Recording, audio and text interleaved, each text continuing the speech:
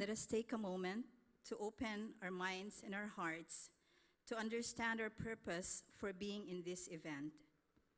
Let us unify ourselves in spirit as we begin this Cebu Digital Summit. A reading from Romans 12, verse 2. And do not be conformed to this world, but be transformed by the renewing of your mind, so that you may prove what the will of God is, that which is good and acceptable and perfect. Father God, thank you for your word. We glorify your name for making this event happen today, and we acknowledge you have called on all of us to do your will. Lord, listen to our prayers and send your Holy Spirit into this place. Today, we live in a different digital culture in which we are seeing tectonic shifts. You have changed our world and allowed people to bring information to one another more quickly than ever before. Give us your grace to use this change to bring our brothers and sisters in Cebu and in this world closer to you. Teach us on how we can properly engage in our community and make your gospel always relevant wherever we are. Help us to be in touch at all times with deep meaning and importance of this work for the public good. Guide and protect us in all our decisions, speech, and actions. Grace to use this change to bring our brother. Bless us in power of your Holy Spirit and be with us now and always. Glory be to the Father, and to the Son, and to the Holy Spirit, as it was in the beginning, is now, and ever shall be, world without end. In the name of the Father, and of the Son, and of the Holy Spirit. Amen.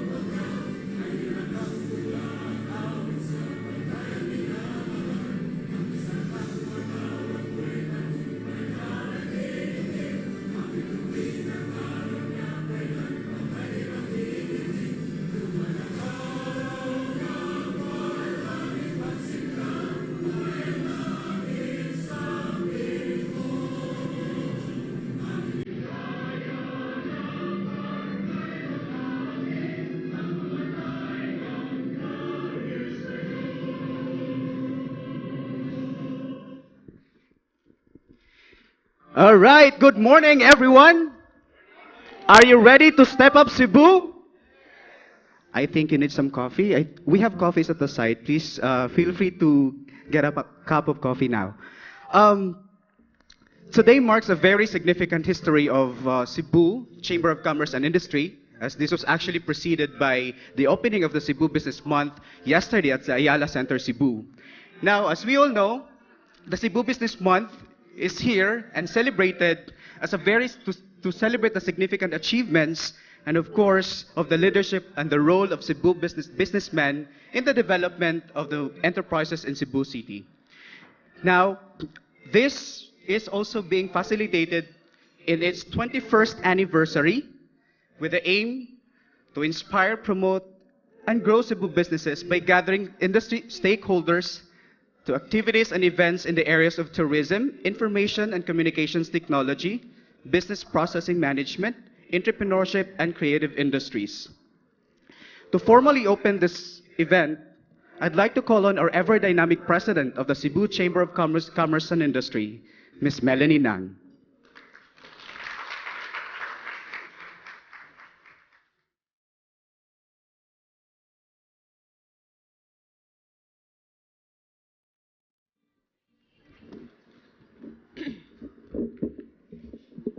Thank you very much, Raymond.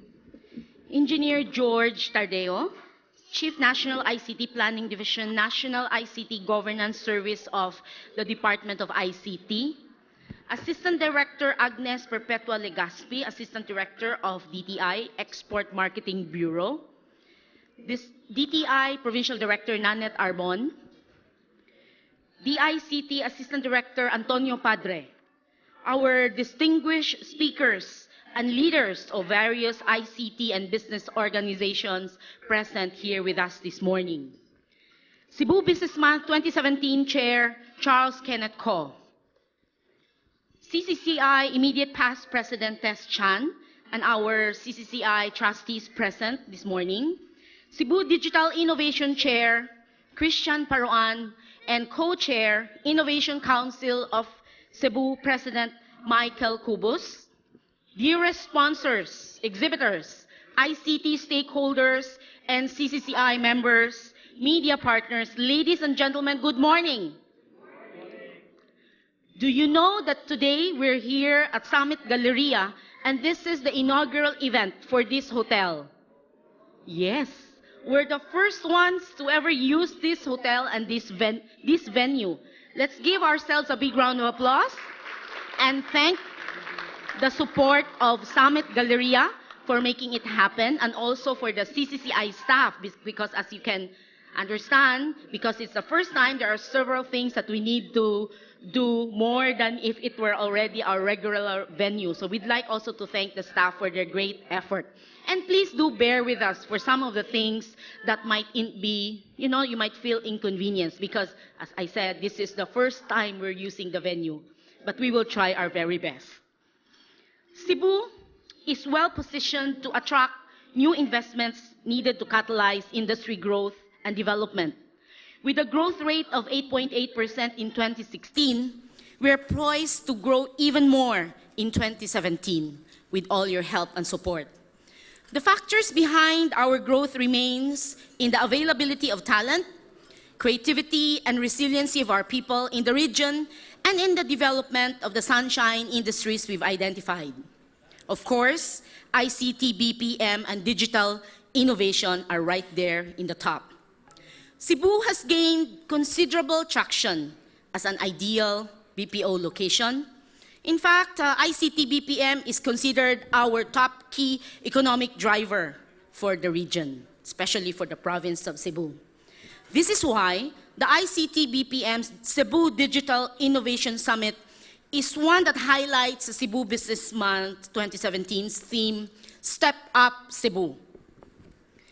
Cebu Business Month is now on its 21st year, and this year is chaired by our very dynamic and committed chair, Mr. Charles Kenneth Ko. And together with his team, they're focused in the pursuit to inspire local businesses to connect, collaborate with the ICT stakeholders in order for us to be able to make use of the technologies and services present in our objective, which is to gain economic leadership and promote inclusive growth. The ICT BPM segment this year is chaired by our immediate past CBM Chair, Christian Paroan.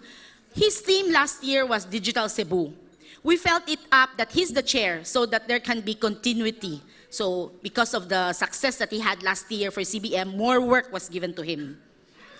And more work will be ahead of him because this is not a one-time thing. Digital technology can profoundly change the way we do business and even on the way we work and live. It has altered society. It has offered new ways.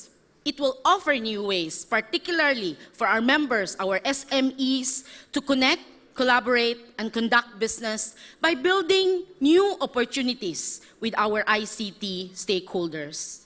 Today's summit will be an opportunity for us to learn and connect with these stakeholders as we step up our game and bring Cebu business to the next level. Because it is the Chamber's mission to strengthen the capabilities of the business community for global competitiveness. Last night, we just announced our CCCI brand ambassador. He is Mr. Kenneth Cobonpue. He is homegrown but global. That's for the creative industries. That's also the thrust we want for our ICT BPM industries. We are homegrown, but we are global. With our collective effort and the much needed support of everybody here in this room, stakeholders, SMEs, the leaders of the industry, our media partners, we are all set and prepared to inspire, promote, and grow Cebu business through digital innovation. And so, ladies and gentlemen, it gives me great pleasure on behalf of the Cebu Chamber of Commerce and Industry and the Cebu Businessman 2017 team to welcome all of you and formally open the Cebu Digital Innovation Summit. Pleasant morning to one and all.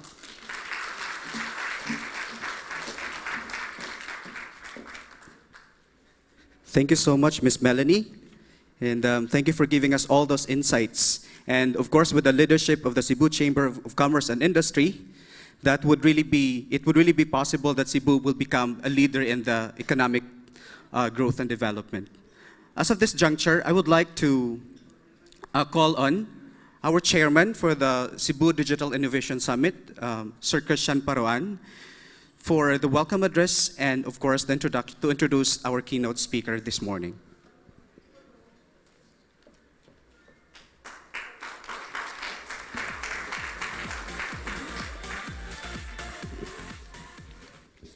May buntag. Good morning. On behalf of the Cebu Chamber of Commerce and Industry, in partnership with the newly organized Innovation Council of Cebu, it is with my great pleasure and honor to welcome you all to this two-day convention, the Cebu Digital Innovation Summit. This summit is a venue of opportunities where participants, guests, local and international experts, leaders in this new era of disruptive technology, converge, learn, interact, network, and collaborate for the continuous growth of the industry and promoting Cebu as an innovation island in the Philippines. The Innovation Council of Cebu envisions Cebu to become the breeding ground for the culture of innovation and aspire to have a startup in digital technology become public. It also aims to awe and inspire us all with their impressive creativity and innovation. And today, speaking of experts, let me take this opportunity with immense honor to welcome our keynote speaker, who will be delivering a speech on behalf of the ICT Secretary Rodolfo Salalima. He's a professional electronic engineer. He has more than 15 years of professional work experience in the field of public telecommunications planning and implementation, work at the former telecommunication office of the Department of Transportation and Communication. He was designated as the project manager of the National Telephone Program in the entire Visayas region. He is currently the chief of the National ICT Planning Division of National ICT Governance Service of DICT and is responsible in the formulation of various national ICT plans, namely the National Broadband Plan, National ICT Development Plan, DTTB Migration Plan, E-Government Master Plan, among others. He is also the Deputy Program Manager of DICT's TVWS Technology Study Program. He is also the country's representative for UNESCO for the Asian development of seamless connectivity, and most of the time attending international meetings and conferences on ASEAN and International Telecommunications Union matters. Awarded as one of the most ECE in 2010 in the field of telecommunications, he is also a former board of director of Institute of Electronic Engineers of the Philippines, Manila chapter, the founding president and current board of director of the Philippine Association of Government ECEs Incorporated. He is also one of the members of the Advisory Council of the Philippine National Police Communication and Electronics Service and member of Fairness Opinion Board under the Information Technology Industry of the Department of Science and Technology. Without further ado, let's welcome Engineer George P. Tardio.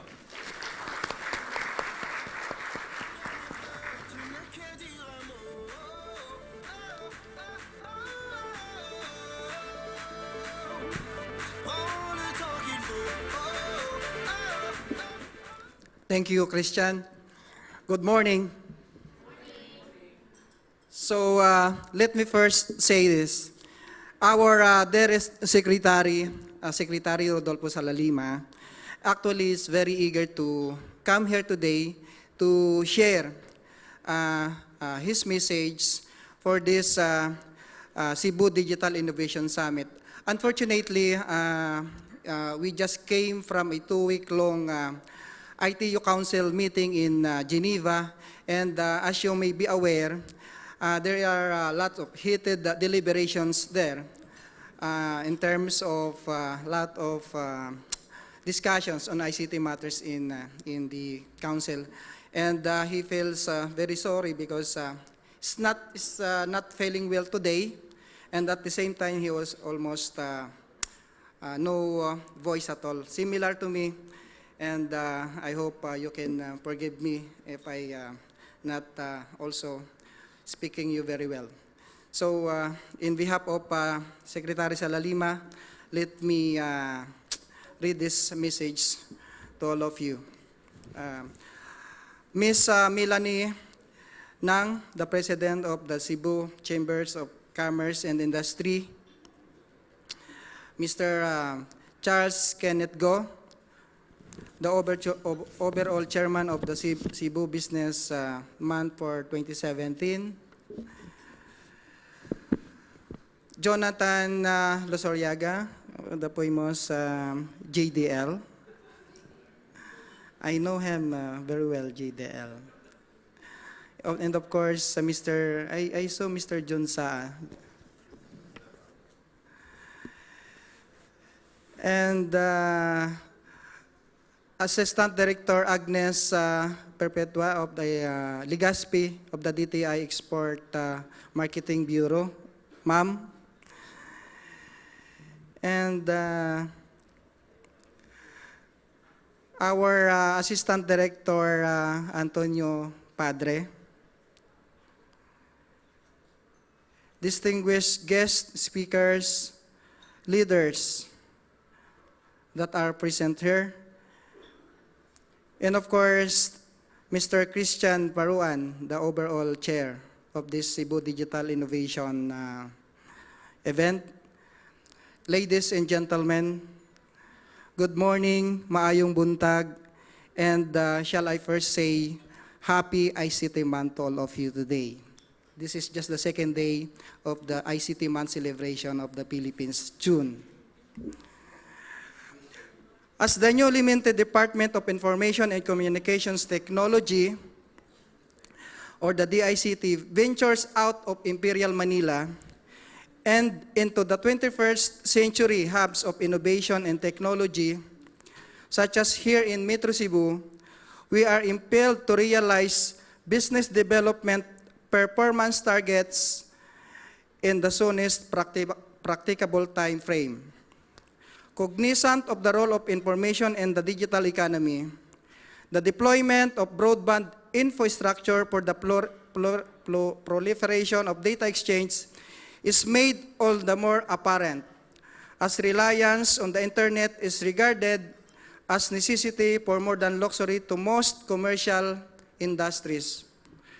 Businesses ranging from conglomerates to those of small-scale technopreneurs have made information exchange through the web staple in their business operations. Moreover, digital systems and use of information and communications technology in providing platforms for online transactions, social entrepreneurship, and impact sourcing are key customer search, reach, and satisfaction. Aside from deals made between enterprises, ICT also proves its worth in addressing the needs of the clients. The use of ICT in these transactions ensures that quality and efficiency are both present in the delivered goods, rendered services, and of course, developed applications. Such instances include the emergence of online stores, the increase in demand of access to information through various mobile platforms. Keeping those things in mind, let us note that the perception regarding the ecosystem of broadband development shall be nuanced in parallel with the trailblazing changes in the business landscape and the advent of a knowledge-based society. With qualified access to information as a pillar of government transparency, decision makers shall ensure compliance to industry set reporting mechanism in light of business continuity threats such as the cyber security. I repeat, the cyber security. The increasing persistence of several syndicated interests online puts unsecured business infrastructures in a vulnerable position that may hamper growth, put clients at risk, and compromise overall integrity of what we call systems. To combat such threats, the DICT provides direction and leadership in securing connectivity platforms and raises cyber resiliency as a matter of national interest, alongside with the whole of e-government plans, programs, and policies. The government, together with the private entities, must invest on mechanisms to cultivate a culture of trust online and maintain networks to be interconnected and, of course, interoperable. Thus, the department shall stay true to its mission and lead in assessing benefits, risks, and possible trade-offs to achieve economies of scales in scope.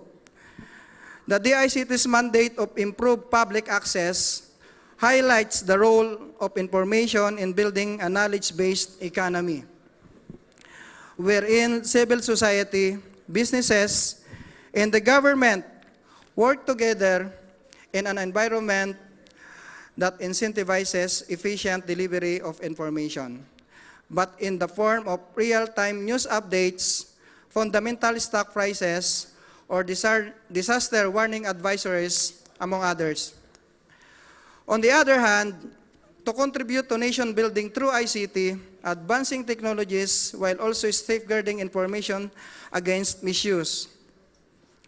The government's linchpin role in embracing innovation builds upon ICT as the currency of the digital economy. And the department acknowledges its responsibility in securing that government is able to maximize the potentials of ICT by being the prime mover and springboard for innovation in data delivery, information management, and the telecommuting. Having a trusted marketplace elevates the commercial ecosystem in terms of business productivity, operational efficiency, and embracing the digital platforms. Specifically, increased ICT contribution to the country's financial sector is characterized by a stable economy with a healthy investment climate, backed up by a foundational policy frameworks such as the National Broadband Plan, E-Government Master Plan, National Cybersecurity Plan, and a lot. Furthermore, as businesses now are highly dependent on the interconnection and interoperability of financial streams, banking systems, and accounting processes, it is incentivizing to ensure that businesses get ICT services at competitive rates in a timely manner and maintained with an acceptable level of service through the aforementioned programs, projects, and initiatives. Therefore, we need to formulate policies, rethink of regulations, and establish frameworks to unify digital services and processes that pave the way for developing ICT innovation hubs today and in the future.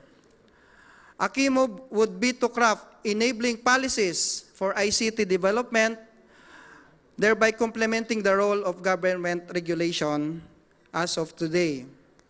That we become aware and able to make connections in ways that resonate and have relevance.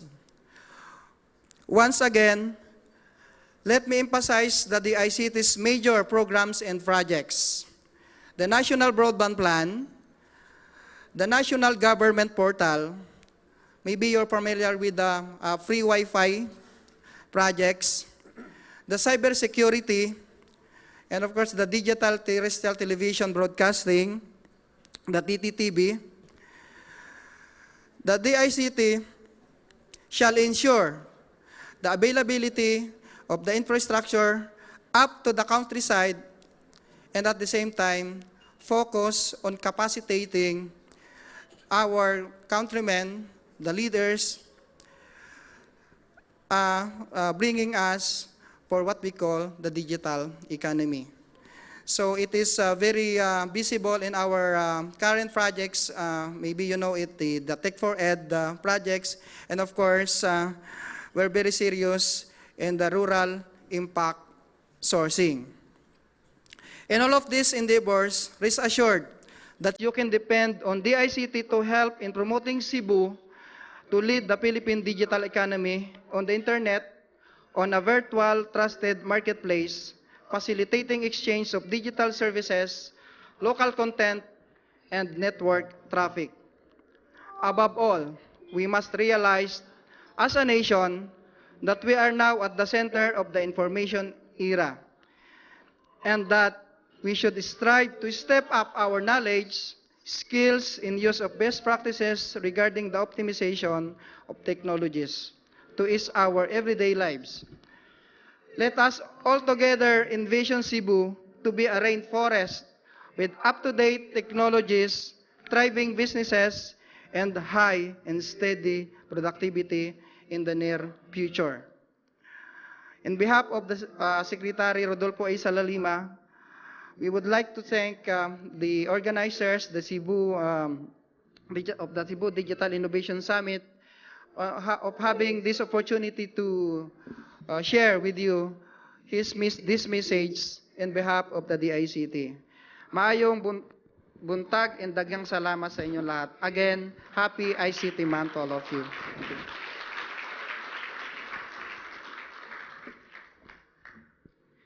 Thank you so much, Engineer George Tajo, for delivering the message of Secretary Sala Lima. Indeed, it cannot be denied that information technology has really created significant disruption to the business environment and as well as to the economy. And it's a good thing to know that the government is also doing something to continuously spur developments through digital innovation. As of this juncture, I'd like to call on the President of the Cebu Chamber of Commerce and Industry, Ms. Melanie Nang, and of course the Chairperson of Cebu Digital Innovation Summit, Sir Christian Parawan, to hand over the plaque of appreciation for Secretary Sala Lima and the token of appreciation to Engineer George Tajo. Sir, would like to request you to be up on stage again. And we would like also to request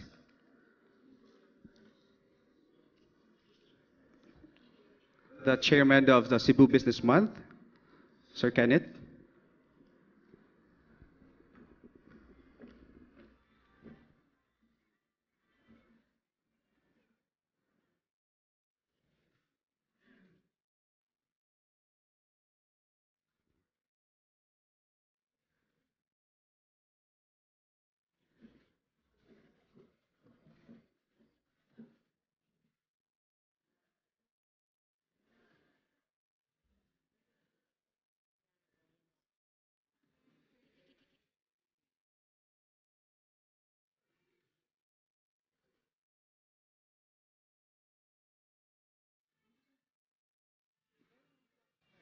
All right.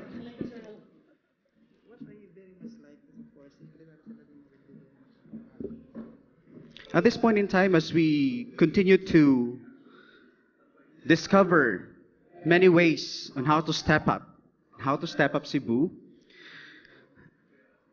I'd like to introduce to you today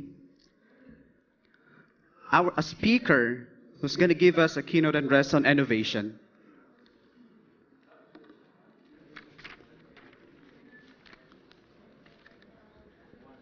Ladies and gentlemen, our keynote speaker on digital innovation holds a Bachelor of Science in Electronics Engineering, Electronics and Communications Engineering degree from St. Louis University in Baguio City, and a Master's in Business Management degree from University of the Philippines, Diliman, an extension program in Pampanga.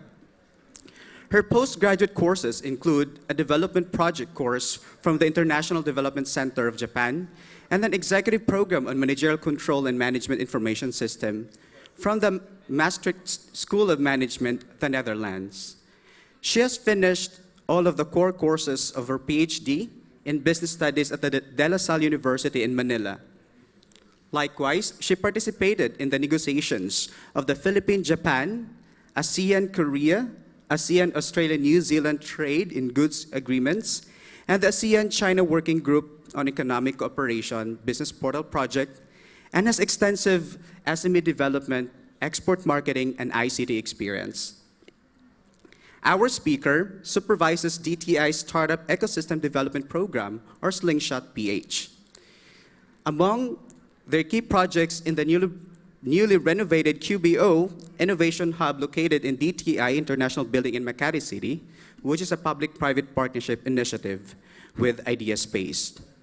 Friends, help me welcome our Assistant Director for Export Marketing Bureau of the Department of Trade and Industry, Ms. Agnes Perpetua Ligaspe.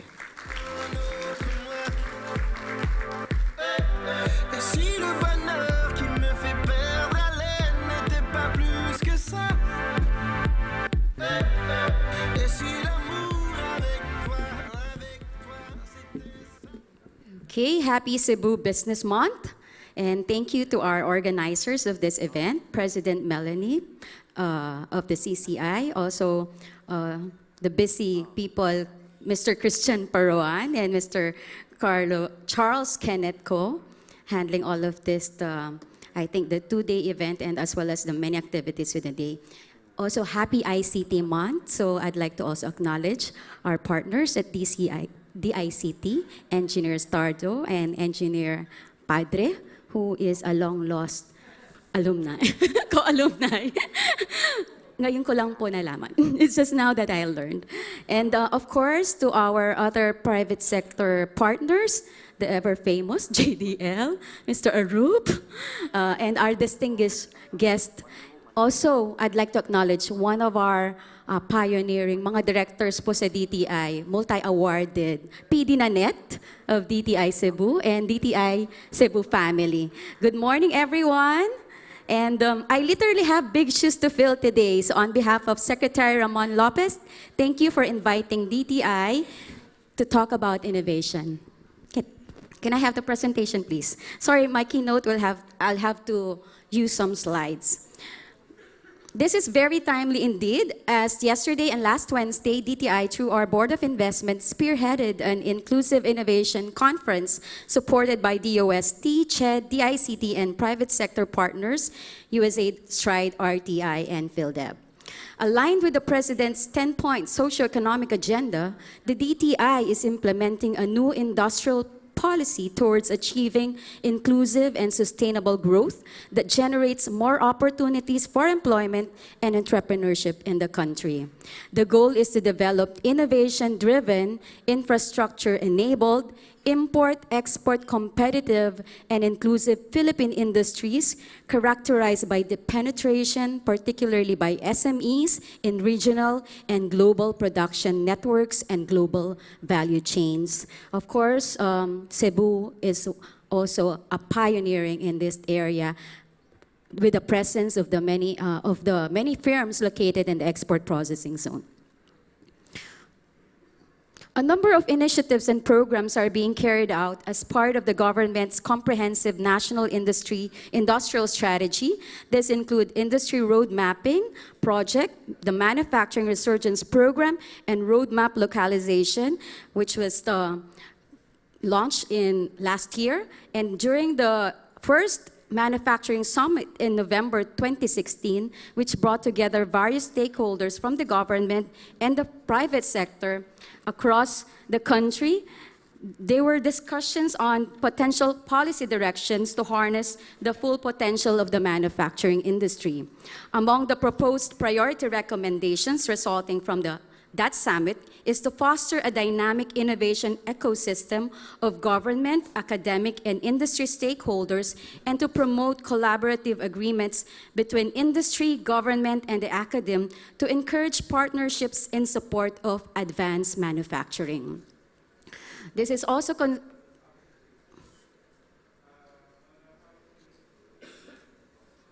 next, please.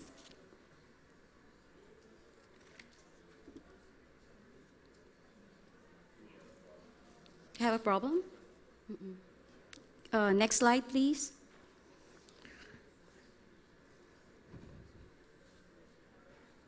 One more. Of course, this recommendation is actually supports the Philippine Export Development Plan 2015-2017 Strategy 8, that is to provide sufficient attention in nurturing and harnessing a national innovation system to enhance the innovative capacity of domestic producers. Concretely, this will involve unlocking the flow of knowledge and information among industries, universities, and public research institutions, addressing systemic failures that undermine the capacity of industries to innovate, resolving mismatches between basic research in the public sector and academe and more applied research in the industry, raising the effectiveness of technology transfer institution, and providing incentives for collaborative research and technology development among firms and public research institutions. Sustaining its effort to push further the resurgence of Philippine manufacturing, DTI gathered once more stakeholders from the government, industry, and the academe to focus on how to establish an inclusive innovation ecosystem in the country, taking in the consideration of disruptive technologies and now what we call the fourth industrial revolution, the innovation landscape in the world, and the challenges we face in promoting innovation in manufacturing, agri-base, and services. Secretary Lopez highlighted the link between inclusive innovation and entrepreneurship. Innovation is not just about science and technology. Innovation is addressing a need, a gap, developing a product, service, or new organizational models. You cannot call it innovation if it is not used. This may range from business practices, marketing innovations, product placement, and process and product innovation. The nature of innovation is fundamentally entrepreneurship, both social and commercial, because at the heart of the innovation process is the skill to spot opportunities, even as we create new ways to take advantage of these opportunities. Innovation is driven by entrepreneurship, the mixture of vision, energy, enthusiasm, insight, judgment, plain hard work, and taking risks. All of these elements enable good ideas to become realities. However, innovation should also support the bottom of the pyramid, where business processes innovation can potentially reduce inequality in the country. And this is where there's a need to involve our micro, small, and enterprises in knowledge transfer networks with universities, with large firms, and other key players. Peter Drucker's 2006 book on innovation and entrepreneurship even presents innovation and entrepreneurship as a practice and a discipline. Such that entrepreneurs need to search purposefully for the sources of innovation, the changes, and their symptoms that indicate opportunities for successful innovation. This one, Elon Musk, is quite popular. Those who are car enthusiasts, they know him. So he said that starting and growing a business is as much about innovation, drive, and determination of the people behind it as the product they sell. We'd like to now share some of the leading role models in terms of innovation, and these are some innovative economies like Taiwan, which has actually invested in various innovative R&D to support incubation centers all over the country. They have incubation centers investment since 2002, and these centers offer technology support and services in consultancy, resource sharing, brand marketing, and business matching for startups and SMEs to help them transform their R&D abilities and boost their international presence. Taiwan has this emerging accelerator program which focuses on cloud computing, information communication technology, biomedicine, precision machine, green energy, and cultural and creative industry. So you understand that Cebu is very strong also on the creative industry. For Malaysia, the agency Inovasi Malaysia, AIM, is the government agency mandated to drive innovation, embodying certain approaches to innovation, including adopting industry-academe collaboration, transforming strategic sectors, cultivating a thinking culture. I think this is where we really need to change mindsets, their paradigm shift. We need to have a thinking culture. Some would call it deep learning and catalyzing commercialization. Singapore has its Smart Nation 2025, which their vision is to become the world's first smart nation in the Internet of Things era. It is built around the focal areas connect, collect, comprehend. Their big data is collected and shared through nationwide sensors using a national ICT infrastructure. Maybe the ICT can try and benchmark this. That is safe, reliable, economical, and scalable. This technology allows people to use the people can use this collected data to anticipate their needs and improve city services. Australia calls their Industry 4.0 advanced manufacturing.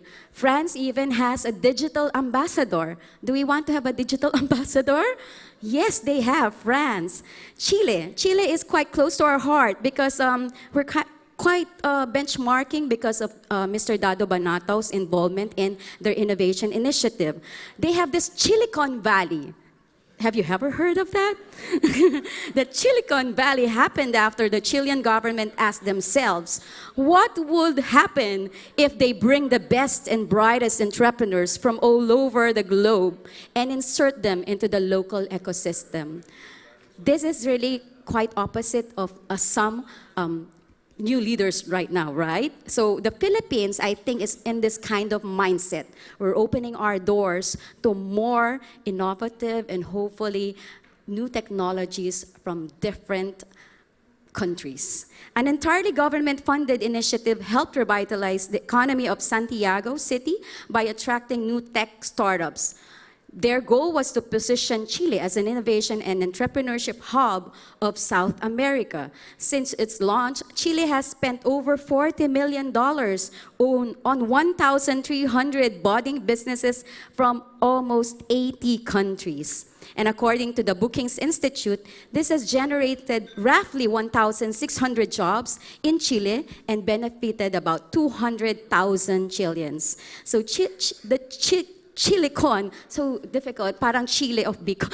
The Silicon Valley is widely recognized as a success in nurturing a culture of entrepreneurship where there was once none. By creating an innovation-centered Philippine industrial strategy, we can ensure the momentum of our ongoing economic resurgence. The Philippines' economic performance, I think you've read this over and over, cannot be overemphasized. We say it's spectacular because despite global uncertainty, for 2016, the Philippines grew by 6.8%, which is higher than China's 6.7%. And for the first quarter of 2017, we've registered relatively strong growth at 6.4%. And the manufacturing has actually contributed a lot to this growth. It grew by 7.5 from 2010 to 2016, and in 2017 first quarter, it grew by 7.5, services 6.8, and agriculture managed to recover by 4.9. It is important that as we boost the manufacturing sector, we also looked at the agricultural. And that's where this technology initiatives hopefully can support the agri-sector by developing agri-tech applications. Currently, the Philippines has entered a new growth trajectory, and for this growth to be sustainable and inclusive, we have been implementing a new industrial policy that aims to grow and develop globally competitive and innovative industries. Again, this industrial policy is global value chain focused and adopts a regional industrial cluster approach. Innovation is one of the key strategies here, along with intensive investment promotion, increased infrastructure spending, and reduced cost of doing business. We are also applying a more aggressive trade policy, focusing on ME development and closing the gap in the supply and value chains of industries. To ensure the success of these strategies, we are linking our major sectors together: manufacturing, agriculture, and services. Services, particularly IT/BPM, it is quite, the threat on AI is real, and Internet of Things. So we do need to make sure that all this tech-enabled, this technologies that we keep hearing will really impact to these sectors. With innovation at the core of our industrial policy, we can increase our productivity and become globally competitive. We'd like to share with you some of the innovative activities and programs of the DTI. While the challenges remain in the innovation efforts, the DTI plans to address such challenges through the BOI's Investment Priorities Plan. The recently approved plan actually includes incentives for R&D in manufacturing and other innovative economics activities like setting up innovation or incubation centers. In fostering our startup ecosystem, the DTI has employed interventions both in short-term and long-term objectives. Slingshot Philippines, which was launched in 2015, is a government-initiated platform spearheaded by DTI with support from the UST and key industry stakeholders. This platform brings together young minds with big ideas, innovators in pursuit of new things to benefit their community, supportive investors to fund startup ideas, and policymakers to provide the enabling environment. The key outcome of Slingshot is a shared work program among ecosystem players on how to transform the digital space into a creative mecca for technopreneurs, innovators, and investors. Last year, we launched the Startup Ecosystem Development Program that was drawn from the recommendations and insights of the Slingshot Summit in April 2016. With a 5-point action agenda, it is aimed at ushering a new breed of businesses that will thrive in the innovation economy. This can be from the agriculture on agri-tech, biotech, digital, startups, e-commerce, electronics, those with ambition to scale up, willing to take risks and use technology in creating new products, services, and even business models. We are ready to support startups with MVPs. Hindi po money, di pangilinan, but those with minimum viable products. We look forward to the passing of the Innovation Bill of Senator Lagarda as it will also contribute to the addressing and the easing off of the business environment, addressing legal and regulatory environment, and hopefully the establishment of the Philippine Innovation Ecozone.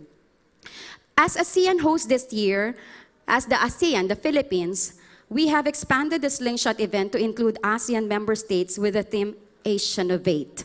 PD Nanette will lead the Cebu August Slingshot, a major event included to the Road to Slingshot. The Road to Slingshot are several activities lining up for the October 19-20 Manila ASEAN Slingshot. We invite you to join us here in Cebu on August and at PICC Manila, as we also welcome our friends from ASEAN and the rest of the world. One major achievement of the SEDP is also the setting up of the Kubo Innovation Hub, which is DTI and Idea Space partnership with an MOU signed last August 2016.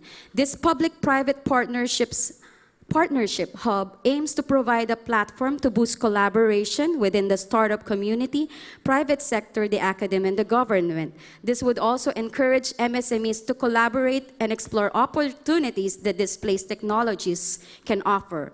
Kubo is also partner with DOST and JP Morgan. We are aware of the need to strengthen the coordination of all these innovation initiatives and efforts to avoid duplication to maximize government's limited resources. Yesterday at the conference, DTI and DOST signed an MOU to strengthen collaboration and leadership in building inclusive innovation entrepreneurship in the country. DTI will also lead in bringing together industry, academe, and other government agencies like the Commission on Higher Education, the ICT, and other stakeholders in the formulation, implementation of the Inclusive Innovation Roadmap. Di po magandang balita yon? An Inclusive Innovation Roadmap. And I'm pretty sure you will also be sought for inputs on this. The roadmap will lay down the vision, goals, targets, priorities, and strategies to be implemented jointly by DTI and DOST in the next 5 to 10 years. Likewise, it will identify measures to address issues as how to take advantage of opportunities from new technologies, how to capacitate MSMEs and startup companies, what kind of support is needed by large enterprises, and effective mechanisms to pursue market-oriented R&D.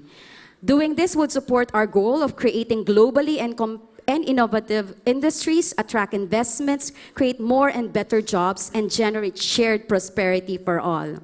Before I end, let me share the key insights of ASEC Pita Aldaba in yesterday's Industrial Innovation Conference, Inclusive Innovation.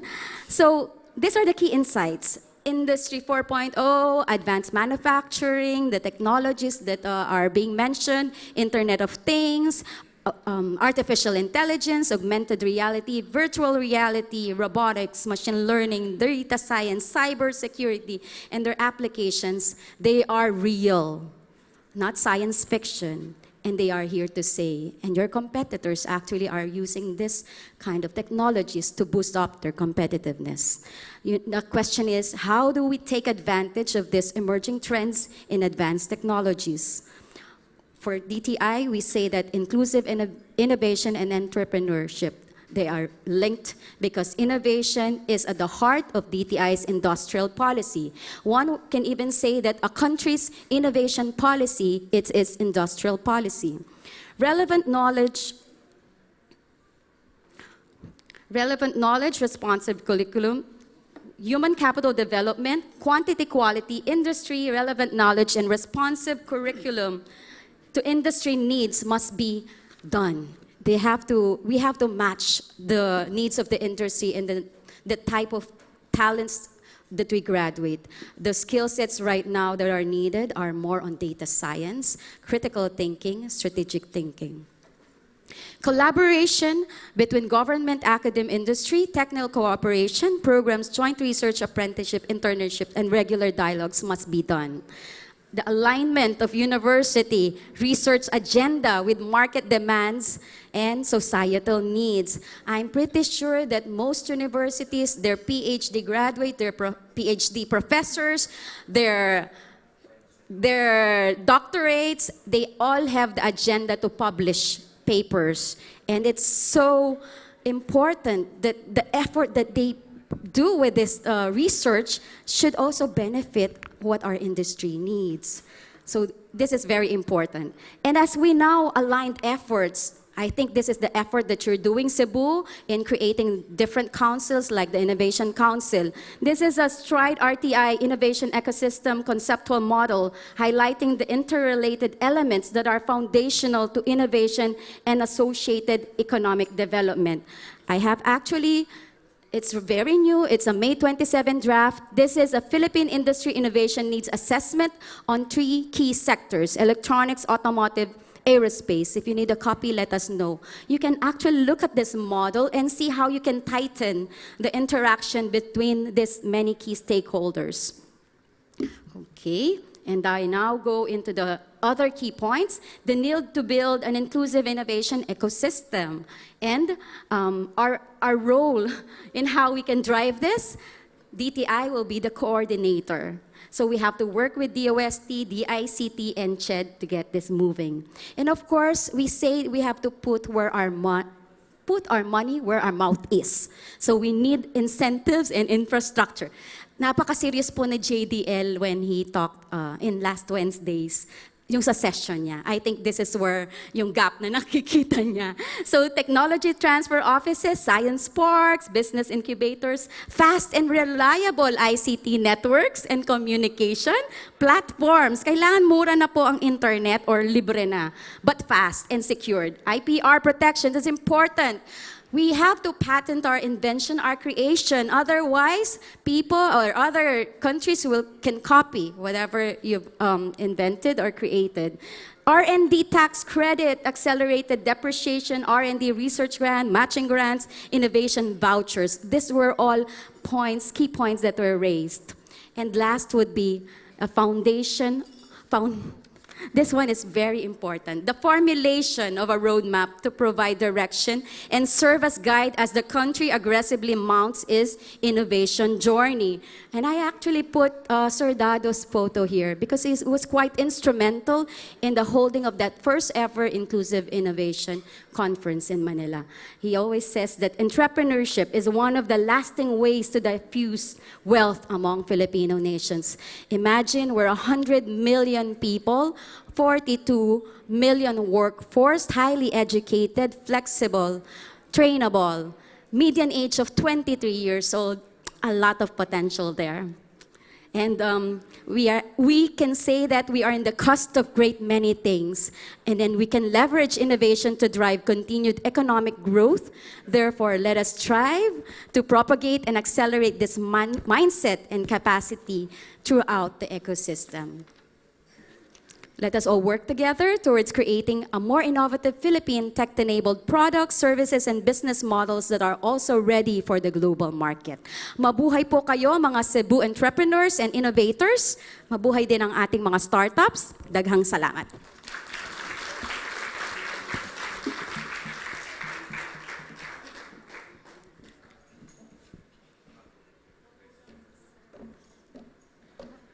Thank you so much, Assistant Director Legaspi. I would like to request Ms. Maribel to hand over our plaque and token of appreciation to our keynote speaker.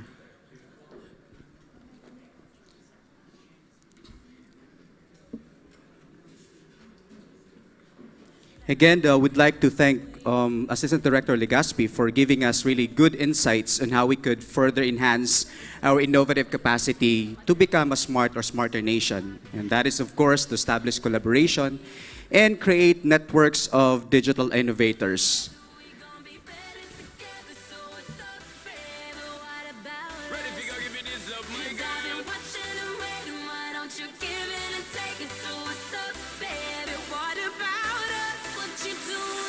Okay. I hope everyone is not thinking about lunch as of the moment. As you all know, we've heard about one of the models that we can mirror our efforts to enhance our innovative capacities, what we call the Silicon Valley.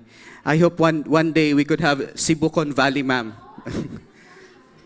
Cebucon Valley or maybe Cebuchon. Yes, definitely, ma'am Nanette. We are an island, an innovation island. That is our ultimate goal, right? Okay. And in fact, that is so timely because today we are going to institute the Innovation Council of Cebu. But before that, I think I feel so generous today. I'd like to give some freebies to some of the folks who come today to be with us in the launching of Cebu Digital Innovation Summit. I'd like to give one Zalora gift certificate to Ms. Estrella Cervantes. Ms. Cervantes is actually the regional marketing manager of the Visayas. I'm not being biased, guys. I just have the bowl here. So for those who drop their respective business cards, you still have time as I have so many freebies today. Okay, I'll give this to Maribel. Yes. I'd like to request Mr. Paulo campus to give to us the winners. So congratulations to Ms. Estrella Cervantes for winning one Zalora gift certificate. And another winner for one Air Asia luggage cover, we have Kit Kijoy from Packet Bender. Congratulations. Another winner of one loot bag from Yundo Incorporated. We have, from one of our sponsors, Ms. Teresa Guido from Sky Bees or Sky Cable. Another winner of one pouch from Maybank, we have Ms. Maricho Libor from Sunstar Advertising Consultant. Advertising Consultant of Sunstar. Okay, congratulations. So again, those who registered and then have your business cards drop in the bowl so we can have more freebies. We actually have more exciting items later on.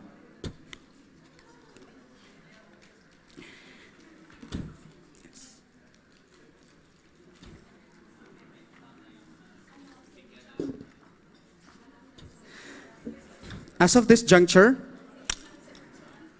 we are now going to institute the Innovation Council of Cebu.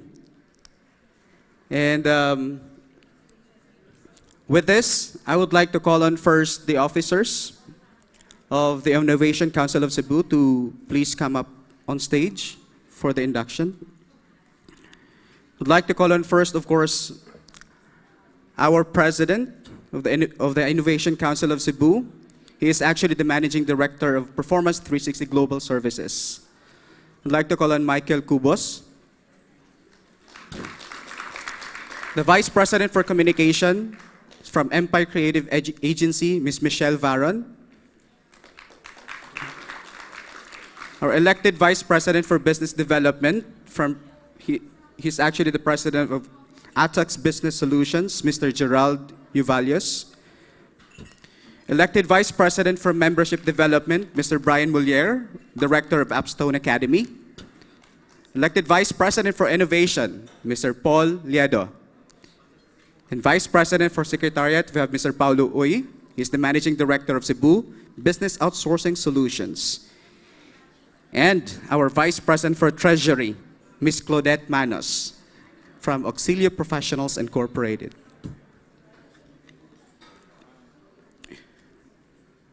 To officially induct our officers, our elected officers of the Innovation Council of Cebu, we would like to request the President of Philippine Software Industry Association and founder and CEO of CMI Tech, CEO of Spring Valley Corporation, Mr. Jonathan De Lozoriaga.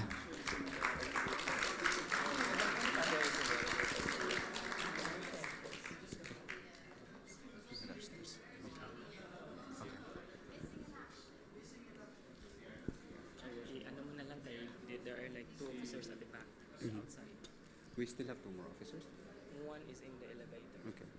So while waiting for the rest of the officers to come up on stage, I'd like also to announce that we are actually on live TV coverage and streaming through Sky Cable and Sky Broadband. Thank you so much, Sky Cable, for being the sponsors for one of the sponsors for the launching of Cebu Digital Innovation.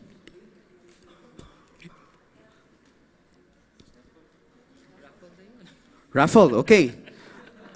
I'd like to give one cell phone. Do you want that? Okay, you don't want cell phone? Okay, let's give something else. Okay, one will receive 1 bowl of business cards. Okay, another item to be raffled today will be 1 overnight stay.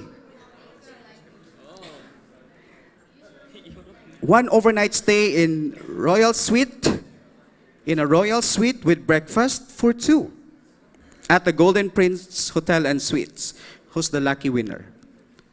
We have a representative from Golden Prince right now. Okay, sir, thank you so much. All right, the winner is Mr. Leonardo Ding Abay-Abay, the General Manager of General Manager and Licensed Customs Broker of LRA Customs Brokerage. Sir, are you in? Okay, congratulations. Okay, so please coordinate with our members or secretariat to claim your respective prizes. All right, another raffle for 1 pouch from Maybank. We have Mr. Arthur Balaga of Medstream Health IT. 2 more entries. Okay. More cards are coming. 1 winner for 1 Asus router. Wow, this is kind of great. Oh, I know this person. Winner is Mr. Where is he? Paulino Liedo. Oh, okay. Congratulations, Paul. So you make congratulations and thank you so much, Asus. So that's 1 Asus router. Okay. Okay. I'd like to give 2 prizes for brunch or dinner. Brunch or dinner buffet at the Lemon Restaurant. This is good for 2. Okay, we have, wow, our, wait, let me check the name. There's no name here. Okay, but I'd like to call on anyone, any representative from this company. I know this company very well. 1 winner for brunch or dinner buffet at Lemon Restaurant, good for 2. Any representative from Gothong Southern Shipping Lines? GS, so congratulations. Oh, we have the name at the back, sorry. And that is Mr. Erlon Ryan Libiran. Ryan, congratulations. So please coordinate with our registration booth for the prize.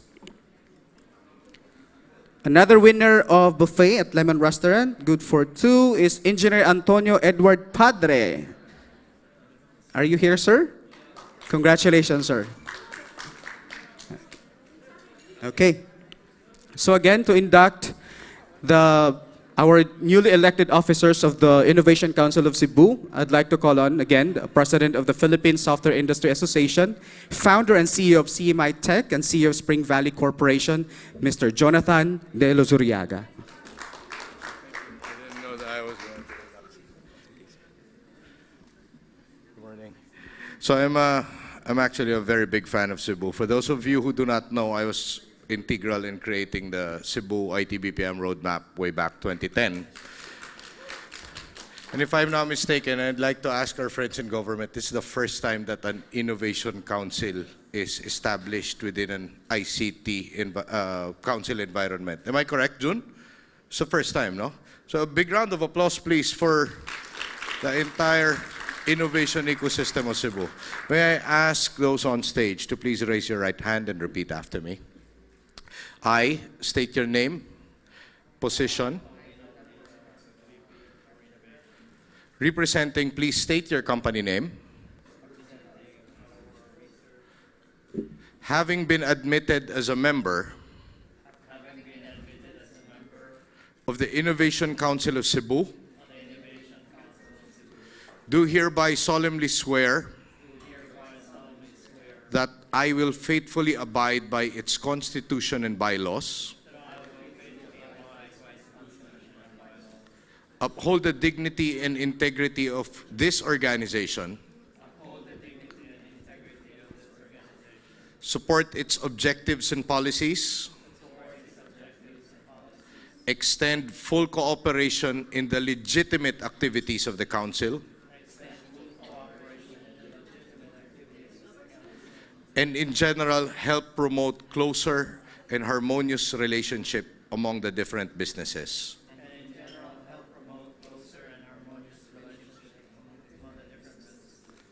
And with the other sectors of the society. And I impose upon myself this voluntary obligation without any mental reservation or purpose of evasion. So help me God.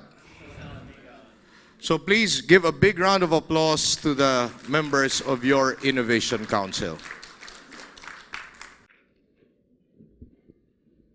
All right, so congratulations again. These are the officers of the Innovation Council of Cebu.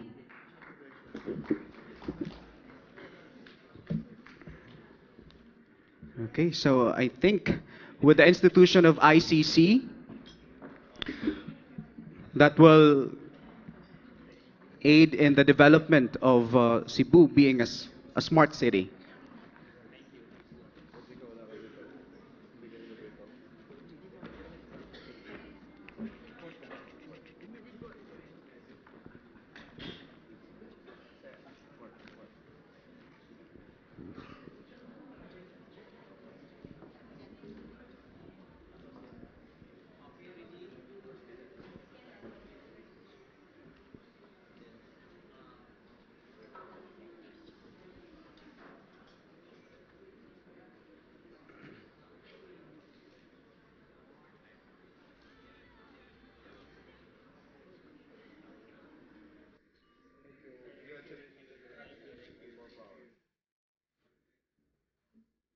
Once again, let's give a warm round of applause to the newly elected officers of the Innovation Council of Cebu.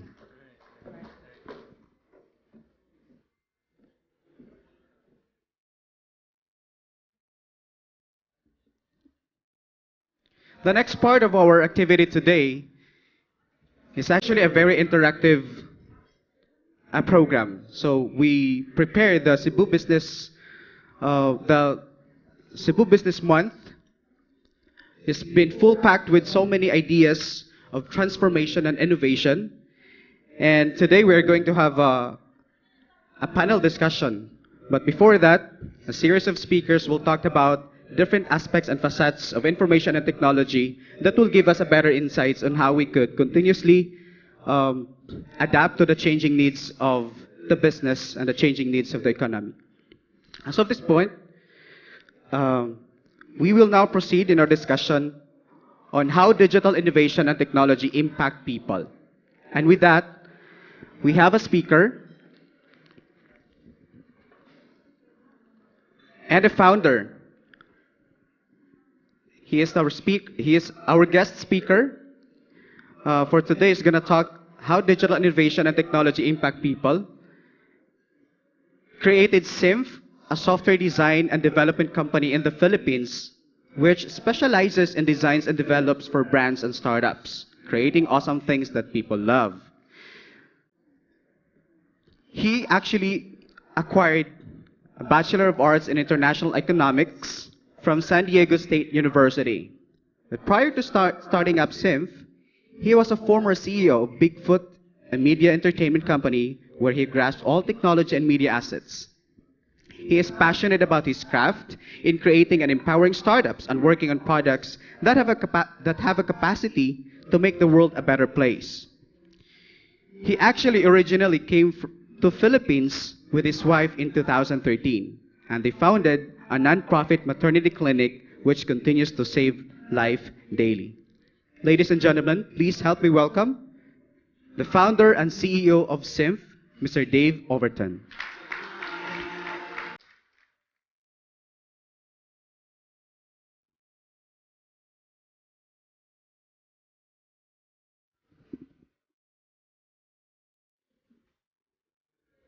Good morning. Let me get set up for a minute. I will just add, I've actually arrived in Cebu in 2003, so it's now 14 years. And I will talk today. If you can prepare my slides, that would be great.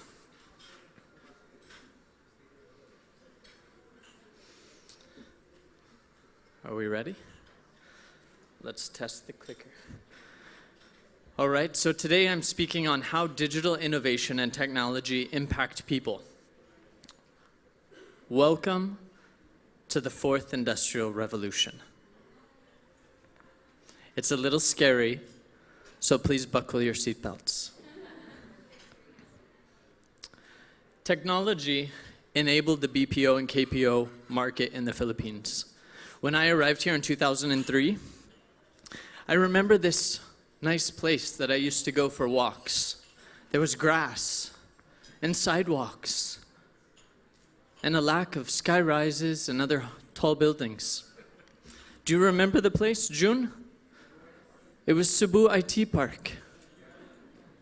It looked more like a football field than a economic center.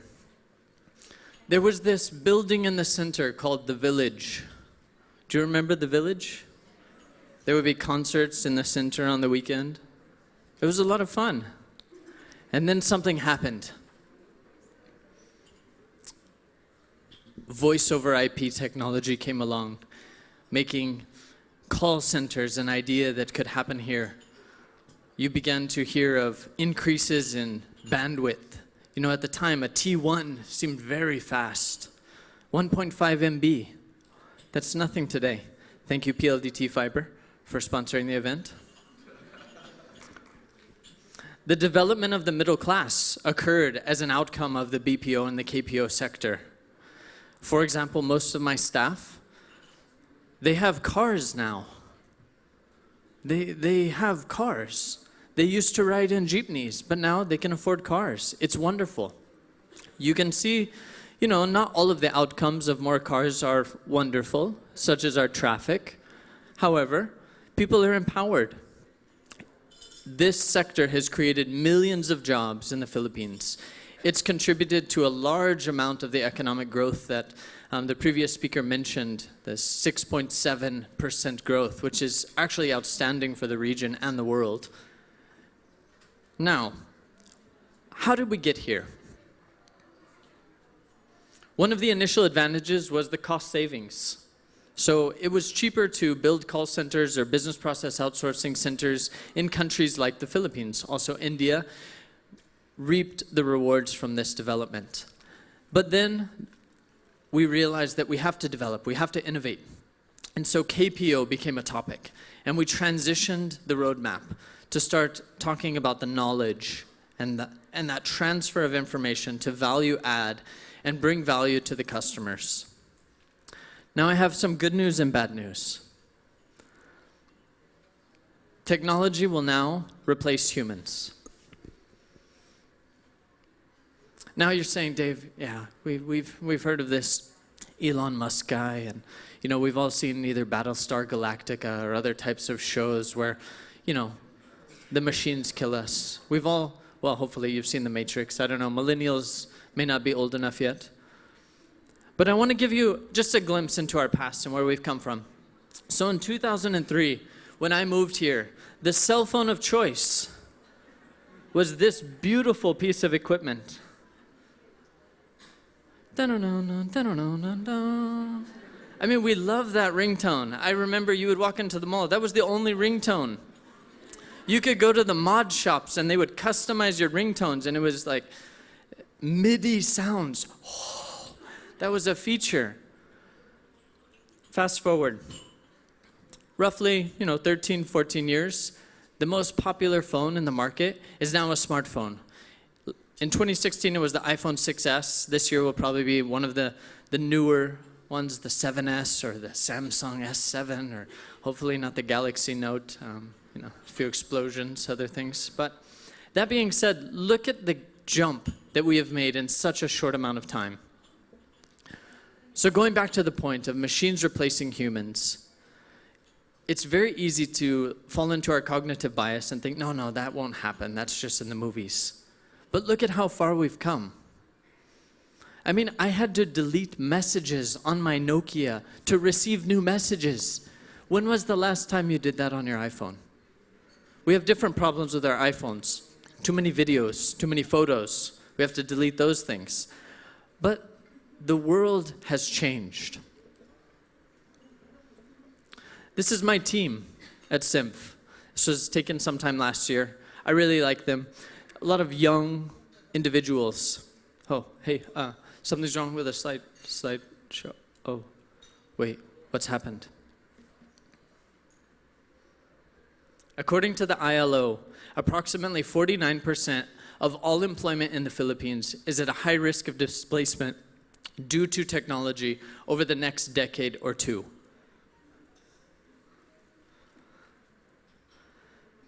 In the Philippines, if we look specifically at the BPO sector, around 89% of salaried workers in the vital sector fall into a high risk of automation.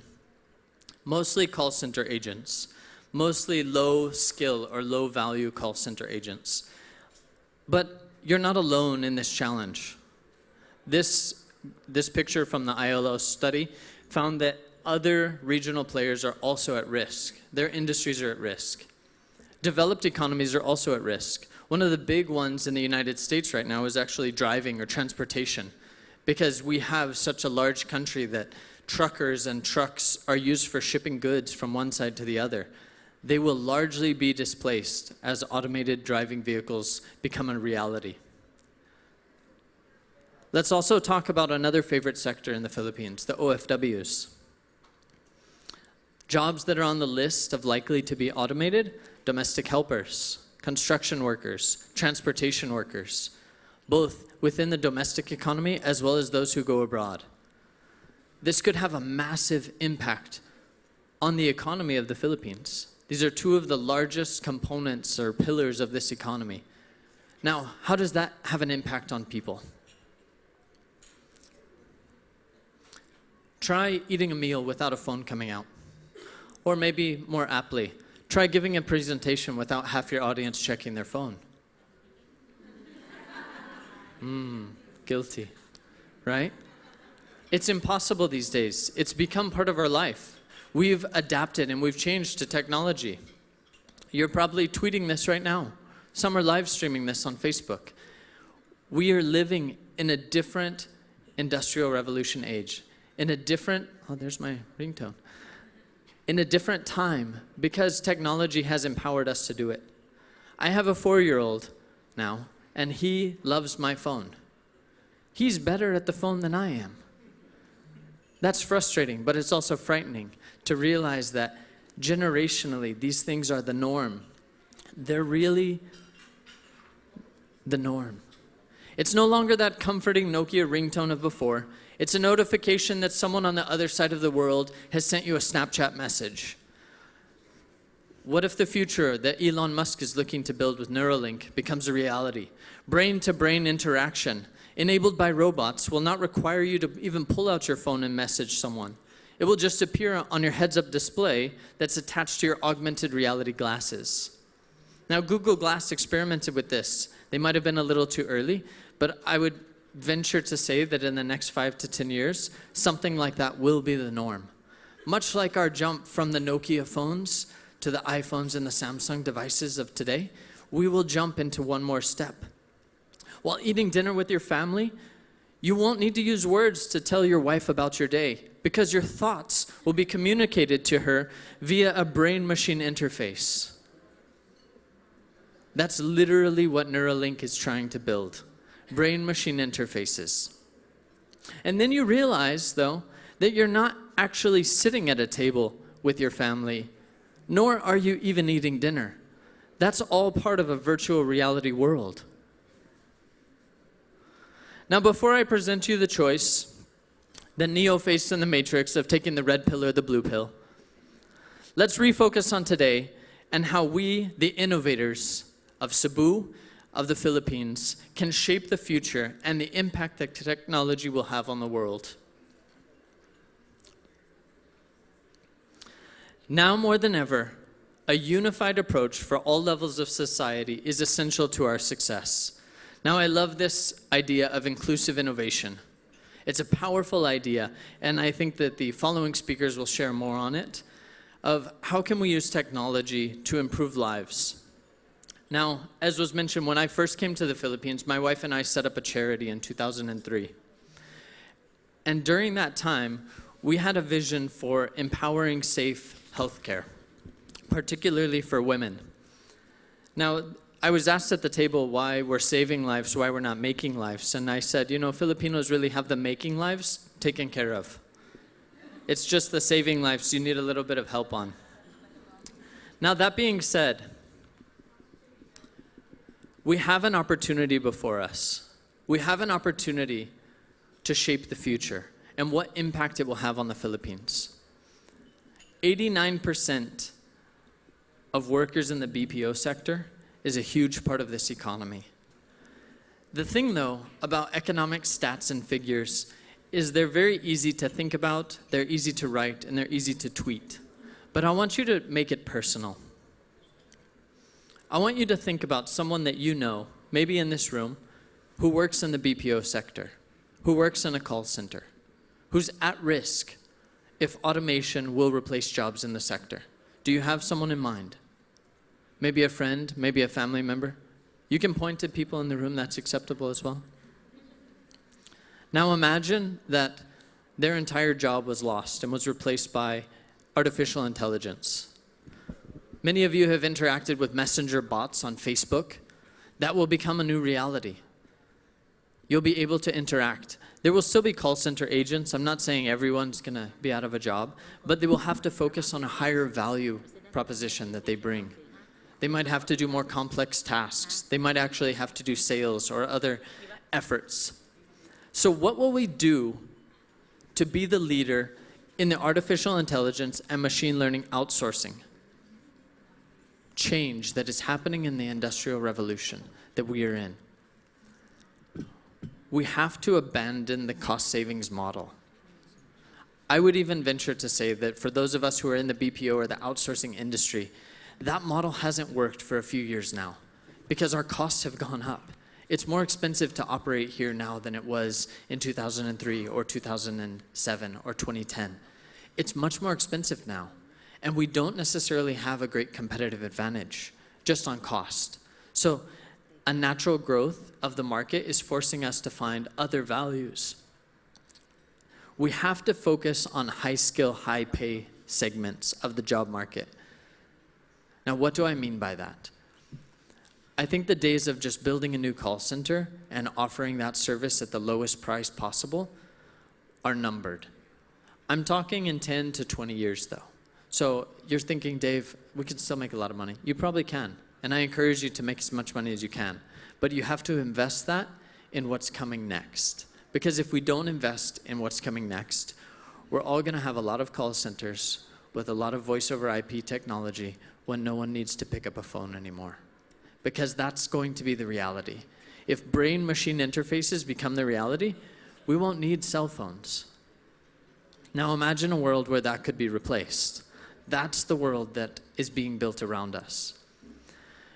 We have an opportunity to be a leader in artificial intelligence and machine learning. We have to retrain and displace workers for higher value jobs.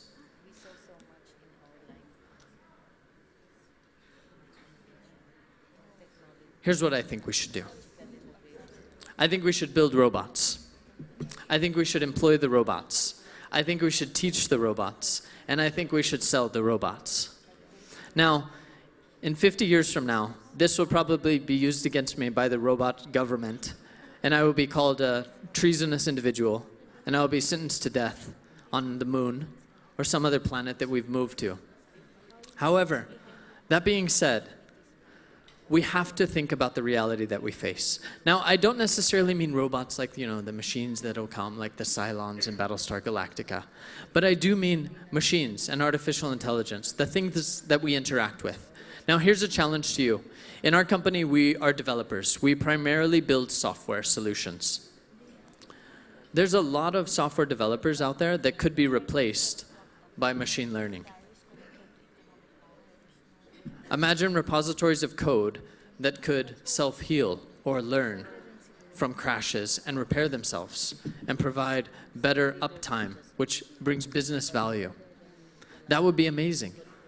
People will pay for that, so people will build that.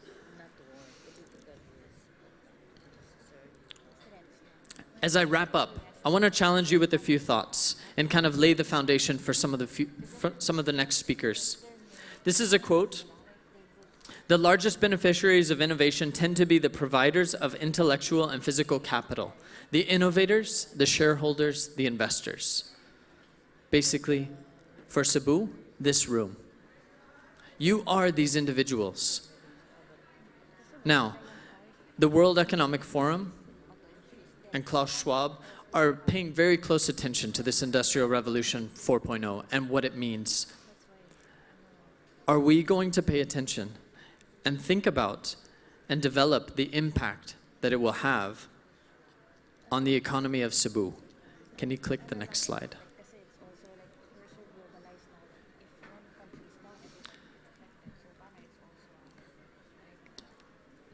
Next slide, please. So as I stand in a room of innovators, businessmen and women, shareholders, investors, what will we invest in to shape the impact of technology on people? As was mentioned, this roadmap of the Cebu BPO, BPM sector, it was outlined in 2010. It's 2017 now. What's the next roadmap for the future? A few more changes, and I will go without slides. Hopefully they will return at some point, that have happened in the last few years that I want to draw your attention to and build on to support this idea that we're in a revolution. In 2001, do you know how many technology companies were the 5 largest publicly traded companies by market capitalization? In 2001, there was 1.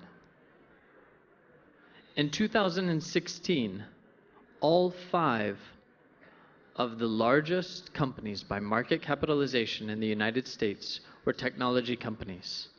Apple, Google, aka Alphabet, Amazon, Microsoft. The world that we live in is changing, and technology is now one of the biggest things that we face and that we have to hurdle. So what is our plan for Cebu? Because artificial intelligence and machine learning is coming. Whether we like it or not, there will be displacement in this revolution. We all love the convenience of Uber, but that's displacing and disrupting industries here. Transportation, the traditional businesses of taxis and franchising, it's being disrupted by something as simple as a mobile application that enables people to use their cars and provide a service to you. What if that happens at scale in Cebu? And 89% of BPO workers are replaced. What will we do?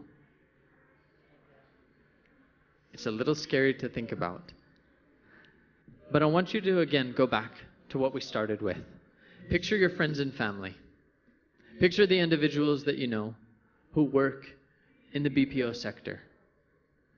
Because today, it's not an idea that should bring fear, but it's an idea that should bring hope and an opportunity. We want to build a better future for Cebu. Otherwise, we wouldn't be here today.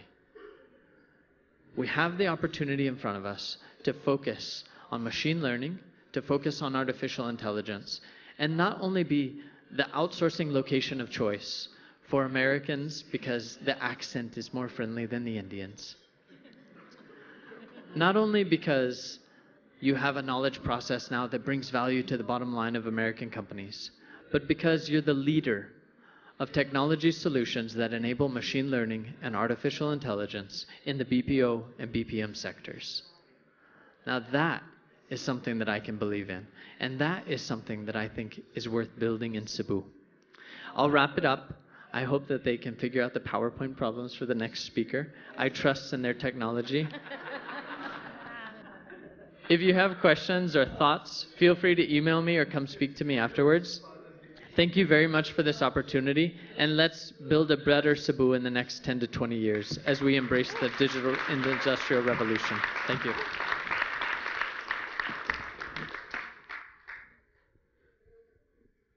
Thank you so much, Mr. Dave Overton, and I hope we're able to figure out the problems with our presentation. As of this point, I'd like to call on Sir Mike, Christian, and Sir Kenneth to give to us the plaque and token of appreciation to our speaker.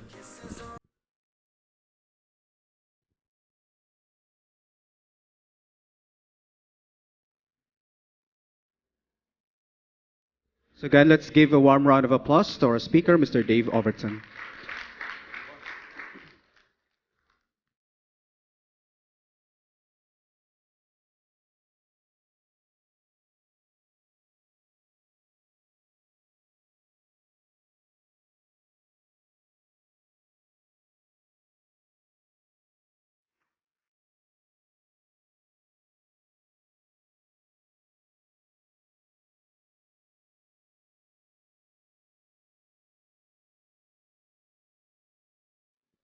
All right, thank you so much.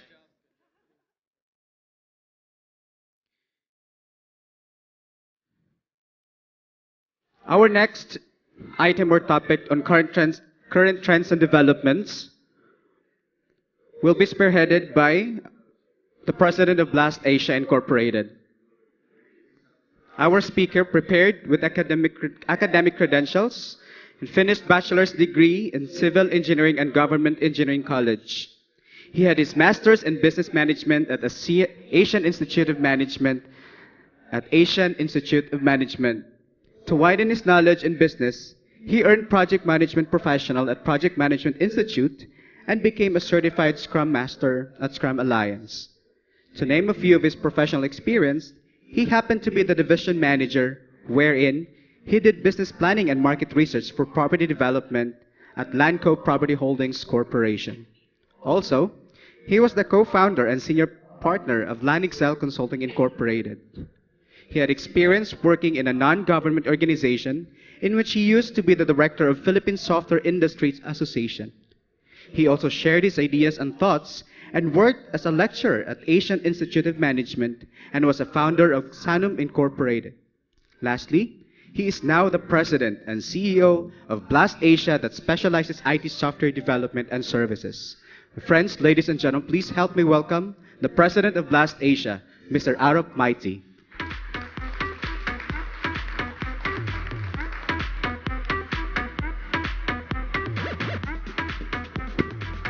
Thank you. I hope, yes, the hope worked.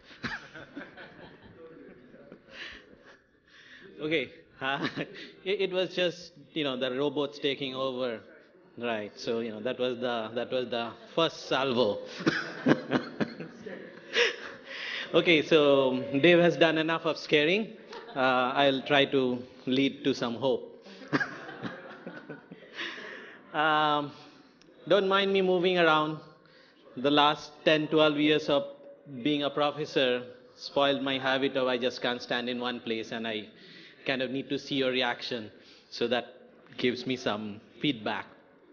Okay, next part of technology. Oh, okay, you have to turn it on, right. And there it goes. Okay, so what I'm going to talk about is very important. But of course, every speaker will say that to you. But this is about digital transformation and why should you care. So that's why I start my whole discussion with the topic and the question that should be in your mind now. Okay, it's a little faded out, but what I want to show here is that there used to be a time when trades and business used to be a family business. Someone making, blacksmith or making swords used to do that over generation. Those never used to change. And then came the time when companies were created. The first company in the world is called Dutch East India Company. That was the first stock corporation in the world. And that company was like, in 1600s, and it lasted for about 300 years. And then came other companies like Toshiba, Lehman Brothers. Some of them still exist in some or other form, and others, there are others that came in like Pan Am and Blockbusters. Some of you may have used them, right? And we had a version of that locally.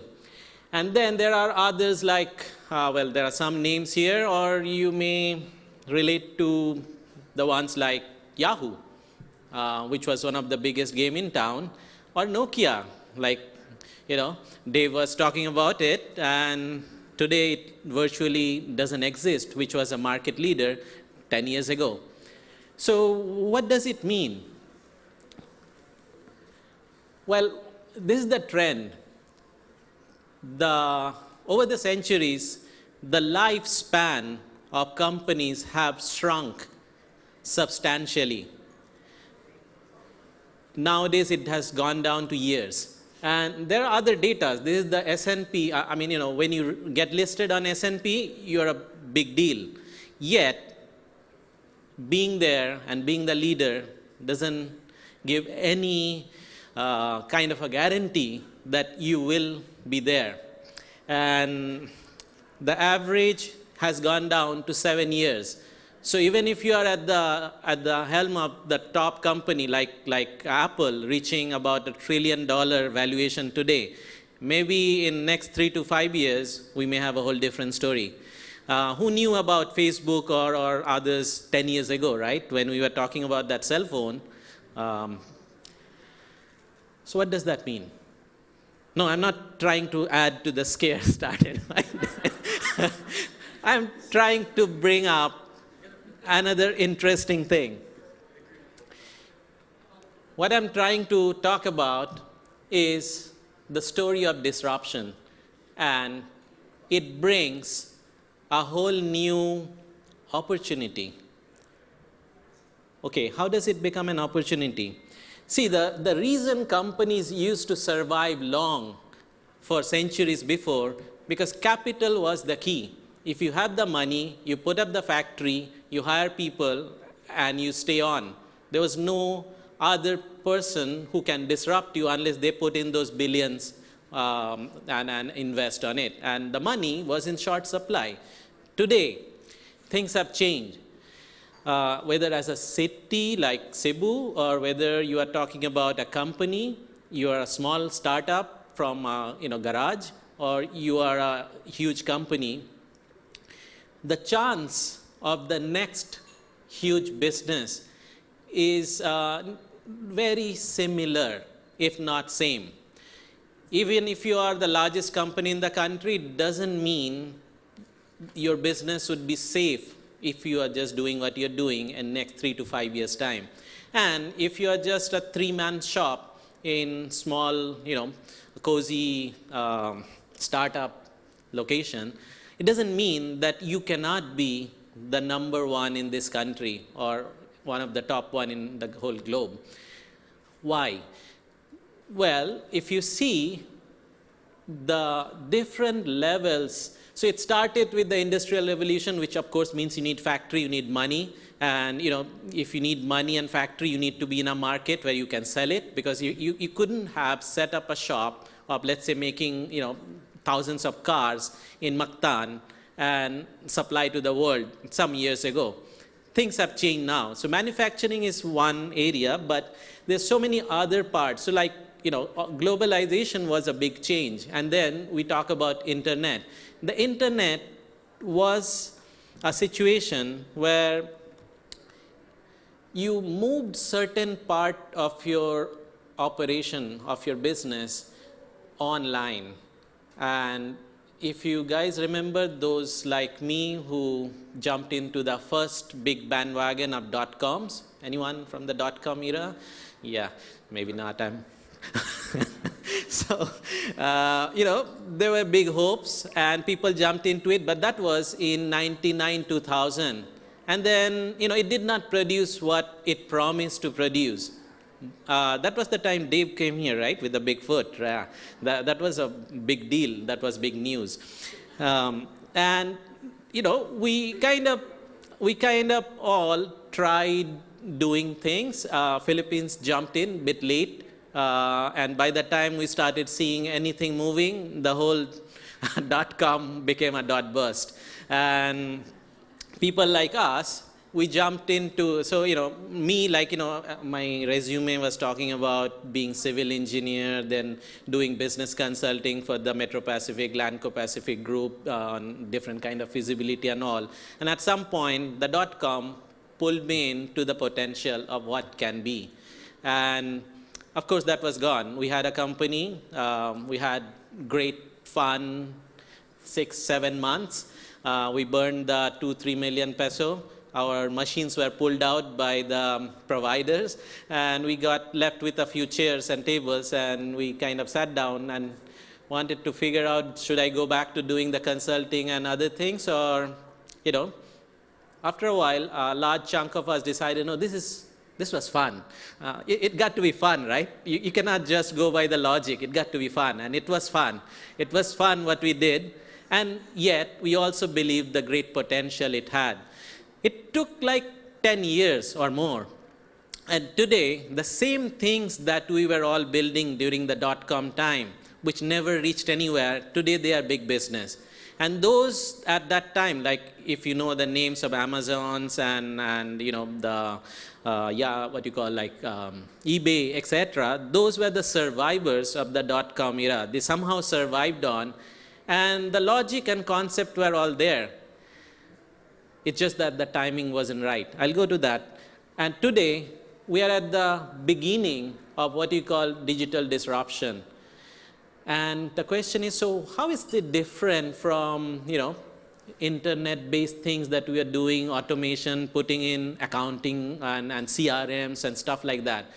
And that's my topic of discussion today, and why we need to understand this very clearly. Because, you know, like these changes come like a frog in a boiling water, and sometimes we don't feel it till it's too late.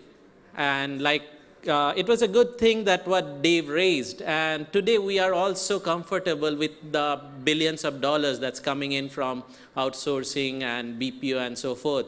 And at this stage, we are comfortable. We are number one on the voice globally, right? So that's a great place to be. And same thing, like any company, the lifespan of this is limited. We have to, how many of you know DJI, the drone makers, right?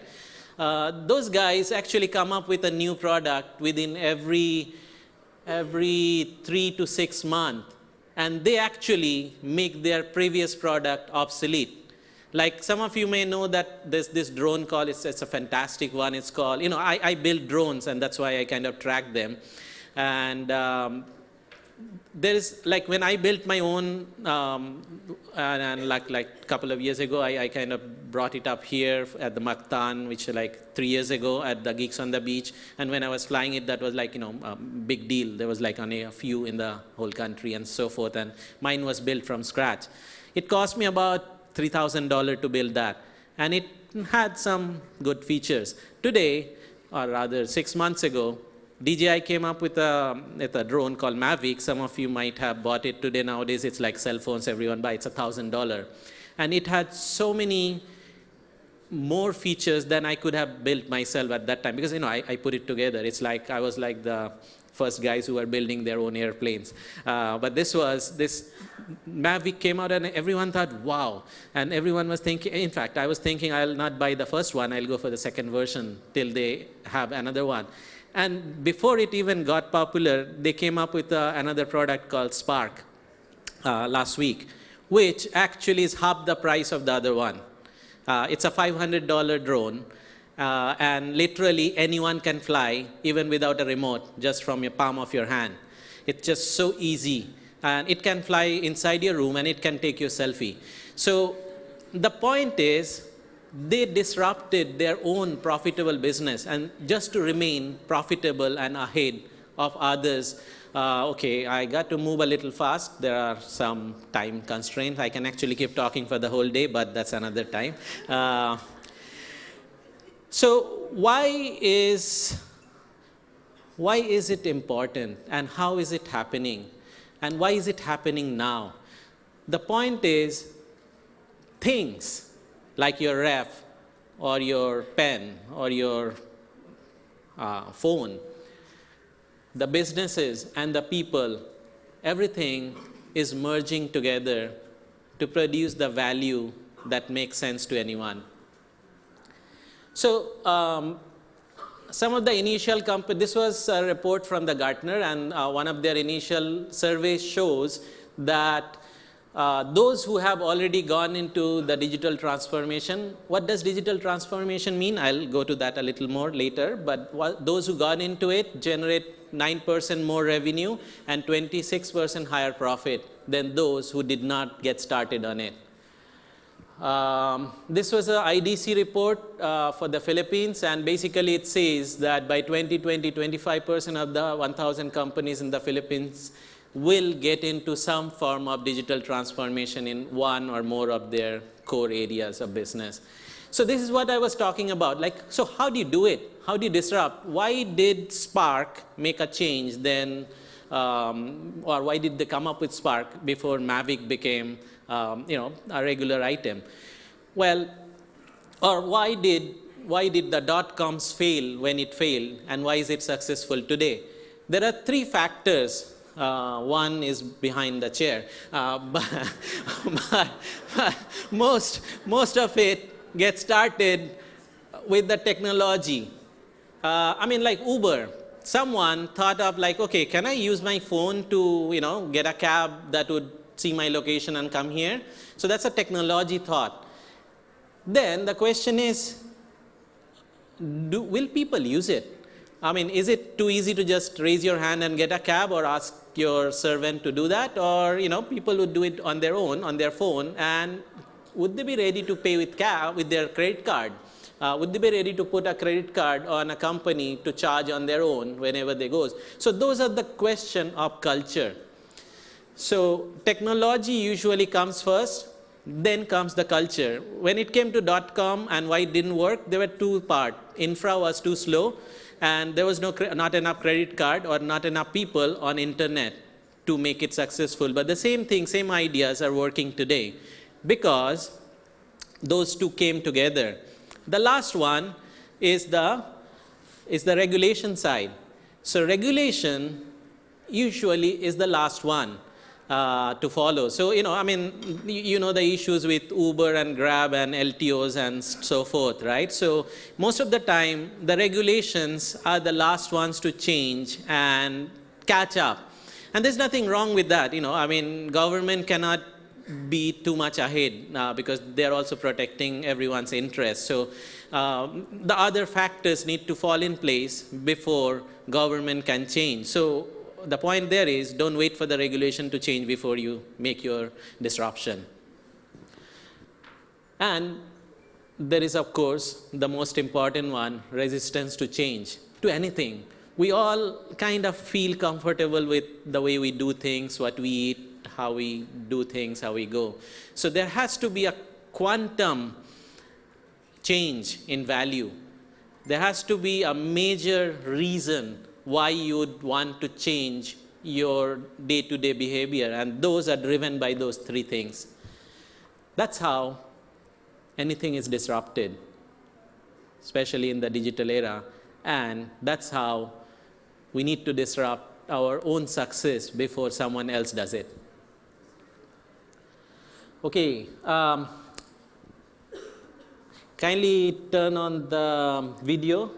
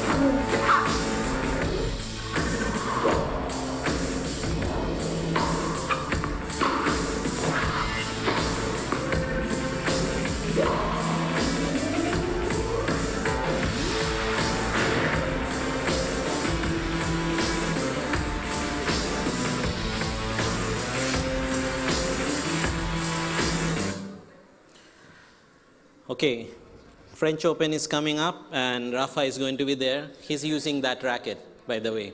The point is, this company, it used to be into making gut strings for violin. And then they were approached by a racket maker in 1875, saying, hey, can you make it that would work on a racket? And that's how the company started. Then they made quantum changes over the period. They started making their own racket. But the latest one that we talked about is the example of digital transformation. What they're doing in that is they're moving the technology at the core of the product. It's no more a means to sell or support, but the technology inside the racket is the product. If you saw, your coach can see the results and they can give you ideas on how you can improve your game. And that doesn't limit them there. Your coach could be someone sitting in France and doing a study and giving you tips on how you can improve your game. That's an example of a company which has disrupted and which is constantly changing the game. And this is what we are talking. It comes from a very non-tech era. It comes from the gut strings and making violin to where it is today. And that's an example of a successful digital transformation. Okay, how do you go about it? I'll quickly run through it. I think I got like a couple of minutes more. 15 seconds more, okay. So how does it go? I mean, if you want to do it, how do you go about doing it? Well, basically, we have a slide that you cannot probably read. Okay, so it starts, okay, this is something that cannot be done ground up or by outsiders. This has to be driven by management. This has to be driven by the C-suite. So the way it goes is your management needs to come to an understanding. You cannot be saying those things like whatever Dave was talking about, AI, or whatever Arup talked about, those, can you guys ask your IT to go and get it done? No, that's not how it works. You got to become comfortable not to do it, but to talk about it and how does it work strategically. So that's the step one, the leveling. Number two is you got to figure out which part of your business you want to do the change on, which one you want to transform on, because you cannot do it for everything. Not every, at the same time at least, you cannot do it for everything. You got to choose one. So usually you got like something like you can use something like this is the BCG, one of the consulting company, their graph, which basically kind of identifies where your different products or businesses lie. And you can try to map them out and identify which one is the right candidate for the digital disruption. And once you have done that, you can try to map it out in terms of where you are as a company. I cannot get into the details of this, maybe this another time, or just get in touch with me, we'll talk about it more.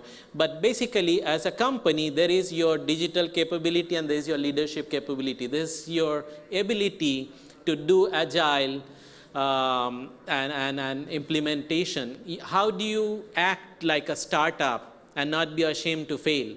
How do you act like a startup and check what works and what doesn't? So quickly, since I'll be, hold on. Okay. There are 4 different areas where your digital disruption or your digital transformation can come in. One is on the customer engagement front, employee empowerment front, operational front, and the last one, as the hardest one, is where you change the product itself to become something new, something different. There are plenty of materials on the internet, books and all you can refer to. There are lots of videos on YouTube. You can look into them to know more. But in case, now I have to pitch, right? We got 300 people to feed. So, in case, who are you going to call if you still need help? Ghostbusters, right? So, we have developed a framework and a whole process of how to lead, whether it's a city or a business, through the whole digital transformation process. There are different parts of the whole thing. And we are working on this as a IP development of our own. And this backs up with several other things we do. So the digital transformation consulting part is broken down into training and basically hand-holding. Remember, this is not something an outsider can say. They can just enable you and your management to think and work towards it. And the last one, some of the things that Dave was talking about, the fear factors. Just wanted to let you know that, in this country, I started this company with 3 people in 2001. And today, jointly with the different merger and acquisition, we are close to 300. And we have been doing work for global tech companies, startups, or even existing large companies, and building $1 million project, if not $1 billion for them. And they have been successful in their market in different areas. So there's no shortage of technology in this country. We have enough of that. In fact, that's something I saw the day one I came here and why I started this. And we do a whole lot of things, so IoTs and robotic process automation. This is what is eating the BPO industry, by the way, robotic process automation. Using chatbots, etc. There are things that you can build on blockchain and so forth, and of course the cloud and mobile and stuff you guys talk about. So this is something we add in together to do and help cities and governments and companies as and when they need. Thank you very much. Thank you so much, Mr. Arok Mighty. Would like to request you, sir, to please stay up on stage while I call on Mr. Sir Christian, Mike, and Sir Kenneth to give to us the token of a plaque and token of appreciation to our speaker.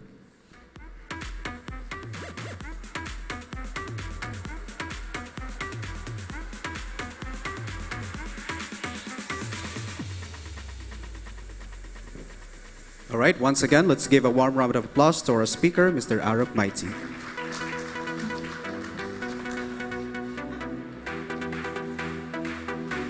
So again, that's 2 things being introduced today, which is kind of scary. But I'd like to thank again our speaker for giving us how to face that scary thing, and that is disruption, and how to face disruption in our business operations, in our community as well. All right.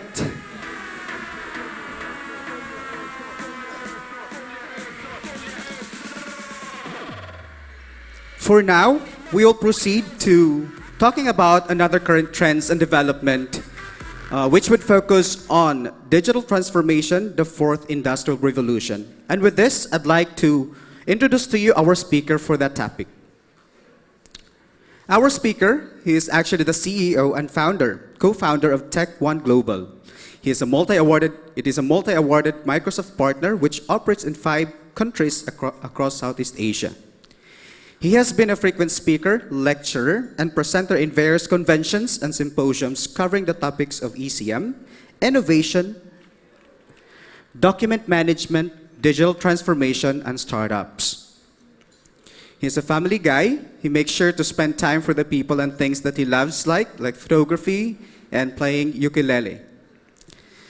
Our speaker redefined the meaning to the term global innovator as he continues to traverse the roads less taken in the information and technology industry. Please help me welcome our speaker, Mr. Lars Jeppesen.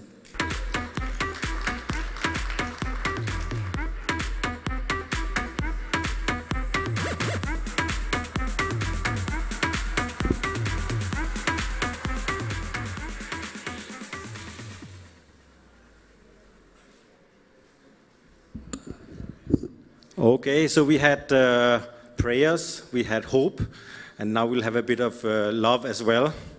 So gearing you up before lunch. I'm not a professor, but I'll still walk around a bit, if it's okay.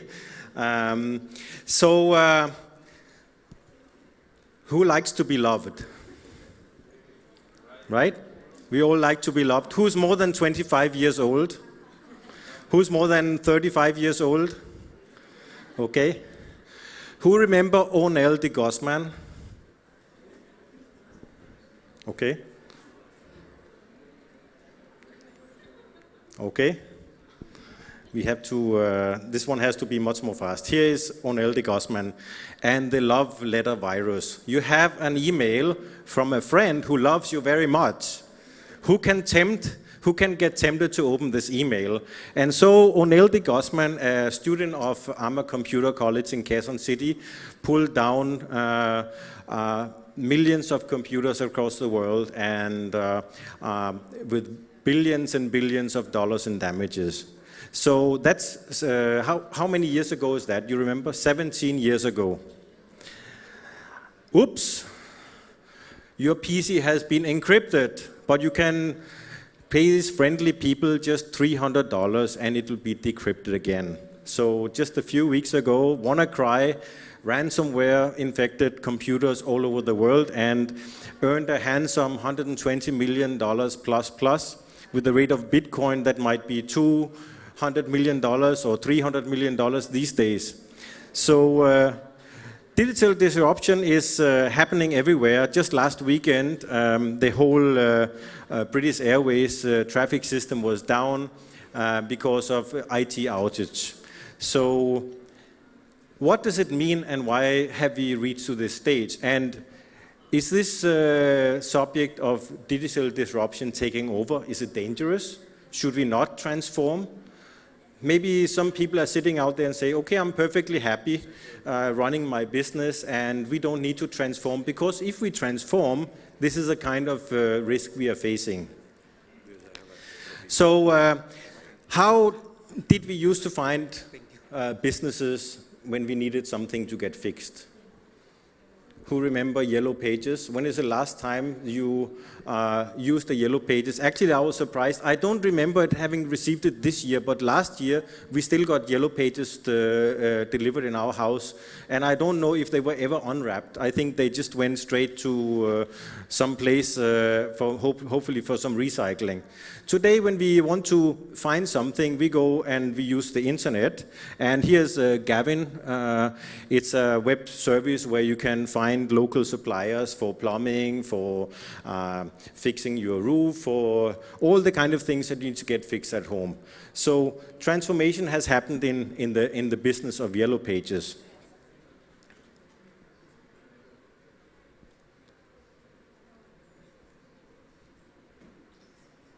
Okay. Search engine optimization. Does it ring a bell? Yeah, it's important, right? Is that new? No. When you scout out in the sea of cars, how can you recognize a taxi? It's yellow, right? But right now, we don't use that anymore. We simply use our app. We open the phone and Grab. If you don't know how to use Grab, I saw they have a booth outside here. They have Grab for Business. They have all kinds of services that makes it easier for us to do our travels around the city and wherever we go. Blockbuster, I think it was mentioned earlier, was a choice for this weekend. Let's have some fun at home, buy popcorn and rent a movie. Now the choice is, are we going to watch iFlix or Netflix? Tower Records, every payday, when I was a kid or I was a young person, even when I was a young adult, went to buy vinyl records and then later on, of course, CDs and then DVDs. And of course, we paid for the same music many times and now we are paying again, but we are paying on Spotify, playing your music anytime you want it. So if you want to go on vacation today, many of us, we are still a little bit on the fence with Airbnb. Should we stay in a private home or should we go with a conventional hotel? I'm staying upstairs in this building, in this hotel, so I was not so adventurous to go and stay in a private home in Cebu. But certainly Airbnb has put some hotels on the scary side to go out of business. And just last week, the entire country of Sweden put themselves on Airbnb. I didn't actually check what it meant, but in Sweden they have this right that you can actually camp anywhere you want to. So I guess this is what it means. You can rent a corner of some park or some mountain or some lakeside and you can put up your tent, and I'm not sure they are going to charge for this. It used to be free, but maybe somebody's making money on that now. So these companies used to be super cool, right? I mean, certainly those of us who are in IT, they know these guys as the cool voice over IP companies. Actually, all of these companies are no longer. Avaya just filed bankruptcy this year, and the other guys went out of business or have been acquired a few years ago. And all because of the app that we have on our phone and the service we buy, Skype for Business, or the services allows us to talk to anybody anytime. What about walking your dog or taking care of your pet? What about feeding your parrot? Well, there's an app for that, in Singapore at least. And what about this digital transformation? It's really starting to be evident. Now you see these slides. It's not so scary, but it brings a lot of opportunities. I think especially for a lot of young people, for a lot of innovators who think differently, this is an opportunity that everybody can go on to. What about the opportunity? Would be much better if the remote control would be. What about this opportunity? Anybody have babies? Anybody have kids? These are 3 cute Danish kids. They're not mine, by the way, but they're still cute. So what's happening now, there's a Danish company, it's called Vega. It's actually converting the babies to anything as a service or software as a service you might have heard about, but the concept of anything as a service where you transform capital expenditure into operational expenditure.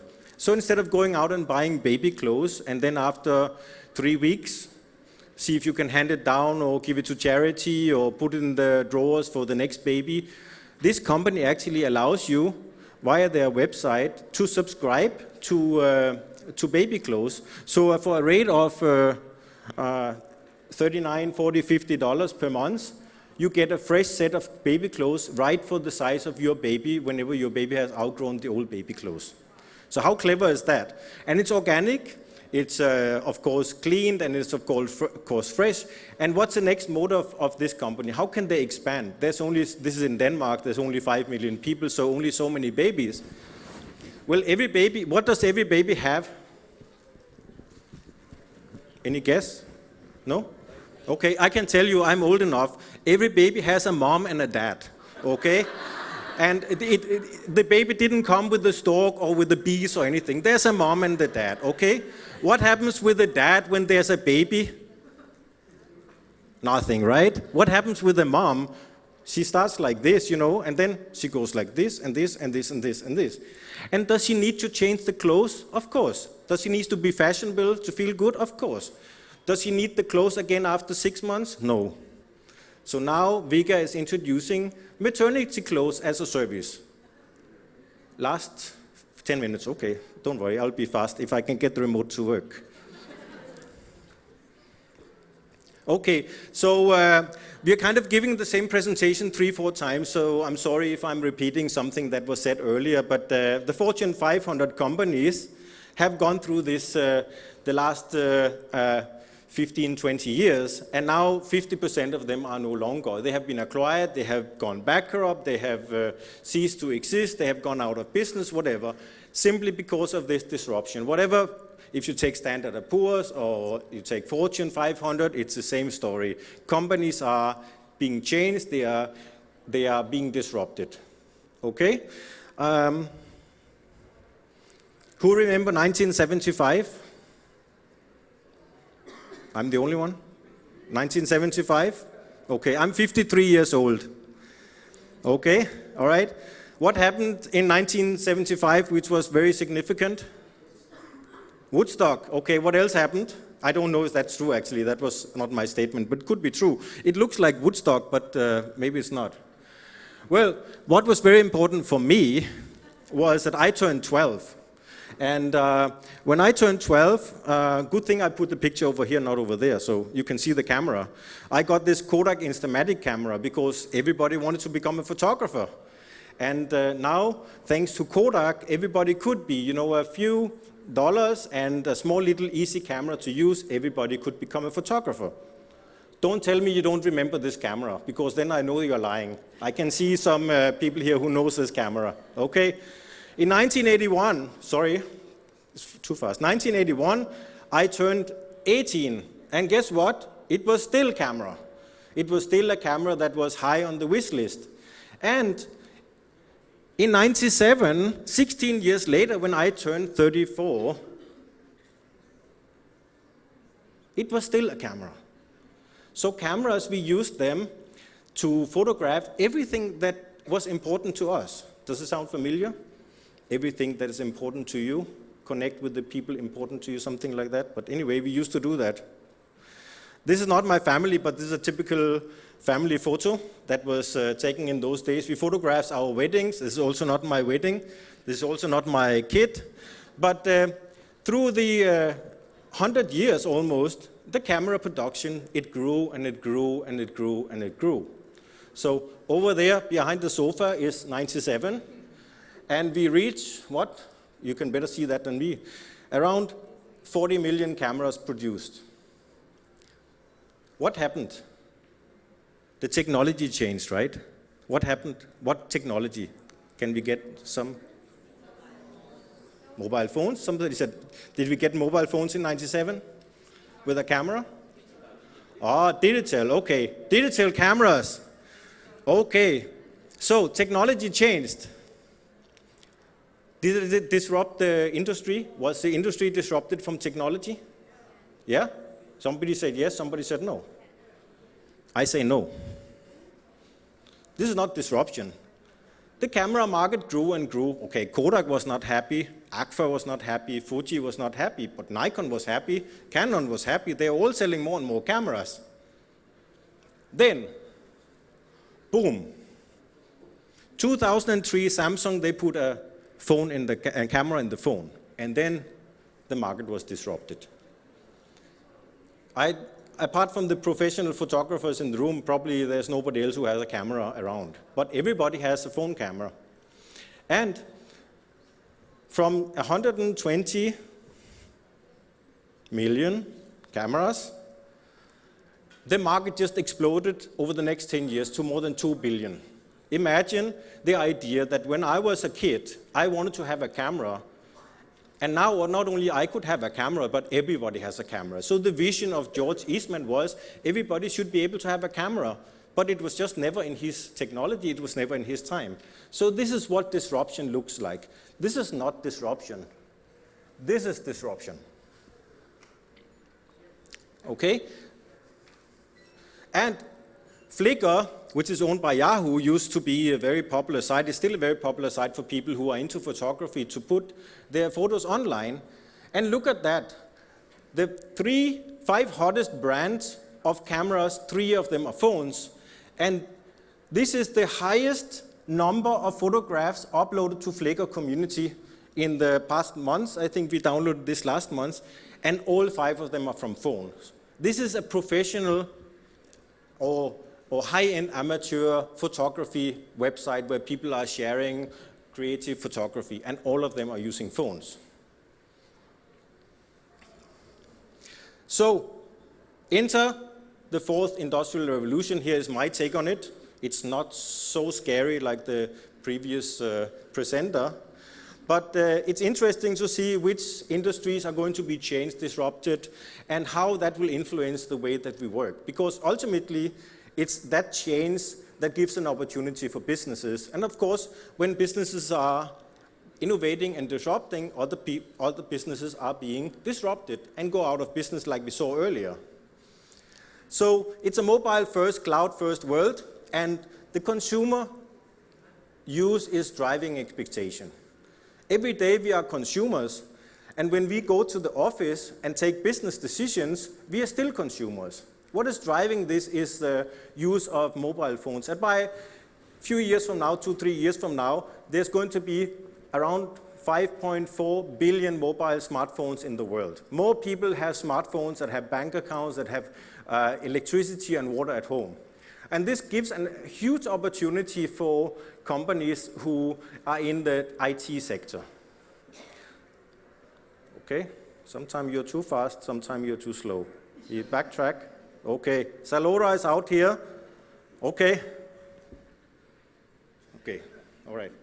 You buy stuff online, you listen to music, you analyze what is that pain in my neck. What is our education we can do? Khan Academy has disrupted the education. Expedia, how you book travel, how you watch movies, how you talk to each other, communicate. Facebook is in the middle of our life and in the middle of the slide for some reason. It was a coincidence, but I'm sure a lot of people are on Facebook all day and maybe right now. So with this, what is the changes that's going to happen? So 50 million appliance robots and self-driving vehicles will be sold in the next 5 years. Oh, okay, that was the one. Okay, that was okay. Did you see the previous one? Yeah? So this is not what we are going to get, but we are going to get plenty of these. This is a robotic grass cutter, to use a standard term. It roams around your garden when you are at work, and when you come home in the night, the grass is cut. It could also be the robotic vacuum cleaner. Okay, so somebody said that domestic workers are getting less used, or that less opportunity for domestic workers. At least they don't have to take care of the vacuum cleaning. They just have to make sure they don't get run over by it when they are, doing other things at home. Robotic cars. I had an interesting conversation with my son. So we used to live in Dubai before, and just before, when he was born in 2007, I bought this very cool new car, which later on became very popular in Philippines, Toyota FJ Cruiser. So anyway, we came here and we brought the car with us, and until today, we still have the car. And my son, he said, "Daddy, that's such a cool car, but do you think that I will be able to drive that when I turn 18? That's in 8 years." I said, "Yeah, I mean, the car's okay, it's a Toyota, so it's probably okay. You can still see so many other cars out there which are old, so we'll service it." No, but I mean, do you think that people are going to drive cars in 8 years? And you know what? If somebody had told me like 2 or 3 years ago that we're going to have self-driving cars today, I would say, no way. It's probably not going to happen in my lifetime. But it's happening with such a speed that it's just, blowing everybody's mind, really. Self-driving cars, self-driving trucks. We have all kind of things happening in our life right now with these things. And virtual reality is changing the way that we learn, the way that we train ourselves. This is Microsoft HoloLens. Construction workers setting up a new office environment using the mixed reality where you can have the drawings and instructions going on at the same time. A few more minutes. Okay, I'll be fast. Printing your own stuff at home with a 3D printer. Printing your own spare parts. Let's say you bought this thing from IKEA, I think in Malaysia or Singapore, then you shipped it over to Philippines and you unpack it. Oops, this little thing there is missing. Okay, you just go online, you find the drawing and you print it yourself. What about printing your new heart? Well, certainly printing bones and ears and things are already happening. So in this world, everything is connected. We talked earlier about the Internet of Things. So there's a lot of things here. You can see I will be a little bit faster. We have the interconnected things. We have the interconnected law enforcement agent. We have the interconnected cow. We have things out there that just wouldn't make any sense a few years ago, but that's how we optimize our life. I was actually stopped the other day in Makati, and the MMDA officer had a camera in the front. I told my driver, just give your license and let him take your license and then we'll go, because if you try to do anything, it's all recorded. And my driver saying, "What do you mean by that?" I said, "There's a camera." So he had a camera on his chest. So it's happening here. So what does it mean to your business if you are a business owner, CXO, CFO, CEO, CEO, whatever, O's? What does it mean to your business? How is it going to change your life? Well, there's a couple of CEOs who meet every year, and Here are some of them. 45% of respondents at World Economic Forum survey agree that by 2025 we'll have bots on boards. Not on board, but on board. So that means that the board of directors will have bots. So every industry is digital, every company is digital, every organization is connected, every employee is connected. Whether you are selling rice in the market, you need to have an email address. Not a Gmail, not a Hotmail, but you need to have an email address. I have a favorite company here in Cebu, Susing's Guitar. I play ukulele and I buy my ukuleles from them, but you know what? Until today, I have never seen them. I found them on the internet, I bought from them on the internet, I transferred the money, they sent my ukulele, and it's fantastic, and they are a great crowd, they look nice and handsome and everything and fun, but I never met them, but I bought my ukuleles from there. So disruption is already happening. People are already taking advantage of the digital economy. Group chat and things like social networks for enterprises taking over how we communicate, how we work at work. Slack, HipChat, Microsoft Teams, Yammer are changing how people interact. They send less emails. People don't like to send emails anymore. We like to chat by using these technologies. When it comes to enterprise file share and apps, we can work anywhere, anytime. WeWork is a multi-billion-dollar workplace startup that I hope that we will start to see more of here. I know in Cebu you already have a few of shared workplaces. And having these apps working in your organization allows your people to be effective. I can, of course, not emphasize not on Enadoc, which is our product. Of course, that will make you much more effective at work as well. But Microsoft Office 365 apps are not too shabby as well, so try to use those. Digital transformation is the fourth industrial revolution, and we are cycling a little bit forth and back. Maybe by next year we'll have better remotes. And with that, thank you very much.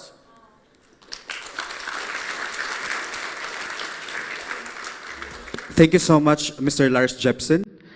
I'd like to call in again Sir Kenneth, Sir Christian, and Mike to give to us the plaque and token of appreciation to our speaker.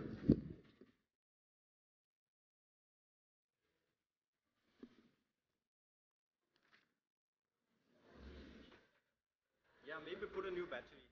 Yeah. Thank you. All right, once again, our speaker, Mr. Lars Jepsen.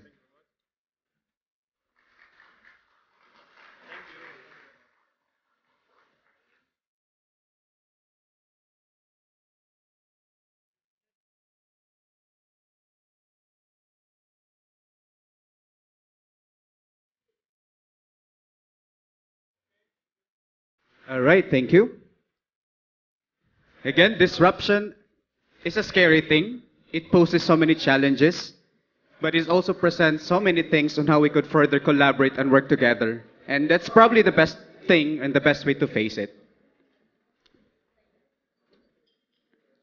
We now move on to the next topic on current trends and developments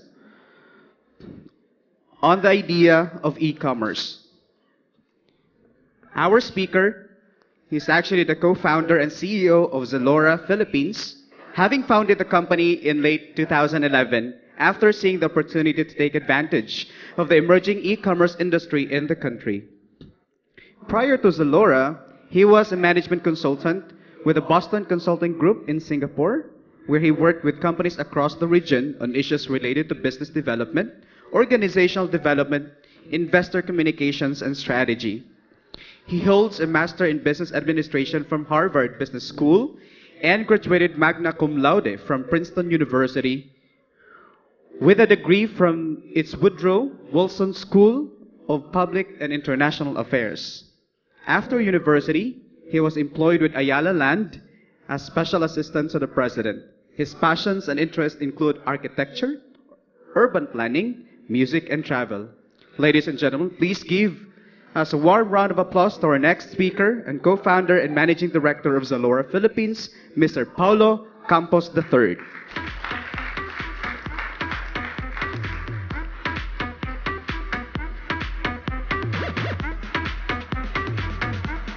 Hi, good afternoon, everyone. I can see I have a challenge here. I can see you're all hungry, so I'm going to keep this interesting and make it quick. But it's really an honor to be here. I'd like to thank the Cebu Chamber and the organizers, Mr. Christian, Mr. Kenneth, for the invitation. I think it's my third time to speak at this particular event, third year in a row, and it's always quite a pleasure to be here in Cebu, which I really think is one of the is actually the hotbed for innovation and in the country today. So again, very nice to be with you. I'll keep it short and interesting. You've heard a lot about disruption trends, kind of industry trends. Some ominous, potential directions on how disruption and innovation can change economies. I'm here to present kind of a micro case study. We're here to deep dive on, we'd like to think of ourselves as a digital native company, a company that grew up out of this opportunity we face in the Philippines. And I'd also hope to inspire everyone in the room. There's a few things in the world where, we've always lagged behind. Philippines somehow, in the 70s, 80s, they call this the sick man of Asia or whatever. Tiger economies all grew much, much faster than us. Our peers in ASEAN leaving us behind in terms of economic growth and all of that. But I think now in the digital economy, this is our chance as a country, as a people, as a nation, to really take the lead again in the world. And by taking the lead, I mean number one, in this particular, and these opportunities present itself. So I hope to inspire everyone to, in your own particular businesses or even in your own personal lives, to really take advantage of what really is a watershed moment for our country. But before that, I'd like to share a little bit about the Zalora journey. And again, I'll keep it very, very quick. Sorry, you won't be able to read that, but let me just take you through it. So this is a snapshot from Google Analytics, Google AdWords. This is a free service you can find online, where it would essentially tell you the number of times each keyword is searched either globally on Google or in the Philippines. So you can see how many people are looking for things, right? It's a good way to size demand. Sorry, it's not clear, but what I put in here for the purposes of the talk is different Cebu delicacies or pasalubong that I would bring back with me to Manila from Cebu. You have Cebu mango, I put in dried mango, danggit, otap, peanut kisses, Cebu lechon. I even put zubujon, CNT lechon. I put all of the different things that you could possibly buy in Piaya, I think is the last one I have there. I put it into Google to see what people are looking for, because I was really curious, what is actually the most popular thing that people, search for and buy in Cebu. The result, as you might expect, Cebu lechon, in terms of local monthly searches on the right, is the number, Cebu lechon, 8,100 people each month in the Philippines search for the term Cebu lechon is first, followed by dried mango. I guess you could also expect number two, 3,500 people a month search for the term dried mango on google.com.ph. Again, I did this in 5 minutes. This is just literally putting in the keywords in Google. But that somehow gives you the power of the internet. The internet is not only a place where you can reach a lot of people very, very quickly, but it's also a source of information in a way that you can somehow size the market, size market demand. Similarly, this is exactly the insight that brought us to start Zalora, not only here in the Philippines, but across Southeast Asia. These are different, so this is information given to us by Google. Similar to the previous page, it shows the number of searches for different product categories. So along the, it says, apparel, children's clothing, formal wear, men's clothing. Those are all different subsets of keywords related to those different search terms. The heat map is broken down by quarter, so Q1, Q2, Q3, Q4. Red means high volume of searches, so there's a lot of people searching for that keyword, and green means low volume of searches, so not that many people searching. So what's the first thing that you see on the map? Where is all the red on the page? Exactly, so it's in Q4, it's in Christmas, right? So the insight is the same behavior you see in the mall, right? People going to the mall in Christmas, shopping for, even just next door, shopping for different fashion lifestyle categories, is mirrored in search behavior in the internet. Again, this is not sales data, this is not conversion, this is not Zalora sales, this is search data. People literally looking on google.com.ph for different things. And you see actually specific categories. So you see formal wear in Q1, you see the third line, it's red in the beginning of the year. For those of you who are young enough to remember your JS prom or junior ball or whatever, that usually happens in January, February, right? So that, as you can expect, that's when people would search for prom dress, tuxedo, all of these different things. Children's clothing, very appropriate for us now. You see at the second line that the high intensity of searches comes between the first and second quarter. It's about, and that, changing now for some schools, but that's our back to school season, right? That's typically when people look for kid shoes or leather shoes or fashion items for your kids going back to school. And the last example you see down here towards the bottom is swimwear. And again, you can see the summer months very clearly, and that people really look for swimwear, bikini, board shorts, all of swimwear-related searches in the summer months. So all of these things make sense, right? I mean, it's stuff that you observe, you yourself as a consumer would do. It's the things that you observe happening in the mall in terms of people buying. But the point is that search behavior also mirrors this kind of demand. And the insight that we came to in starting Zalora is that if people are looking to buy this stuff online during the same periods that they're looking to do it offline, that if you're able to provide a good service, a good company, trustworthy, kind of legitimate name, that somehow, why wouldn't they want to just click and buy that product that they're looking for right away without having to go to the mall? So this chart is somehow, the one chart or the one insight that really led us down the road to start Zalora here in the Philippines. And I recommend that you in your various industries look at the search data related to your industry.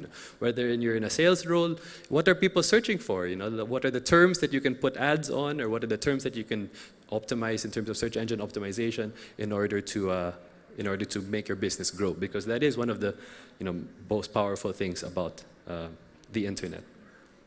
So I'll share again. I was hoping to inspire you, despite you guys all being hungry, on why the Philippines is number one in the world. We're not number one in the world in many things. I mean, we are music, boxing, billiards, but digital and this opportunity is something where we really are number one in the world. First is we're a young country comprised of millennials. 71% of our population is below the age of 35. The median age of our country is a previous speaker mentioned, is 23, average age of 25. So our population period, we're a country of millennials essentially. So the average, when you think of the average Filipino, the person you should have in mind is a 23-year-old, potentially someone in the BPO sector or one of the other such industries. So we're a young company. Our population period is amazing, presents huge opportunities for us in the digital space. If you look now around the world, you'll see that there's 7.5 billion people around the world, around 50% internet penetration. So around 50% of the world's population has access to the internet, about 3.7 billion. If you look at the Philippines now, if you could go to the next slide, please. 100 million Filipinos. 2017 is the first year that we passed the global average in terms of penetration. So now about 60 million of us have access to the internet. So 60 million Filipinos now have access to the internet. It's about 58% of our population. Interestingly, we're the only country in the world, we have the highest social media penetration in the world. Defined as of those people who have access to the internet, what percentage of those people have a social media account? You'll see it's the same number. So basically, if I do a survey in the room, every single one of you has a Facebook account, and that's essentially true for the country. Everyone online is active on social media.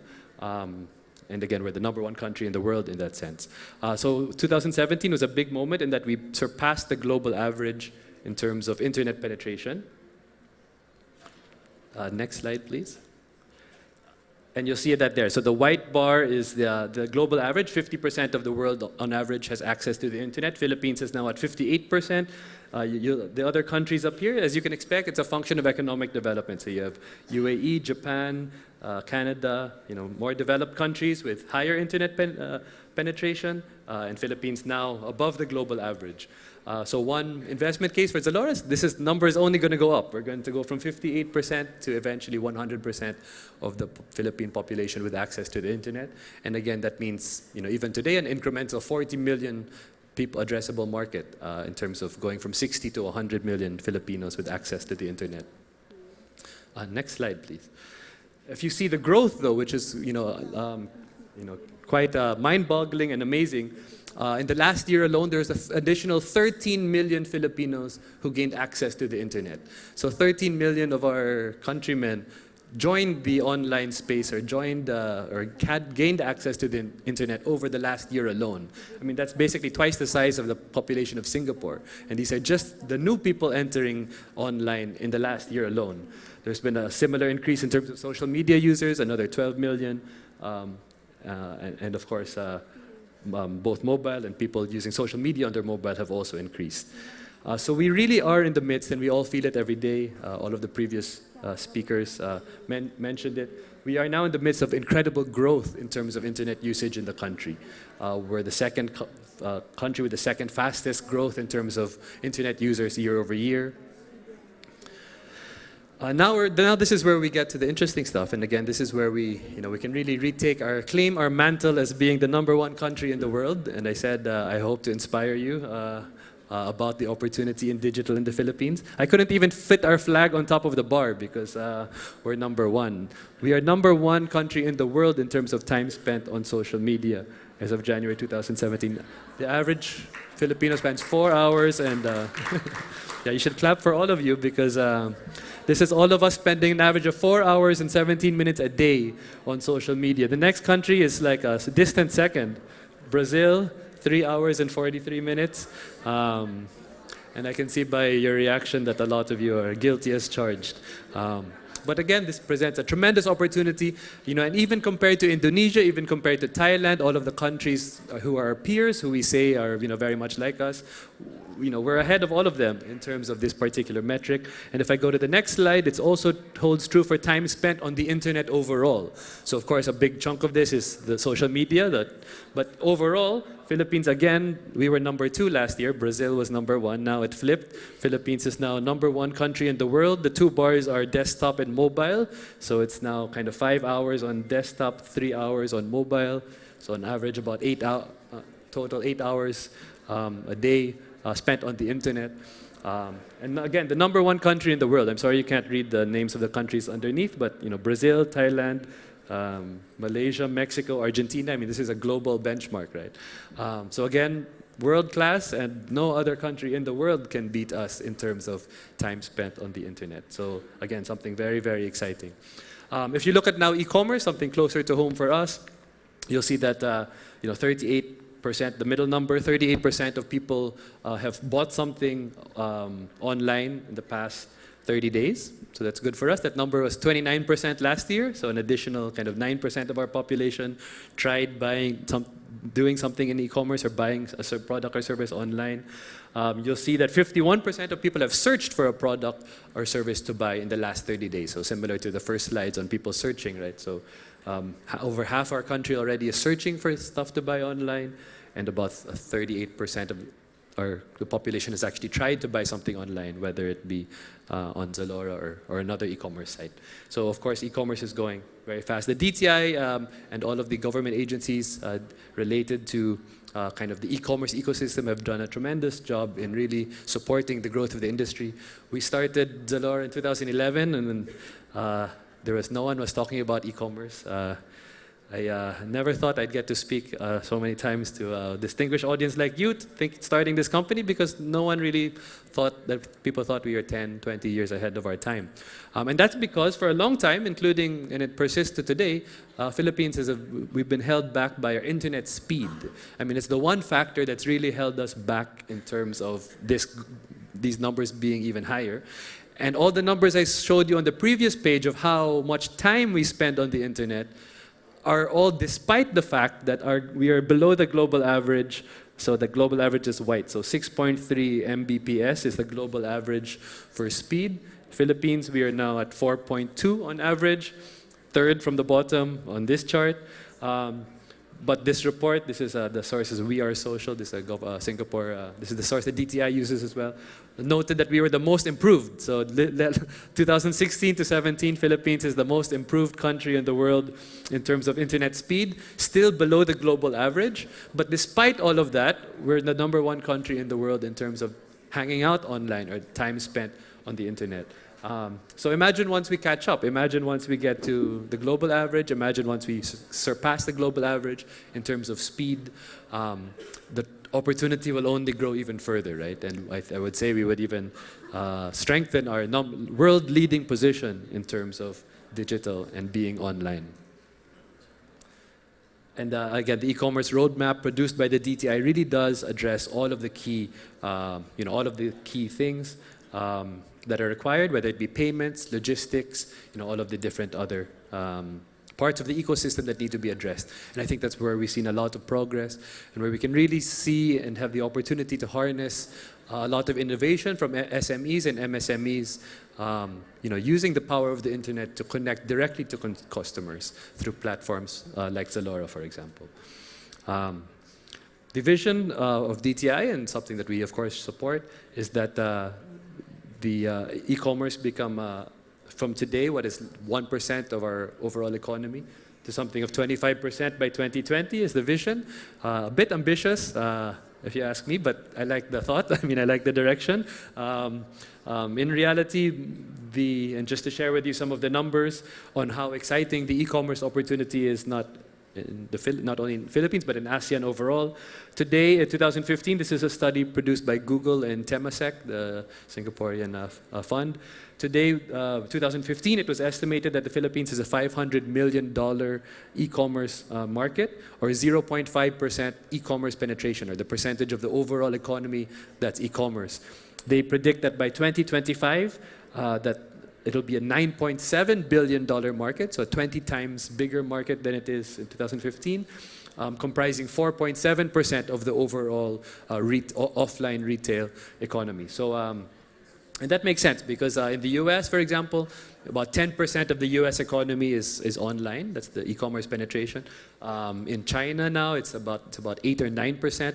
So the 4.7% number for 2025 sounds quite realistic in that sense. And that's a 34% 10-year growth, compounded annual growth over the next 10 years. I mean, that's tremendous, earth-shattering change. And this is essentially what's driving companies like Zalora forward. What makes this whole space, digital e-commerce, very exciting for our country. Great.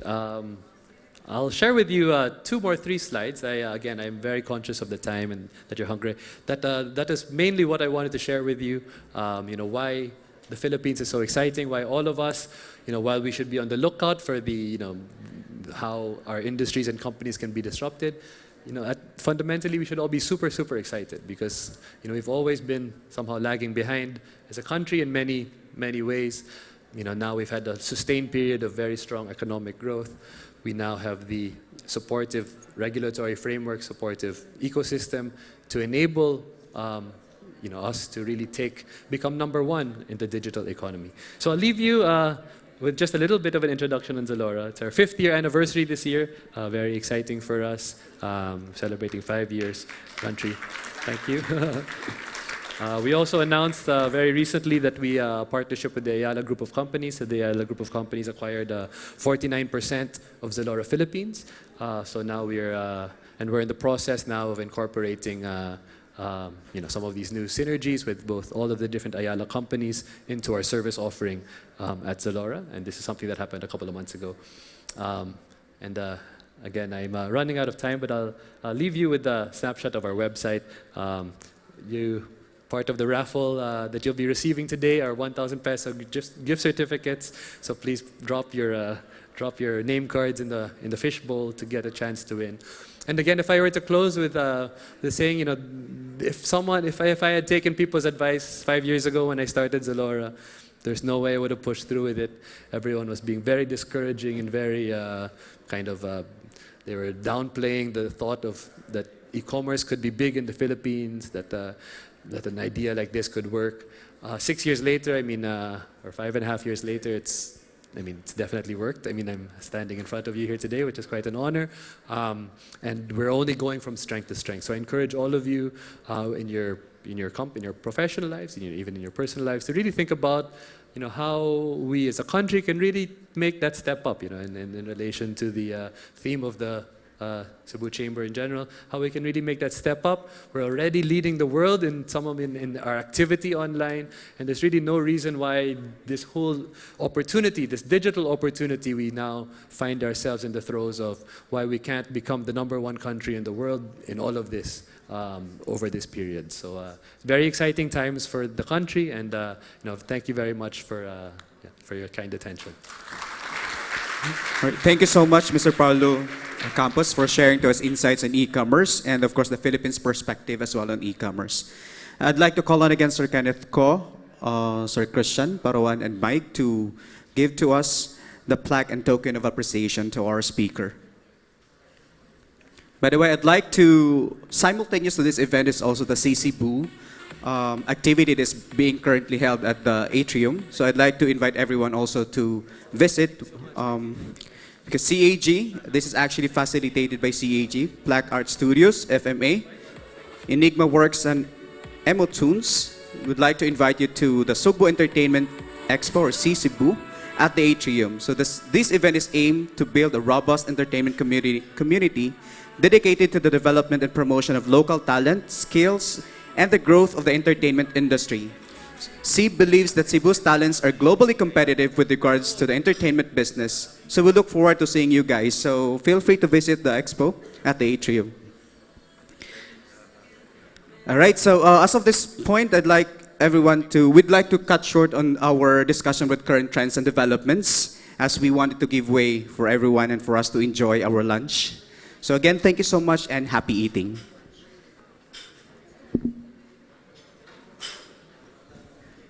By the way, for those who were not able to drop their respective business cards for the raffle, feel free to approach our registration booth or me, so that you can still have the chance to earn any of those exciting prizes.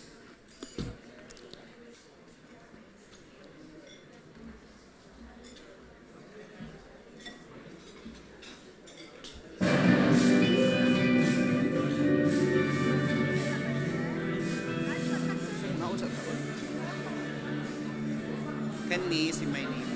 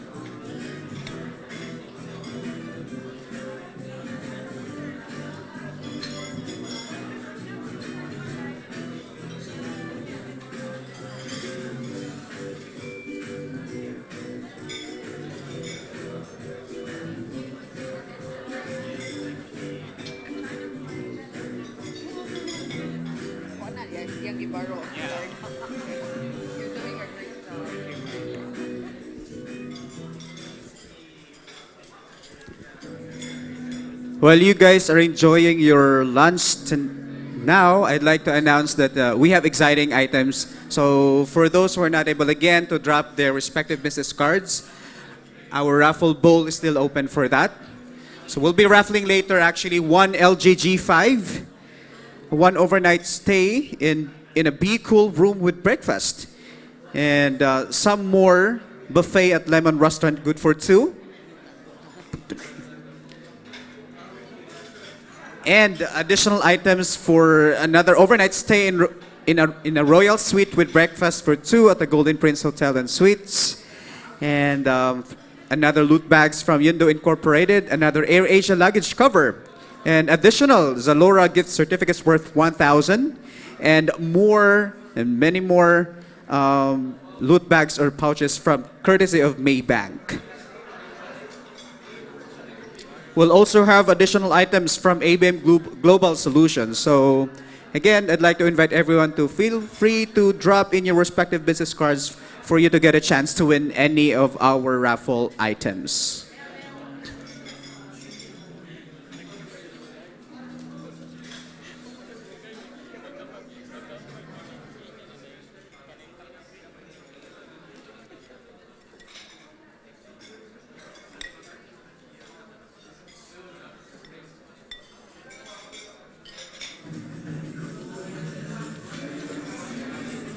Yeah, here.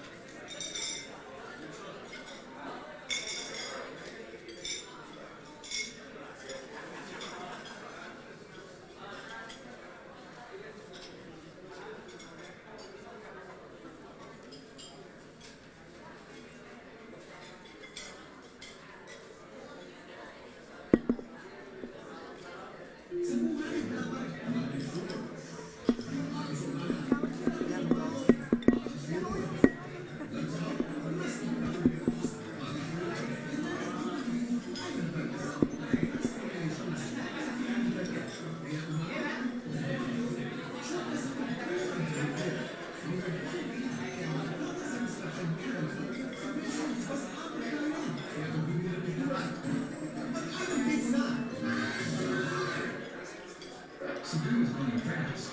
New offices are being built everywhere, and companies are getting fuel to spread.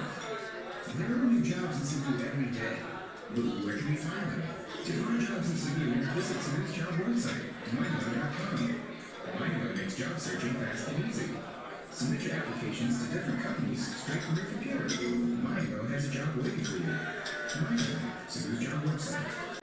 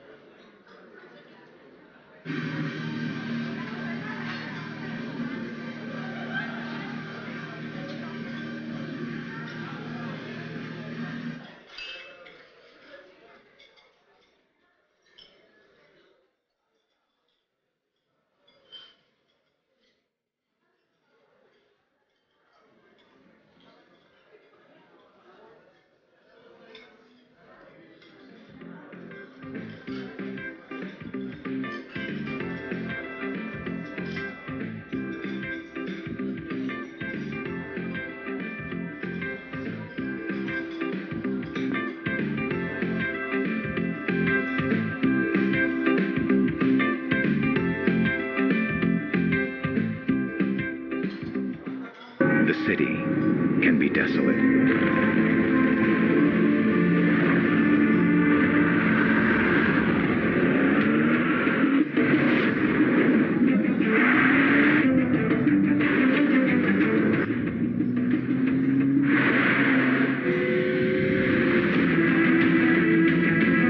Make the city come to life. Dynamics Comfort. The all-new Tucson. Hyundai. It all started with one. Others soon followed to support enterprises across the nation. And now, another star emerges. As we live in the world where data is the new oil, most businesses collect millions, if not billions of data points. Like other world-class vitro facilities, the Makati Data Center can host, manage, and store the data that helps enterprises make better decisions. Vitro Makati is the biggest and the brightest data center in the country. It can accommodate close to 3,600 racks, making it the largest data center in the Philippines. This facility is designed for resilience and reliability. And like others in the Vitro network, it is built to withstand natural and man-made disasters. In the event of commercial power outages, Vitro Makati's generators keep the site running for days. Its server farms are also designed to have no single point of failure.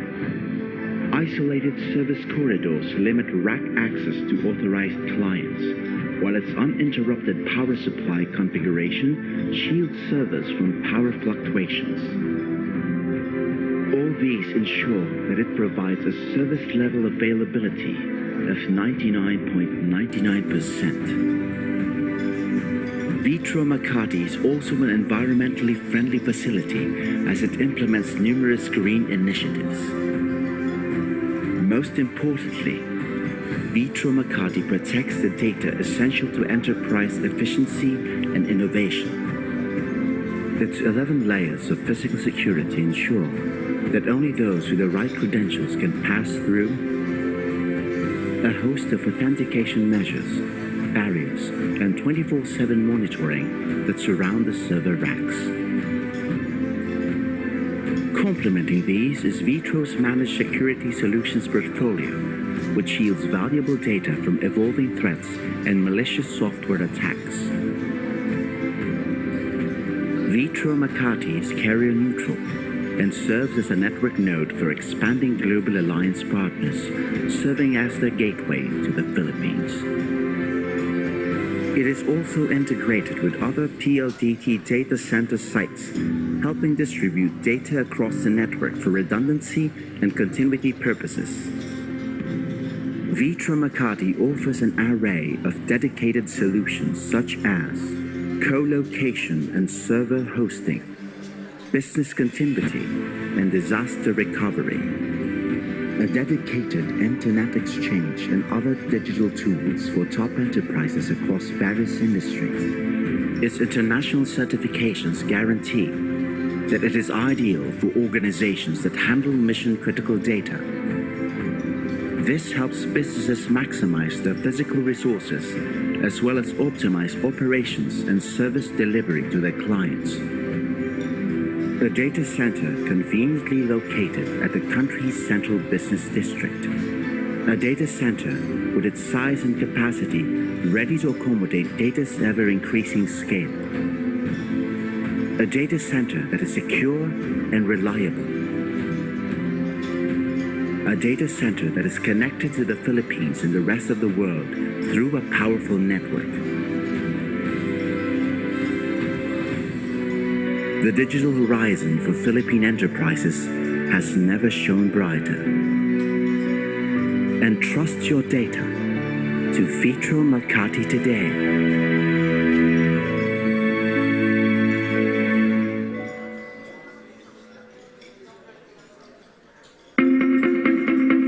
What lies in store for your business? Is your industry ready for change? Are you ripe for disruption? A new ecosystem is on the rise. It's no longer business as usual. But you see, it's really time to change it up. Time to gear up, Cebu. Move up. Make strides. Step up. Gear up for the next steps in technology and entrepreneurship. Cebu Business Month 2017 features the major upgrades in ideas, technology, and practices designed to take your business to the next level. Step Up Cebu means stepping up technology, entrepreneurship, productivity for the upliftment of Cebu. Join us as we unveil new trends in digital technology. To discuss innovation. Discover best practices in tourism. boost entrepreneurship. Join us this June for the Cebu Business Month 2017. Interact, Connect, Network. share. discover. The many ways we can. Step up Cebu.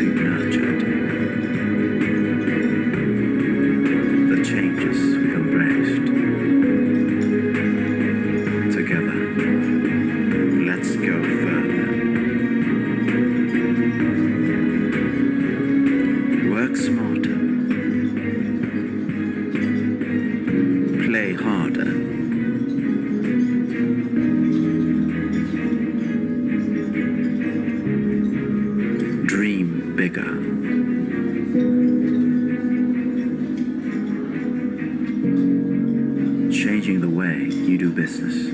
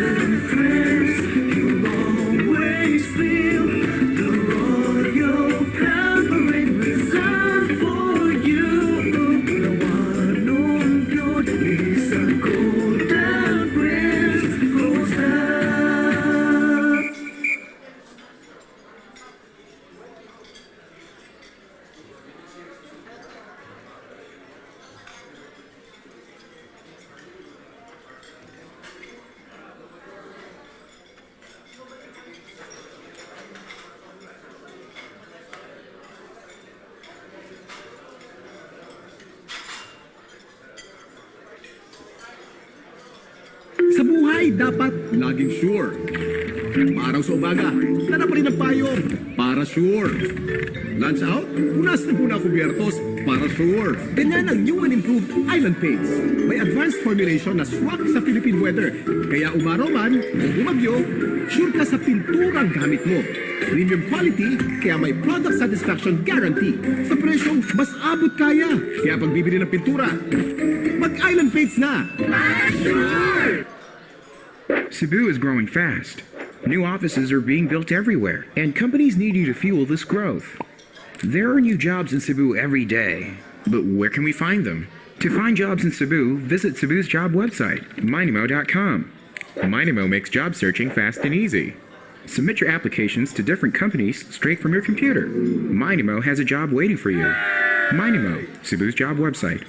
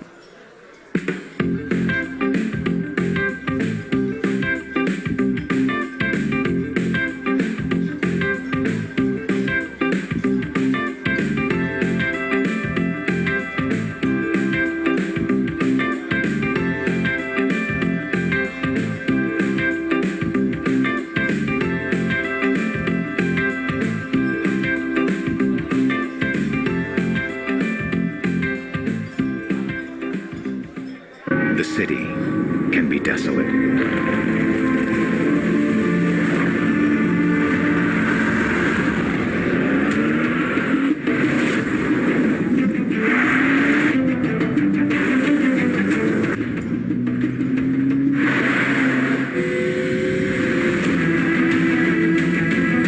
Make the city come to life. Dynamics Comfort. The all-new Tucson. Hyundai. It all started with one. Others soon followed to support enterprises across the nation. And now, another star emerges. As we live in a world where data is the new oil, most businesses collect millions, if not billions of data points. Like other world-class Vitro facilities, the Makati Data Center can host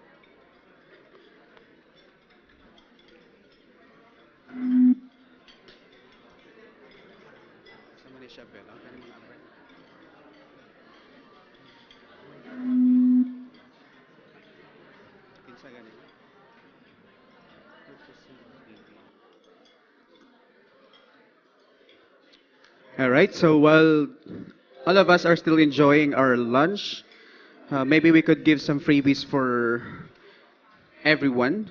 So I hope you guys were able to drop in your respective business cards here. Okay, so I have 5 items from ABM Global Solutions. Yeah, so 5 winners for a very nice umbrella. 1 winner, we have, all right, congratulations, Mr. Richard Ramos from Expat Communications Incorporated. You have 1 umbrella. Are you What here? lies in store Please for claim your your prize. business? Congratulations, sir. Another winner of umbrella goes to, courtesy of ABM Global.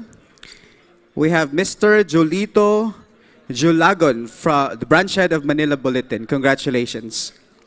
Sir. Are you here? Mr. from Manila Bulletin?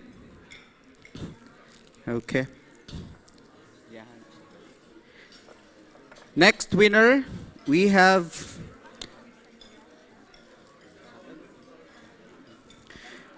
Miss Teresa Guido from Sky Cable, Sky Biz. Miss Guido, are you inside? Miss Guido?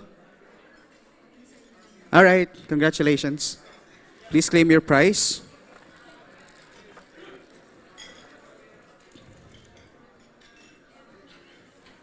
Another winner for umbrella from ABM Global Solutions is from Gothong Southern Shipping Lines, Captain Ronnie Osorio. Congratulations, sir. Please claim your prize now.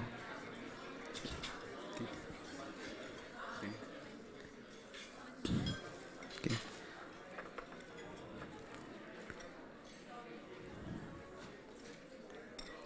All right. I see a lot of business cards from this company. They sent a big delegations today. Another winner from Gothong Southern, we have Miss Jennifer Bohos. Congratulations, sir. All right, congratulations. This is another item from courtesy of Maybank. I don't know if it has cash inside. What lies in Okay. store for This your is a check organizer and a pouch. Are you ripe for disruption? All right. Winner, we have A new ecosystem Mr. Anthony on the rise. Ivan Johnson from Robinson's Land. But you see, Anthony, please claim your prize. time to change it up. We have represented from Robinson's Land. Okay. Move up. Make strides. Step up. All right. Another item courtesy of Maybank goes to Cebu Business from Union Galva Steel Company. Technology. We have Carl Ramil Adavan, Junior Marketing Officer. Cebu means stepping up All right. technology. We have Ramil. Productivity All right, for the congratulations. upliftment of Cebu. Anthony, yeah, please claim your. That's for you. Digital technology. Anthony, this is yours. Congratulations. Discover best practices. Another item is same item. We have winner, Mr. Roman. Business Month 2017. Interact. I'm having a hard time pronouncing the name. Mr. Roman Kondrat Many ways we can. Chwick from Easy Learn Live Smart Learning. Sir, congratulations. This is for you, and thanks for dropping your business card. Thank you. All right. Mr. Lawrence Prado, sir, are you inside? All right, congratulations. This is courtesy of Maybank. Thank you.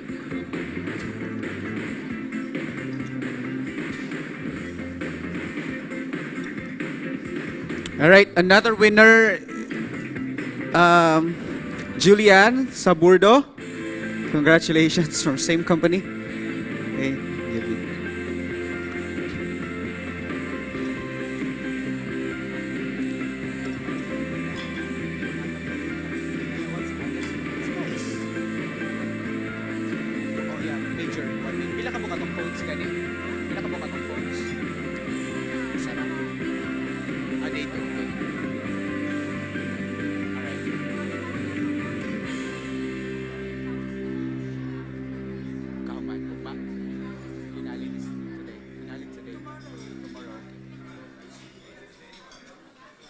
Sa buhay, dapat laging sure.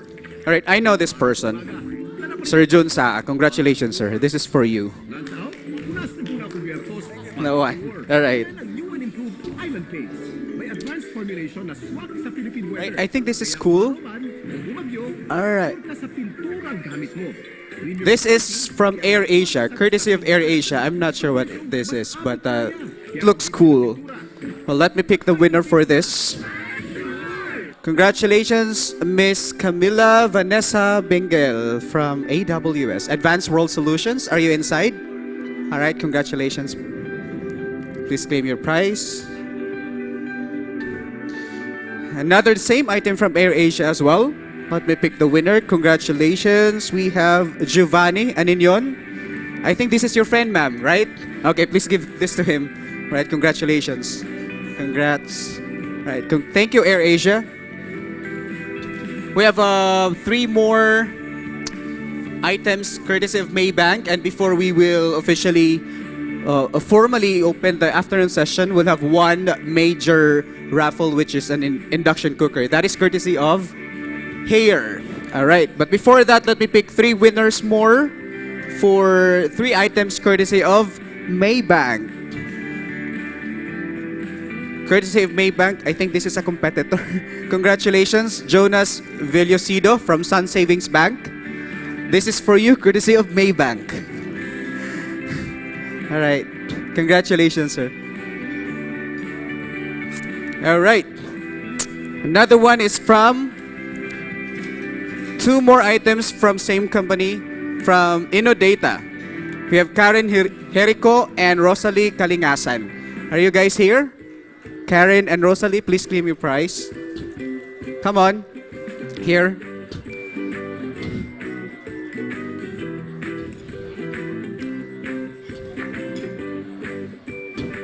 For those who are unable to drop their business cards, still open though. You can still join. Congratulations for the both of you. All right. I'll be raffling one major item for today, and I'll pick the winner. And again, this is courtesy of Hair. It's an induction cooker. Okay. Our winner for one induction cooker goes to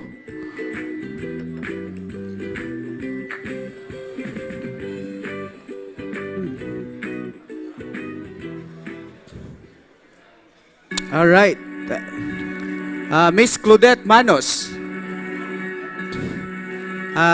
Any representative, Miss Claudette? Miss Claudette? Okay. Any representative, Miss Claudette? Okay, please give this to Miss Claudette. Okay. Congratulations. Congratulations to all the winners, and later on we will be raffling another major item, which is sponsored by LG, and that is a phone worth 25,000 phone. Yes, LG G5. And again, I'd like to invite everyone to visit our booth or exhibit for the Cebu, located at Robinson's Atrium.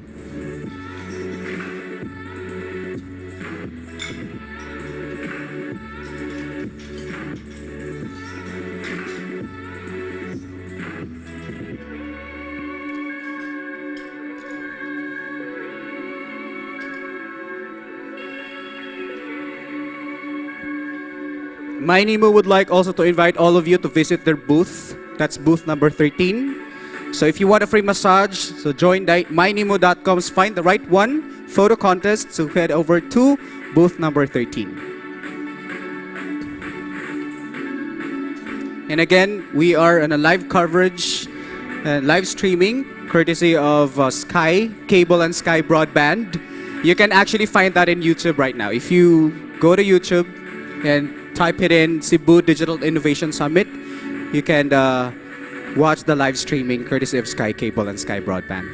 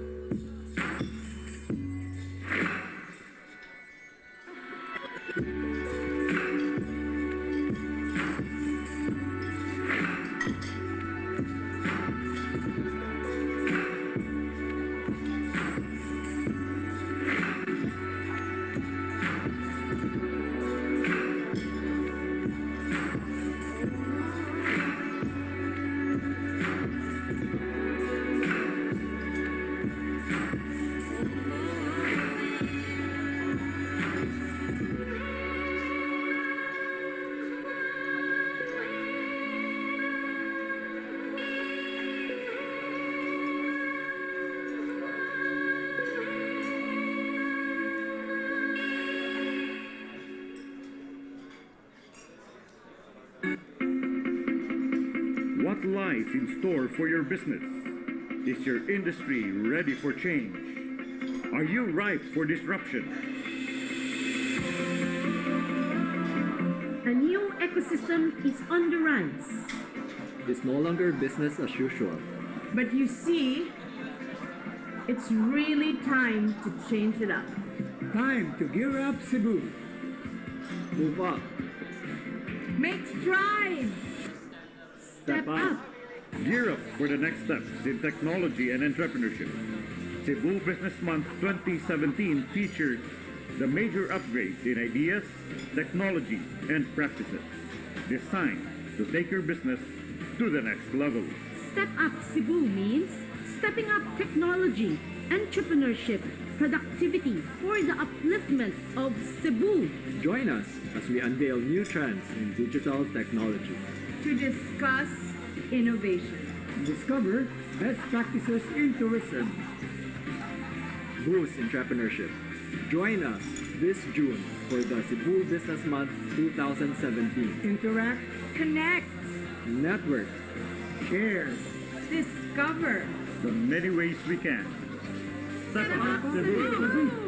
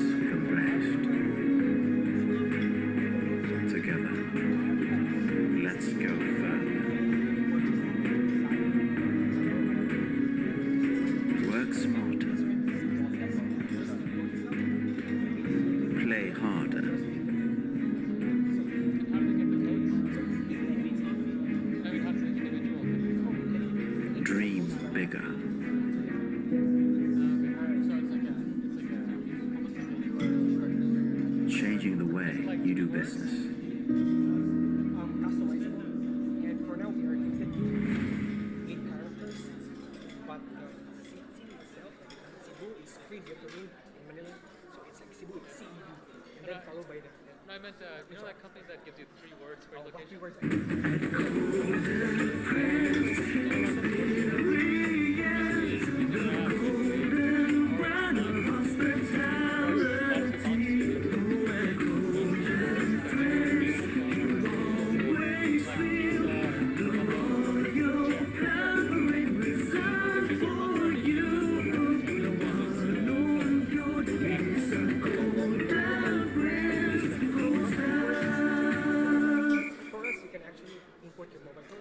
Your name, for example, that is more easier and more, softening the classes of the logistics industry. And for that one, we are not only supporting the industry itself, we are pushing now the BPI over there. They're really supporting us. BPI just came from Singapore. I just landed a while ago. I came here just for this event, And BPI Singapore to the councilor there, Mr. Glenn Peñaranda, and Mr. Bon, they've been supporting us because what we plan is that we want this to be used by the government. For example, the population census, for example, wherein you can determine the exact address of each of the recipients, for example, the thing is that what we are pushing for the government is also the emergency response. Cebu is growing fast. New offices are being built everywhere, and companies need you to fuel this growth. There are new jobs in Cebu every day, but where can we find them? To find jobs in Cebu, visit Cebu's job website, mynimo.com. Mynimo makes jobs fast and easy. Submit your applications to different companies straight from your computer. Mynimo has a job waiting for you. Mynimo, Cebu's job website.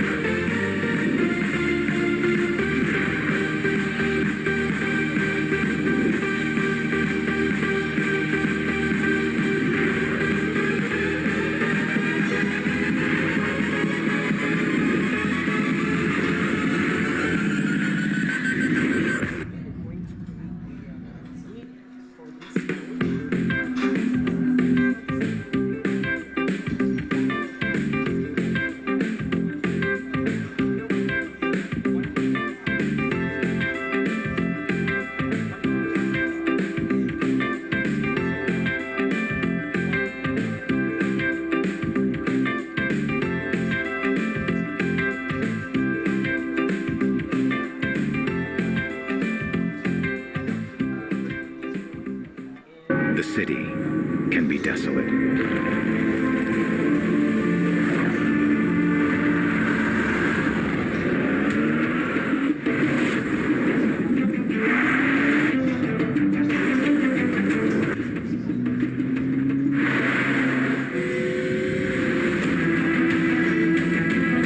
Make the city come to life. Dynamics Comfort. The all-new Tucson. Hyundai. It all started with one. Others soon followed to support enterprises across the nation. And now, another star emerges. As we live in a world where data is the new oil, most businesses collect millions, if not billions of data points. Like other world-class Vitro facilities, the Makati Data Center can host, manage, and store the data that helps enterprises make better decisions. Vitro Makati is the biggest and the brightest data center in the country.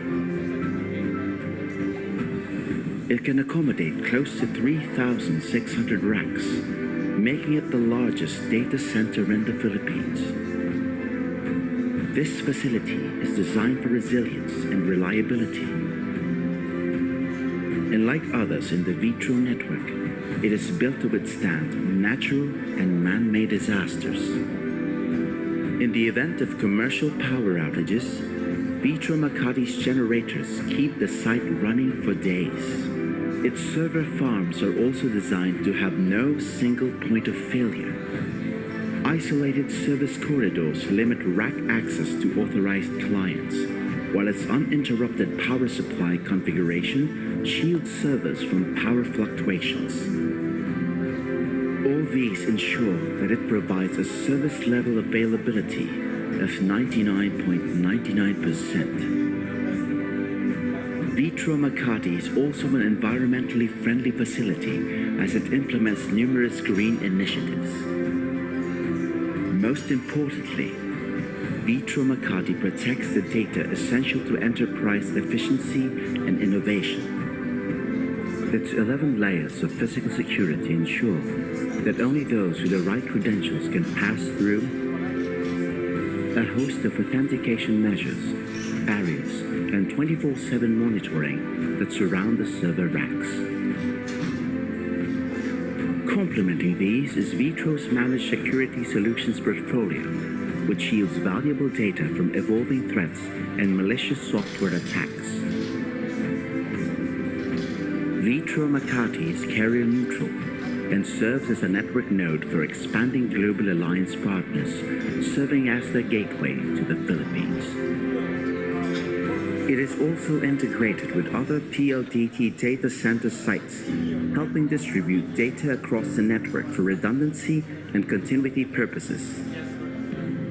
Vitro Makati offers an array of dedicated solutions such as co-location and server hosting, business continuity, and disaster recovery, a dedicated internet exchange and other digital tools for top enterprises across various industries. Its international certifications guarantee that it is ideal for organizations that handle mission-critical data. This helps businesses maximize their physical resources as well as optimize operations and service delivery to their clients. A data center conveniently located at the country's central business district. A data center with its size and capacity ready to accommodate data's ever-increasing scale. A data center that is secure and reliable. A data center that is connected to the Philippines and the rest of the world through a powerful network. The digital horizon for Philippine enterprises has never shone brighter. Entrust your data to Vitro Makati today.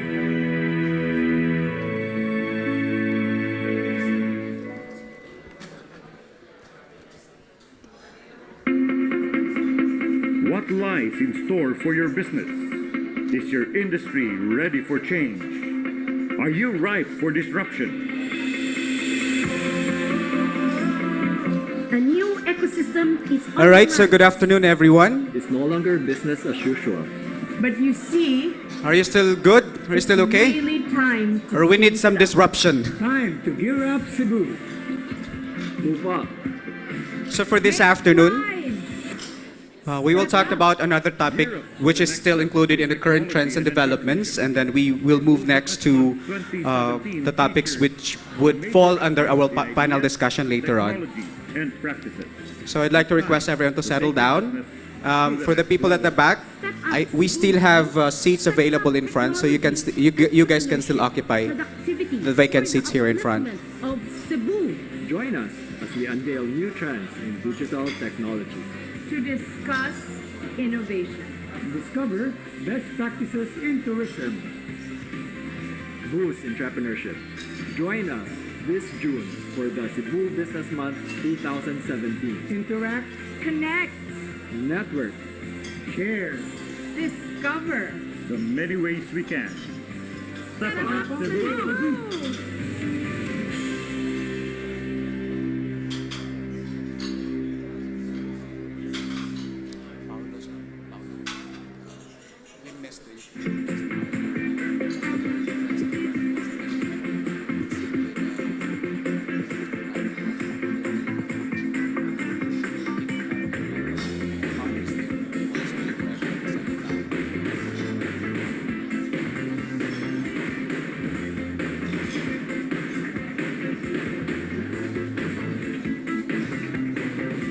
All right, so once again, good afternoon. As we continue to find ways on how we can discover more things to be disruptive or to combat disruption in the workplace, we will talk about another topic which still falls under current trends and developments. And it's all about business models to develop digital entrepreneurs. So let me formally introduce to you our speaker this afternoon. Our speaker is the founder and director of Cebu Digital Outsourcing Solutions Incorporated. He is actively involved in business development and project management. His experience in outsourcing has enabled him to handle multidisciplinary approach to outsourcing requirements such as in the field of software and applications development, system design, and network infrastructure management. Cebu Digital is currently servicing clients based in the US, Australia, United Kingdom, and Canada. As a business executive, he co-founded technology companies that are now independently operated. He likes to incubate companies and let it thrive on its own once fully organized and operational. As a technologist, he helps promising developers in incubating new ideas and bring it on into reality. His latest foray is the ongoing development of a wide area network, mobile applications, fleet management, inventory system, and e-commerce. On the sideline, he provides consulting works in the business strategy, risk assessment, and business continuity plan. Ladies and gentlemen, please help me welcome with a warm round of applause our speaker, the director of Cebu Digital Outsourcing Solutions Incorporated, Mr. Paulo Uy.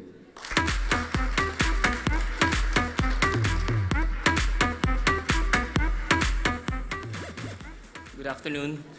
It's very nice when you are actually doing your speech in the afternoon. Lesser people. So less anxiety attack. But thank you, by the way, for that quite long introduction.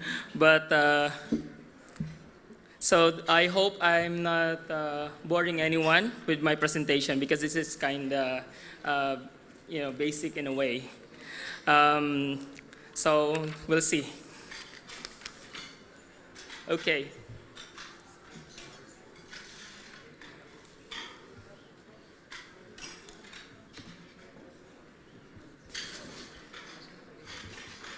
Okay, so what is a business model? It comes with different meaning, actually. And let's see what people say. It's a way in which companies generates revenue and makes profit from its operation.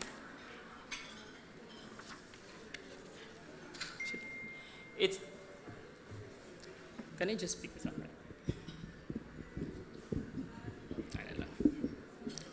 And how you plan to make money. Let me go back to the previous one. I'm sorry.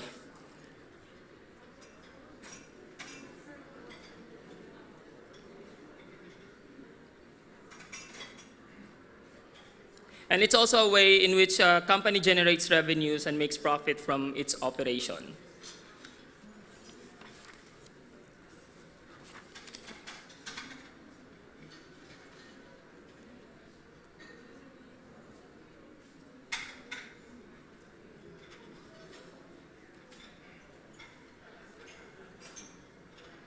I'm sorry.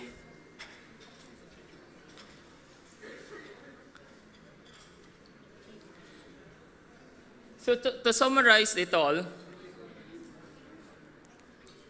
profitability is its gauge in terms of effectiveness of the business model used. So how people define it really depends on how we're using it.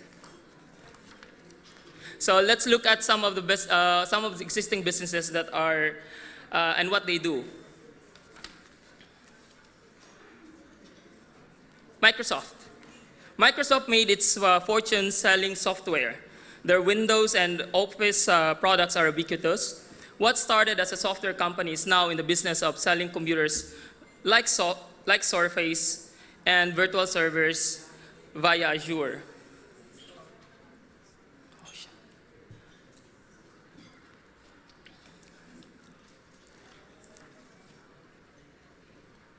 Next, let's look at Google. we have someone from Google here. So what Google is doing, what are they doing?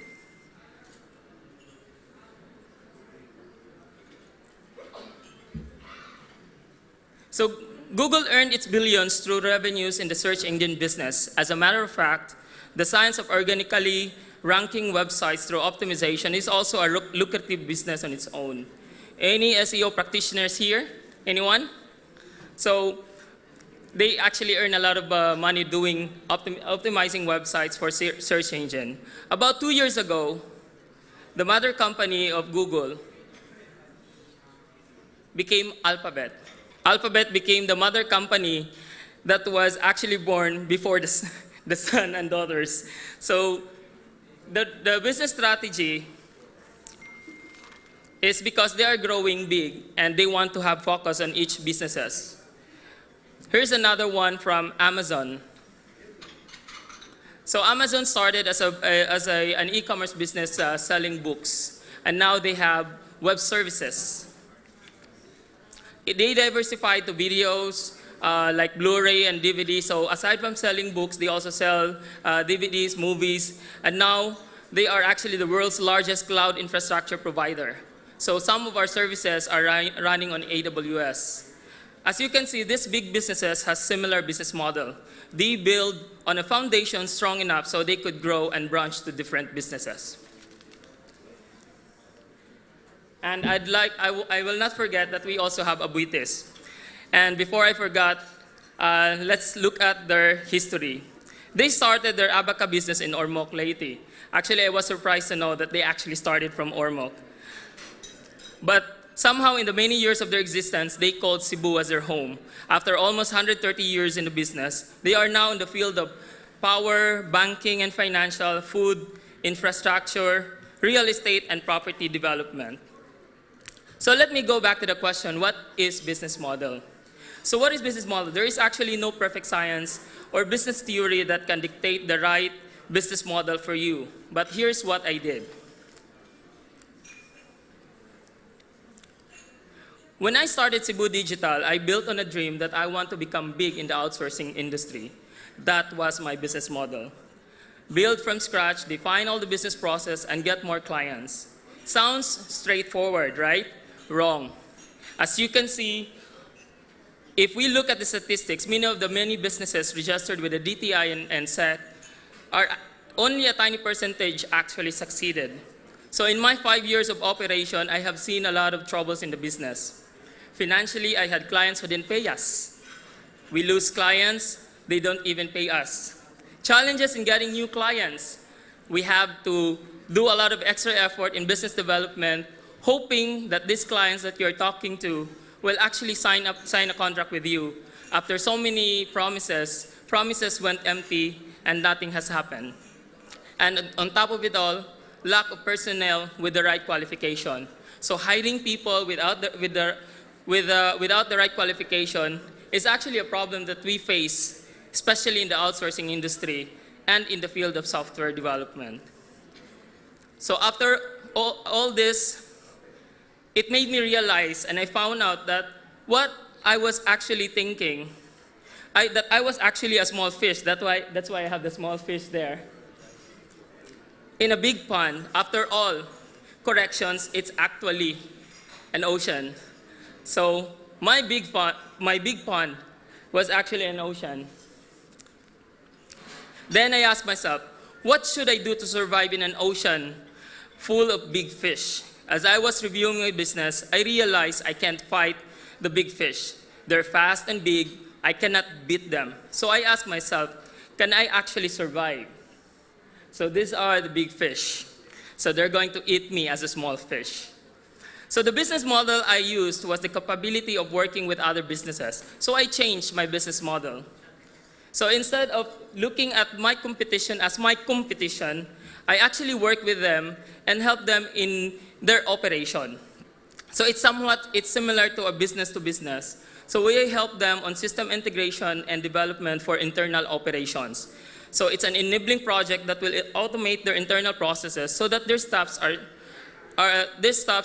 can spend more time in servicing their people. So in a way, the people that actually works in the company are basically they're providing services, and the people that are working for the company, the employees are actually their clients.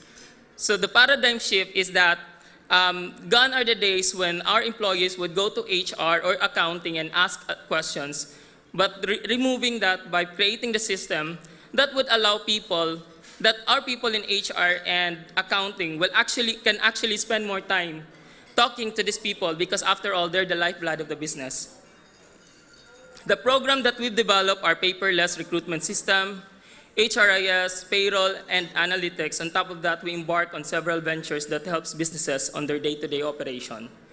This will be operated in a SaaS software as a service business model. So this time we changed our business model again.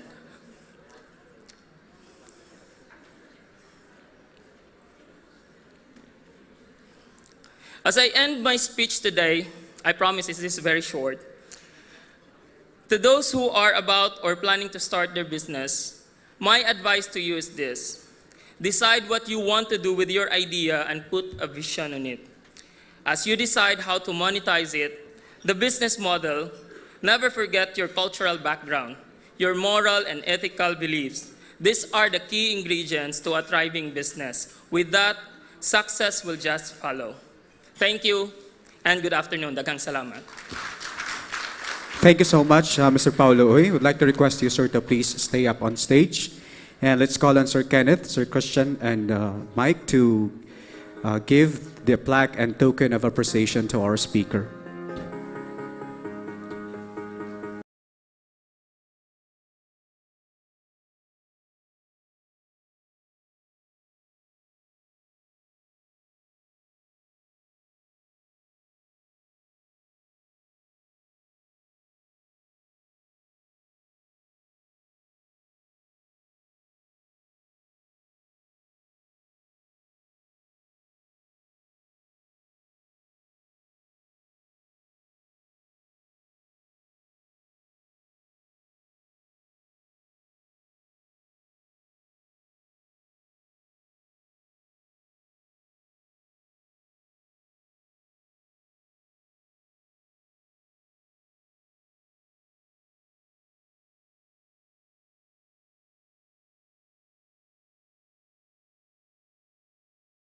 All right.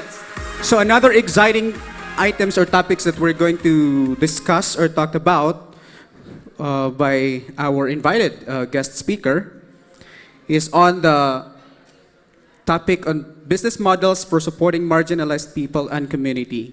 Let me formally introduce to you our speaker. He's actually the founder and CEO of Engage Spark Angel Investor. He's a serial entrepreneur who previously founded 3 companies in Boston, 2 of which have had exits today. Today, they employ over 3,000 people, and 1 is public with NASDAQ in the US. He has invested in several companies as an angel investor in the US and Asia, and is also a limited partner in 500 startups. Just 500, right?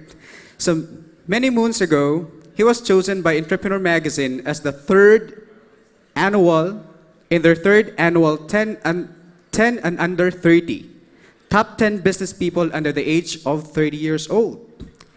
He is co-inventor of the US patent on internet security patent, that is patent number 8566938. In 2011, he volunteered with Grameen Foundation in Ghana and Uganda, working on M-Health and M-Agriculture programs. Based on market gaps he saw, he then co-founded Engage Spark, a social enterprise based in Cebu, Philippines, to help organizations of all sizes interact with anyone via any phone using automated voice calls, two-way SMS, and Facebook Messenger. At a scale, Engage Spark has been used in 130 plus countries and includes customers such as Ayala, Convergys, Facebook, Google, and UNICEF. Engage Spark has recently raised funding from internationally renowned investor, 500 startups, like investor in over 1,600 companies globally, as well as Exchange.ph, a Manila-based social impact investor. Ladies and gentlemen, please help me welcome Mr. Ravi Agarwal.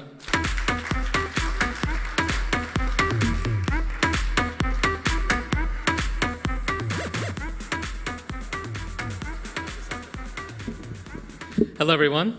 Thank you very much for having me this year. Can we get the presentation up? This was a hard topic to talk about in the sense that it's a topic that I'm very passionate about, that I care a lot about, and something that I'm dedicating the rest of my life to. But it's a hard topic to communicate and to figure out how to make it relevant to all of you here. So I struggled with it. But today I'm going to talk about how do we as business people help the marginalized. And we'll talk about 3 different kinds of business models. But first, I thought I would share with you my own journey, how I got here from Boston to here in Cebu, and why I'm doing what I'm doing. In Boston, I started 3 tech companies, 2 of which did really well. One is on a, it was read off. One is actually on a, oh, looks like there's a lag here. One of which is on the, oh, there's a delay, okay. One of which is on the public markets in the US. And after I exited from my last company, I moved to San Francisco, became an angel investor, invested in a handful of tech startups in Silicon Valley. And I was trying to figure out, what is it that I want out of my life? You know, having money is great. Being able to afford the comforts I want, being able to do the things I want is awesome. But what's going to give me meaning in my life? And across my life, I've always volunteered to help with poverty alleviation. I had volunteered in Africa in my 20s. I'd volunteered in high school when I was in my first job, mentoring at-risk youth. And that was the thing that pulled at me. And for me, starting those companies was a means to an end of being able to be at a place where I could dedicate my time to helping with poverty alleviation. So after living in San Francisco for a while, I became disillusioned. I wanted to do more. I left San Francisco and decided to do research on poverty. So I backpacked across Asia for a year, going to really remote villages and cities, interviewing taxi drivers, interviewing store owners, and trying to understand what it is that I could do to bring my skills, to leverage my skills and resources to help people in poverty around the world. After I did the research, then I decided to volunteer in Africa, in Ghana and Uganda, to actually see what it's like to work on the ground. And I volunteered with an organization called Grameen Foundation. You may have heard of Muhammad Yunus, who won a Nobel Peace Prize. This was one of his organizations. And it was doing that work that I saw that businesses can really bring a lot of value and actually can help and are actually a key part of solving the problem of poverty. There are direct and indirect ways of doing it, and that's what I'll talk about today. And it was from my experience in Africa, I lived there for a year and a half volunteering, that I decided to build my current company, Engage Spark. And I wanted to be, and because it's targeted at helping organizations interact with anyone, especially the poor across the world, I wanted to be in a market where I could understand the needs and the behaviors and see all this up firsthand. And that's why my co-founder and I, who I met in Uganda, we relocated to Cebu and about 3.5 years ago and started building a team, and we launched our product, which is now, as was mentioned, which has now been used in over 130 countries by huge organizations as well as small ones around the world. And SE here means social enterprise. So I've become a social enterprise or a social entrepreneur.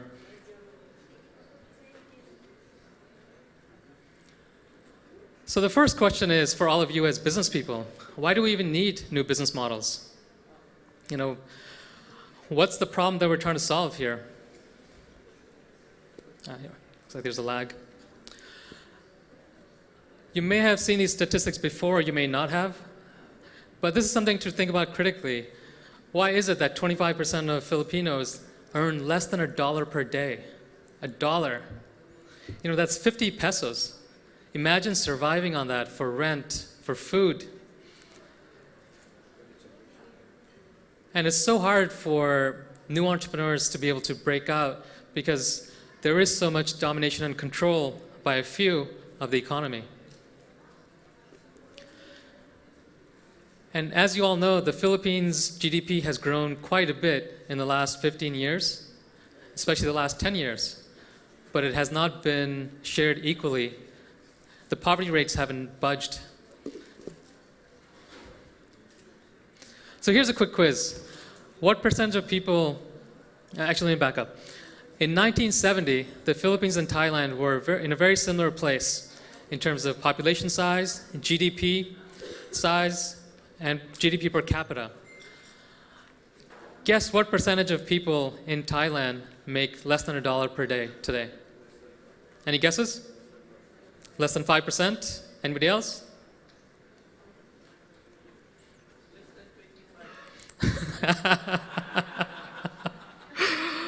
You are correct. Less than 0.4%. Yeah. So it's you're both right. But yeah, less than 0.5% of people in Thailand today are that poor. And so that means the country has had very inclusive growth. And that's why, as most of you have been to Bangkok and Thailand, you see great infrastructure. You see big companies, you see small companies, you see great healthcare system, you see great transportation. They have, so but it's not just that the economy has grown, it's that it's been an inclusive growth. The economy just can't grow at the top. It has to grow from the bottom up. And this is where we talk about equality versus equity.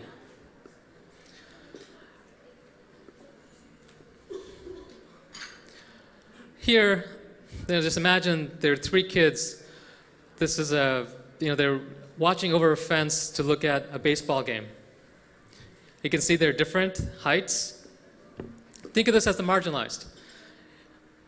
Some are poor, they have less benefits, less education. They might be women who are not empowered, or it could be people with disabilities or a marginalized ethnicity. And even though they might all these 3 kids have the equal opportunity of being at the stadium or on this fence, they actually they don't have equal opportunity to see that game, even though they're being treated equally. Equitably is where we do things to give people who are disadvantaged a boost. So this is where, instead of those 3 blocks being shared equally, they're shared differently so that the shortest kid actually can now see. They can all see. Oh.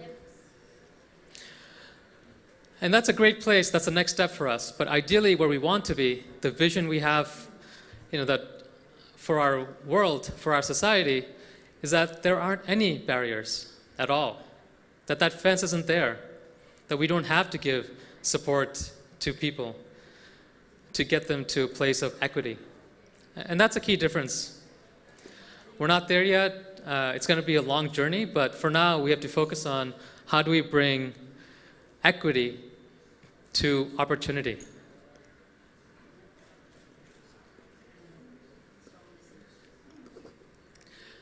Now, as business people, we often think about our friends and the customers that we're selling to, our suppliers, and we often neglect people in poverty. But the fact of the matter is, low poverty rates are good for business. A larger middle class, like in Thailand, is able to spend, they can spend more to buy all of your products. They pay much more in taxes to build key infrastructure. And the labor pool is far better skilled and educated, and that helps. So all these 3 things help businesses. So the 3 business models I'll talk about are inclusive entrepreneurship, inclusive business, and social enterprise. Now, for those of you who are familiar with some of these words, they are overlapping. They're not clean-cut, black and white, but they are somewhat 3 different categories. So I thought I would talk about them. And the part where I struggled the most is really, how to make it meaningful and actionable for everybody here. It's inclusive entrepreneurship. This is where entrepreneurship, or being able to start a business, is accessible to all, no matter of your gender, your ethnic status or group, or if you have a disability, if you're young, or if you're old. There's so many barriers in place to stop entrepreneurs, not just from starting, but also from being successful. In terms of getting customers, getting the right suppliers, getting access to a market, that we've locked away enormous human and economic potential, and we need to unlock this. And that's where all of you come in. We all need to work together to unlock this huge potential. And some examples of these are self-employment. That's actually a huge booming industry here now. We're doing remote work, or micro and small enterprises, everything from sari stores and up. What you can do as business people is join these communities or help build these communities for the marginalized. Go to events for these communities, learn about what their problems are and how we can all help them. Give a talk. Share your ideas and expertise. You're all experienced people with skills that the marginalized people don't have access to. Mentor. Pick somebody and mentor them. And especially find suppliers who come from these marginalized communities and buy from them. Yes, it might be more work to find them, or it might be slightly more expensive, but this is what we owe to our society. Inclusive business is where the entire value chain, so this is where a business buys from suppliers, could be raw products, could be finished goods, and they're treating them fairly. And also providing your products to the marginalized in an accessible way. For example, the big brands, they now provide shampoo in small packets because often poor people can't afford the bigger bottles. So it's figuring out, how do you shift your product or service into something that becomes affordable and accessible? And accessible meaning your distribution networks also push out to their communities. And it's also things like energy, finance. So making those products affordable, expanding the access, and also using local labor for marginalized communities. And this is a big movement, especially in Africa that I saw, of building inclusive businesses where the farmers who grow the grains, the people who are actually producing the product, they get a more fair piece of the end product, of the end price that the product is sold at. So instead of trying to get the last amount of cents out of the suppliers, finding the right suppliers for marginalized communities and actually sharing profits more equitably.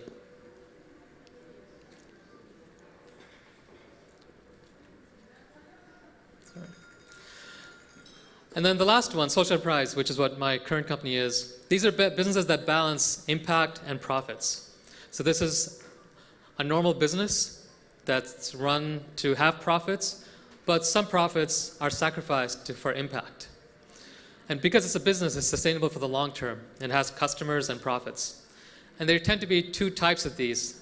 Direct, which sells something, say, to the poor that helps improve their lives, but at margins, or with lower margins that they can afford them, or a cross-subsidy model.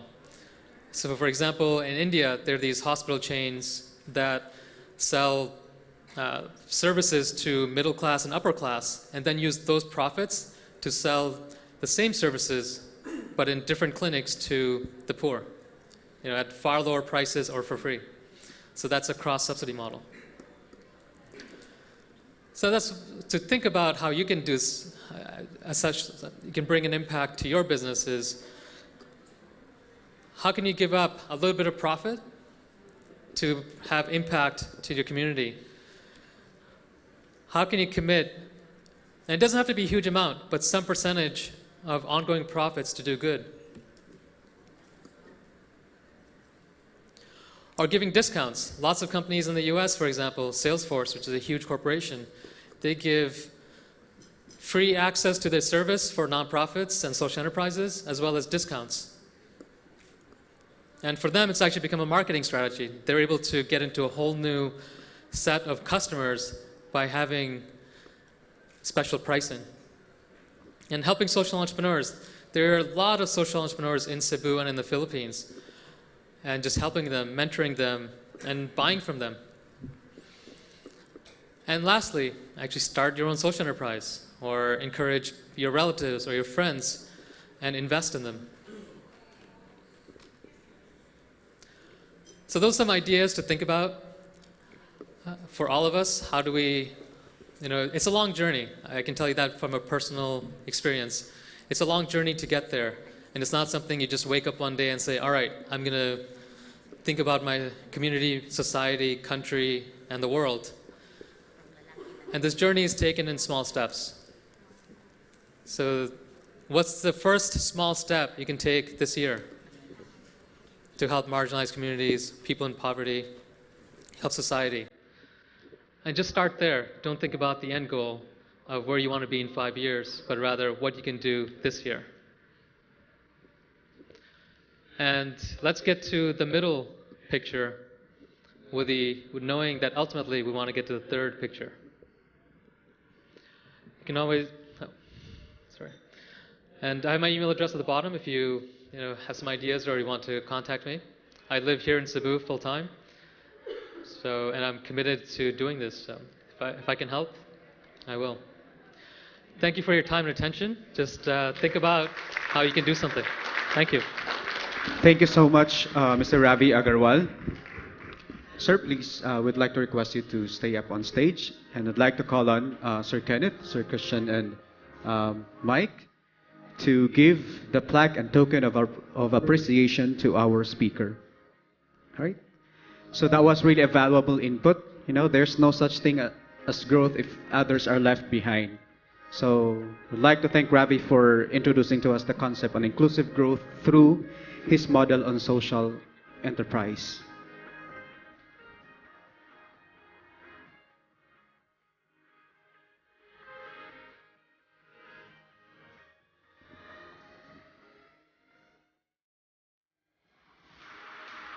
All right.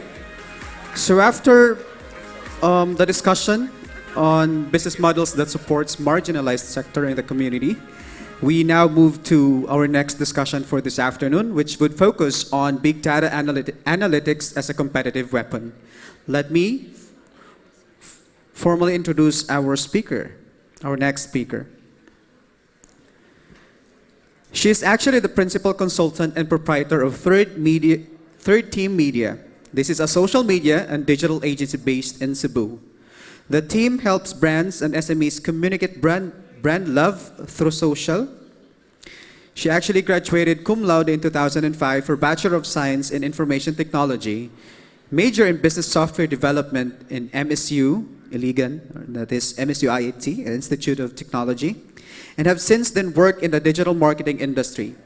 She has been involved in several civic engagements related to startups, women entrepreneurship, online media, technology, and big data for social good. She is also an alumna of the United States Embassy, Manila for several programs, including the Global Entrepreneurship Summit and the Young Southeast Asian Leaders Initiative. She has been blogging since 2004, and then after graduation, she worked as a PHP coder or developer until 2008, after which she focused in offering digital marketing services since 2008 until present. Since then, she and her company, Third Team Media, have launched more than 100 projects here and abroad that help them achieve business goals through data-driven social media programs. Some of the current clients include Aboitiz Land, Mactan Cebu International Airport, and Ocean Jet. Friends, ladies and gentlemen, please help me welcome Miss Fleury Castro.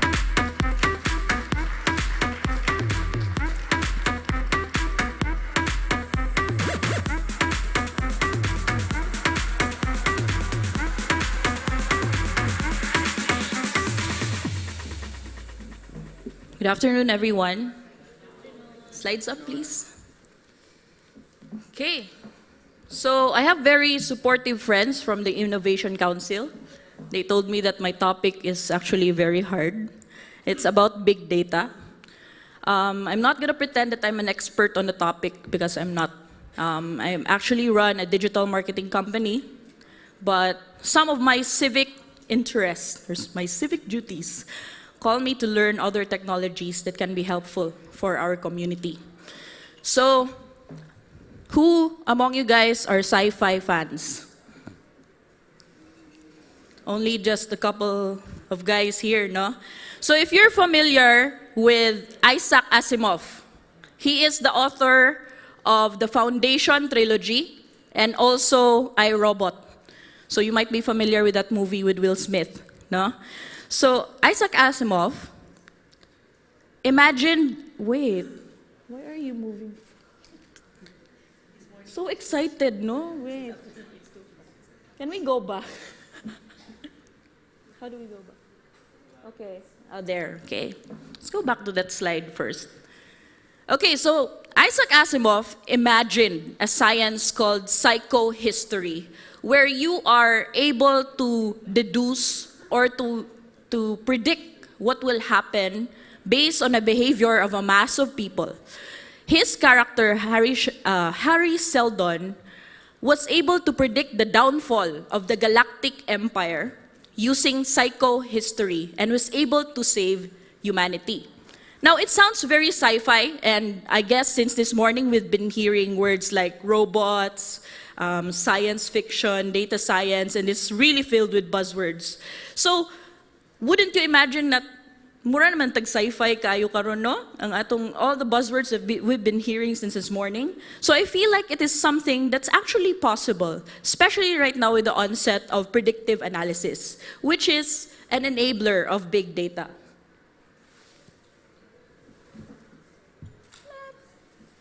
Okay, so mathematicians and historians are actually excited about the fact that we can now digitize all the books in the world.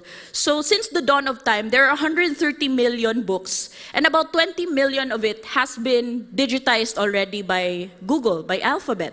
And out of this digitization, they're looking for trends. They're looking for trends in history that can ultimately become a basis for the prediction of what will happen in the future. So it really sounds like sci-fi, right? Okay. Oh, it's moving forward. Gosh. So it's so excited to show the other slides. So let's get to it. What does big data mean?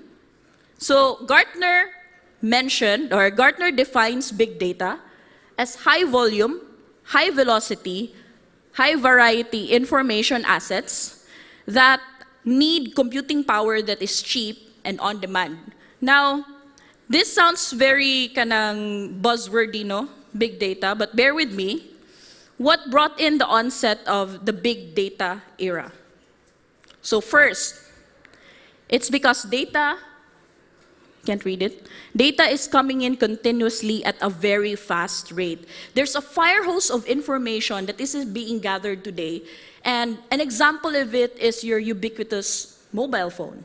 Imagine how many apps you have on your mobile device right now, and each of those apps, for example, Facebook, whenever you open it, whenever you log in, whenever you post an update, it is being logged. Now imagine doing this across several other users across the globe. So it brings in a huge barrage of data that is just out there, no?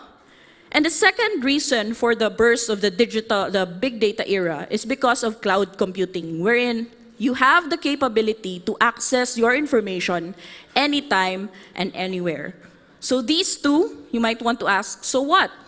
Why should we be so excited about big data? What's in it for me? So for us, as consumers and as business owners, we can use big data as our competitive advantage. For us, as a social media agency, we're excited about the fact that we can use social media analytics and sentiment analysis, for example, on Twitter, on Facebook, in order to understand if our campaigns are working or what people are saying about the brands that we are working with. Next is Big data is being used for personalized marketing. Anyone here uses Netflix?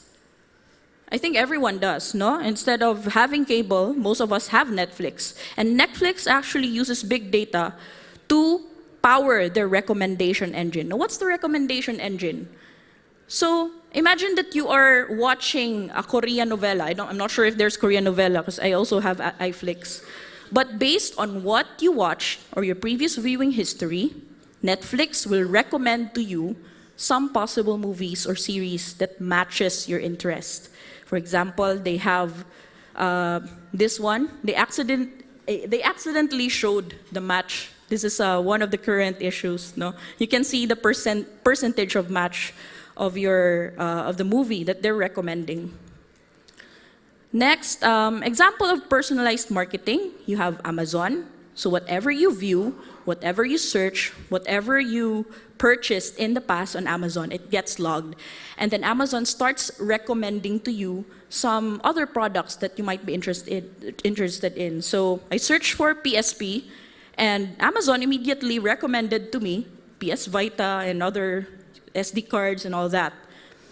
Another example of personalized marketing is Facebook ads. So you might be wondering, why are these ads being served to me?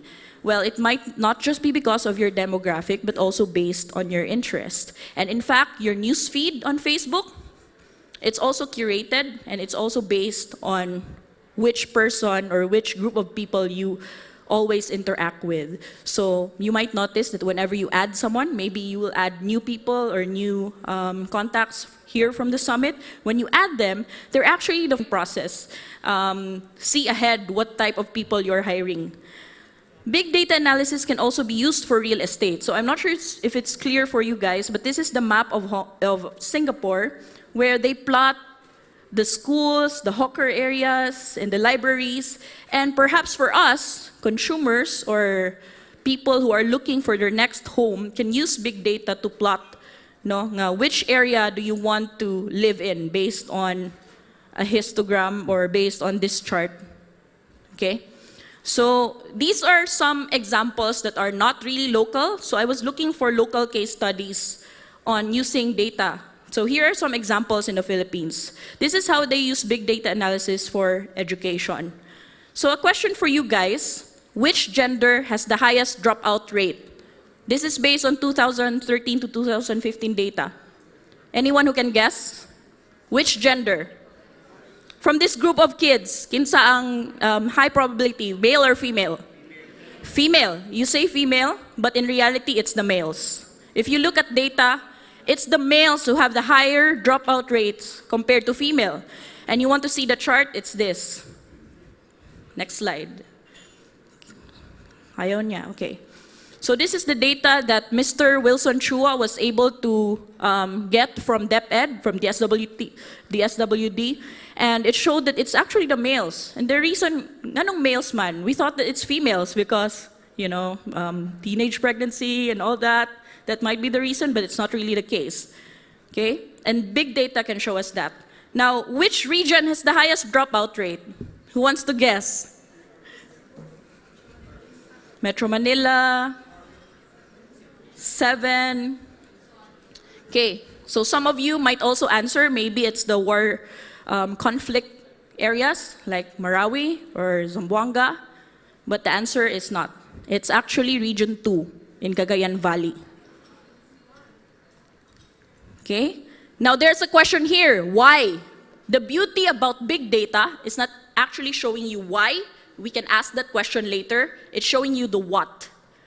And that's what we are trying to encourage here using all these visualizations that we're showing to you right now. Try to uncover the what first before asking the why.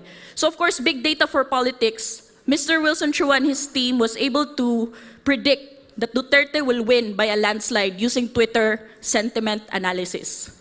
So they gathered the data, and the night before the election, this is the results that they saw. So it's a mix of the positive, the negative, and the neutral tweets.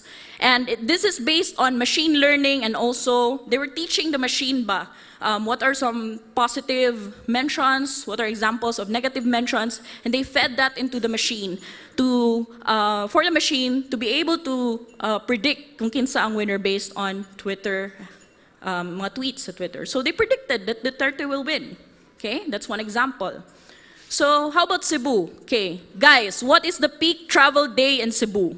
This is based on 2013 data from Grab Taxi, which is one of the sponsors, I guess, or yeah.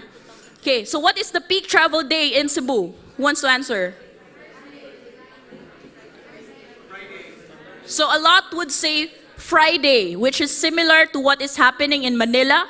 It is the peak travel day. So Grab Taxi gave the data to DataSeer, and they launched a contest encouraging the incoming data scientists in the Philippines, and they predicted it's not just Friday, but it's actually also Monday and Saturday. Now this data is telling us the what. Maybe later we can ask the why. Why do Cebuanos love to travel not just on Fridays, but also Monday and Saturday? Okay? Coming home, going to the provinces, perhaps. Okay, so big data for epidemic. This is another example that Mr. Wilson Chu and his team was able to gather.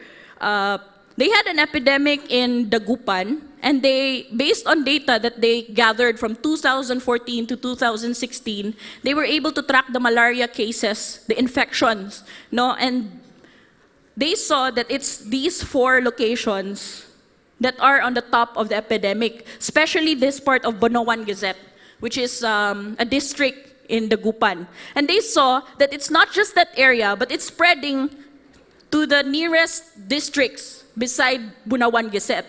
So the data, the visualization of the data is showing us the what.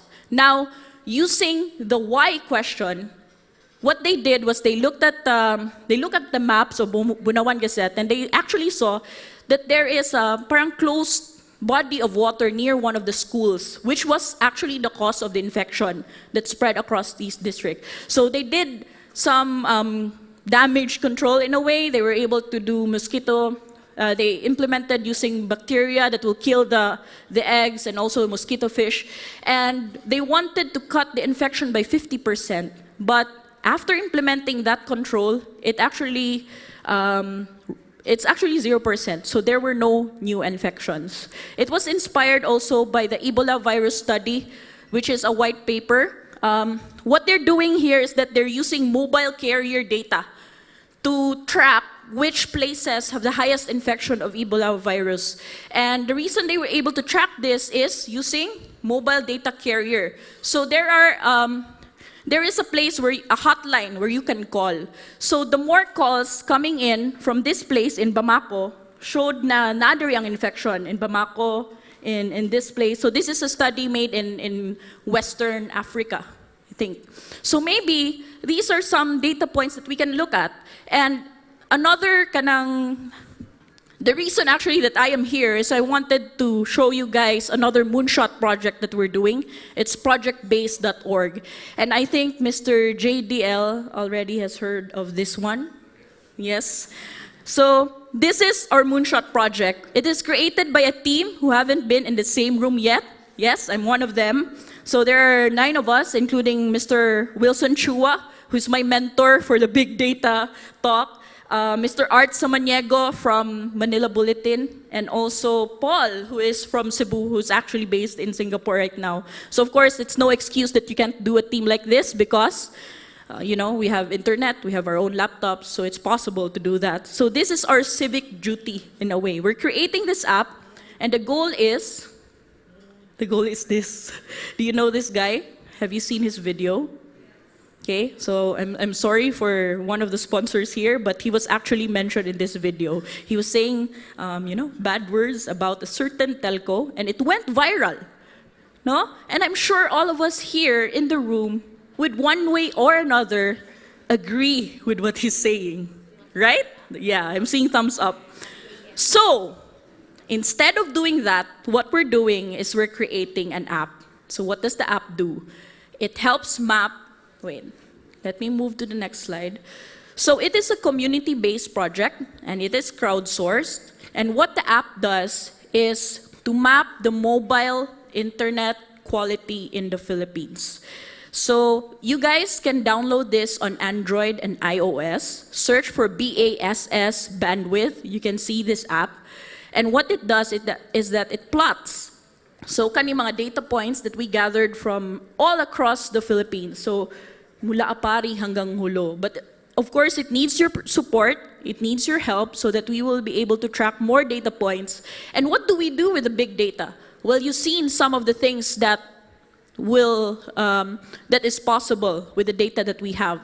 So it is also open source. It's open data. The results of this can be used by the budding data scientists all across the country so that they can run tests, they can run analysis, and they can do visualizations of the result. So we've been featured by Manila Bulletin. I think 2 days ago, they gave us the whole page on Manila Bulletin to feature the app. We've also been mentioned on Telecom Asia. Okay? And one of the things that we did was we uncovered an anomalous routing on one of the telco, which they were able to resolve in a press release on their site. So you can track the story later if you're still interested. Okay? So these are some things that we can do if we have a crowdsourced project. If everyone in the Philippines would be able to help donate their data. And it's simple as downloading an app and running it, no? So the Economist said that the world's most valuable resource now is no longer oil, but it's data. And you can see this from the big companies like Facebook and Google. They're tracking you. So I guess it's also about time that you also invest in data in your own organizations. Try to see where you can digitize your processes. And the next steps for business owners, you can do outsourcing, you can engage consultants, you can build enterprise expertise in-house, okay? And of course, the number one thing to do is to start saving the data. And I guess this is also my challenge for the Innovation Council. Let us find projects where all of us can collaborate and see where we can contribute our data to be able to visualize and to find out the what before answering the why.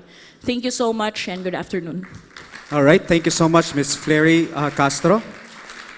I'd like to request again Sir Christian, Mike, and Sir Kenneth to give the plaque and token of appreciation to our speaker.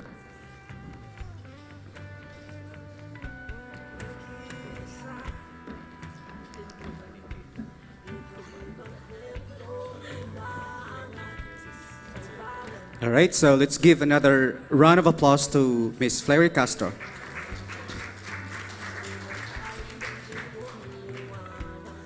In fact, nowadays, some of the companies have really started instituting their own business intelligence department to look into all of this big data thing. Okay.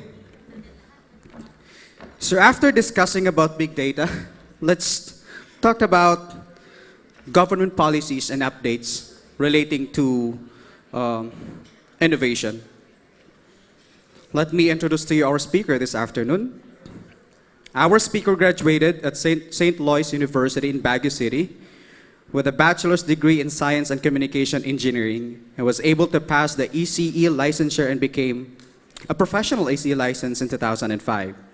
He got his master's degree in Business Administration at International Academy of Management and Economics and acquired his graduate certificate course on corruption prevention at Development Academy of the Pasig City.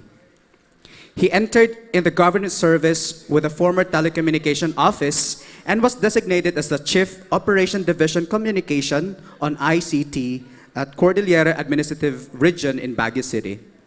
He used to be an assistant project director at Communication Program Management Office.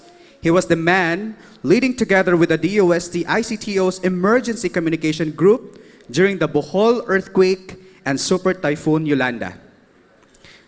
He's the former head at Intelligent Operations Center and appointed Director 1 of the Department of ICT. Mr. Eda also Mr. Ed also happened to be the vice chairman and member of the advisory council of PNP Anti-Cybercrime Group for the Visayas and Regional Disaster Risk Reduction and Management Council of Region 7. Additionally, he was the co-chair at Mega Cebu Development's ICT and Knowledge Management Committee. He is exposed to international and local trainings and was able to grasp learnings from the different seminars and training he had attended, such as Disaster Communication Management course, U.S. Telecommunication Training Institute, and Pan American Health Organization at Washington, D.C. As an amateur radio operations, USTTI, and American Radio Relay League at Newington, Connecticut in USA. Pandemic and other large-scale disaster preparedness and response workshop, Department of Health, U.S. Marine in the Pacific and International Medical Corps, IT for Emergency Response at NDRRMC and European Union's Telecommunications Sans Borders, Philippine Broadband Deployment Strategy Workshop at Asia Pacific Telecommunity and Commission on ICT, Third Sub-Regional Disaster Management Workshop, Asia Pacific Telecommunity and Commission on ICT, and 6th Cybersecurity Forum Asia Pacific at Bangkok, Thailand. Also, he was able to impart knowledge when he was the resource speaker of the 48th annual meeting of the Board of Governors, Asian Development Bank in Baku, Azerbaijan, with a topic entitled Philippines DRRM Best Practices. These are locally developed technologies and systems. Ladies and gentlemen, please help me welcome Assistant Regional Director for Department of Information and Communications Technology, Mr. Antonio Padre.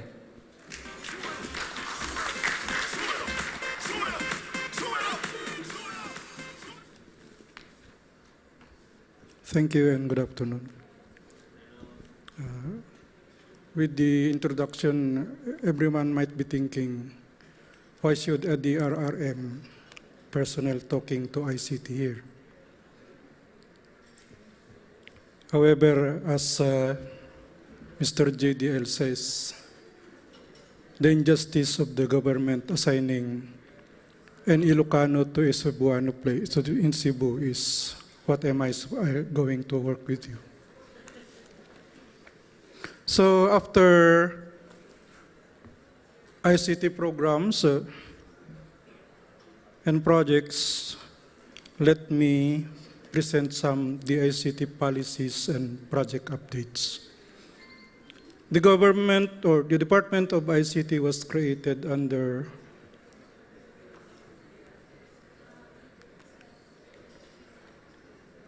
a law that was enacted on June 9, 2016, so will be a year old next week. And that was one of the few initial departments and laws that was created at the onset of the Duterte administration. The law is 10844, and it gives the mandate as the government's policy making and planning department.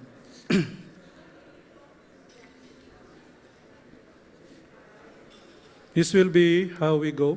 I will talk a little bit on the DICT, the policy updates, project updates, and way forward. Incidentally, the ICT Day, Philippine ICT Day, will fall on June 23. So there are a lot of scheduled activities within the ICT month of June. And I hope that each and every one of us will participate. And the ICT is very glad that the Cebu Chamber of Commerce and Industry is spearheading or has started the ICT month celebration. This is the department with 3 attached agencies under it: the National Telecommunications Commission, the National Privacy Commission, and the Cyber Investigation and Coordinating Center. The last one was previously under the Department of Justice. However, with the creation of the Department of ICT, DOJ transferred it to the department.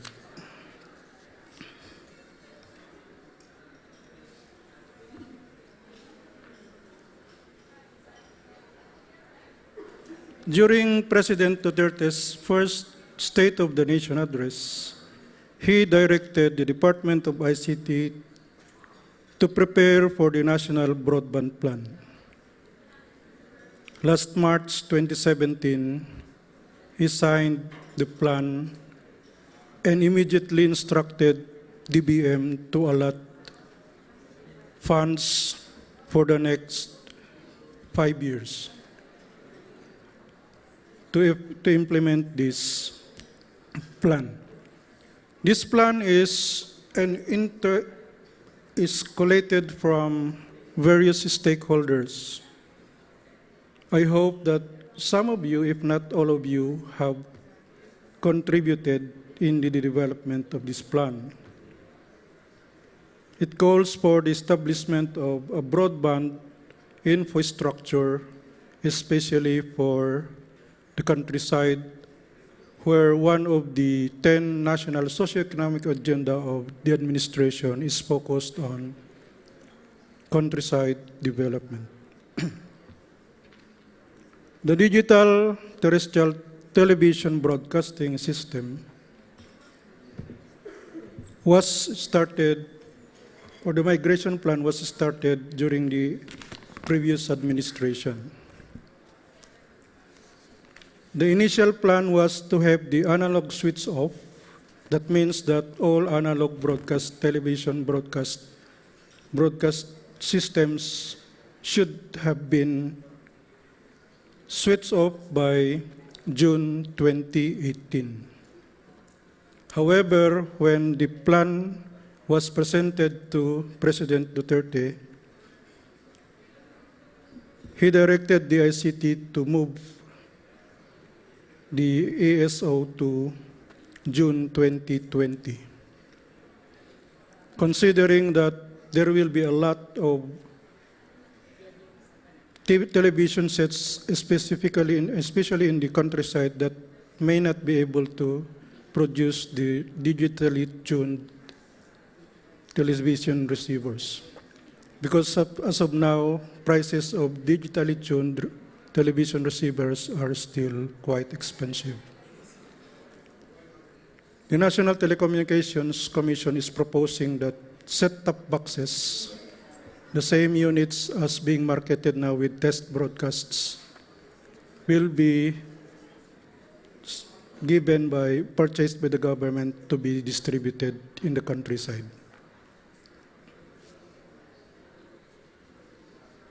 The National Cybersecurity Plan 2022 was launched in March. I hope that some of us have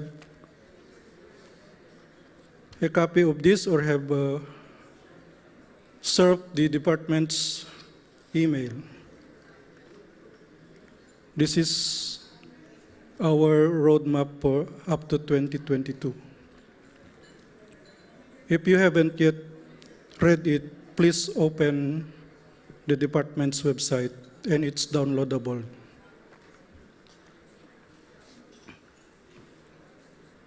And then the e-government master plan. As part of the national socioeconomic agenda of the Duterte's administration, we need, or the government needs to go online and paperless in all the frontline services. Thus, the master plan was soft launched in December of 2016, and the departments with lots of frontline services have been coordinating with the department on how to go to migrate from their present service platform to online platform. And then last April, we launched here in the Cebu the first leg of the ASEAN ICT Master Plan 2020 vision that will propel ASEAN towards a digitally enabled economy that is secure, sustainable, and transformative, and to enable an innovative, inclusive, and integrated ASEAN community. Let me invite each and everyone to download also this AIM 2020 in our website, because there are 8 thematic areas where everyone is invited to submit the respective proposals for possible funding from the ASEAN Fund. DTI Region 7 is contemplating and submitting some projects for possible funding here. And we are not only for the government departments, but also private individuals and corporations. Please feel free to go through the thematic areas, and you may have some projects that may be worth funding from the ASEAN Fund.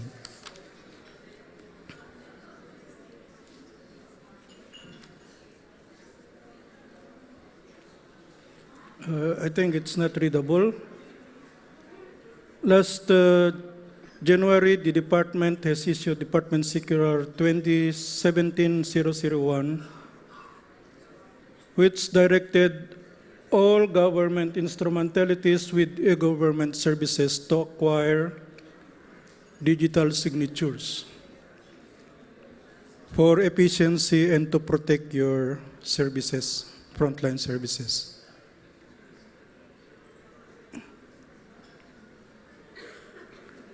Another department circular was issued, this 2017-002, that prescribes the Philippine government's policy to adopt cloud-first approach in their data management.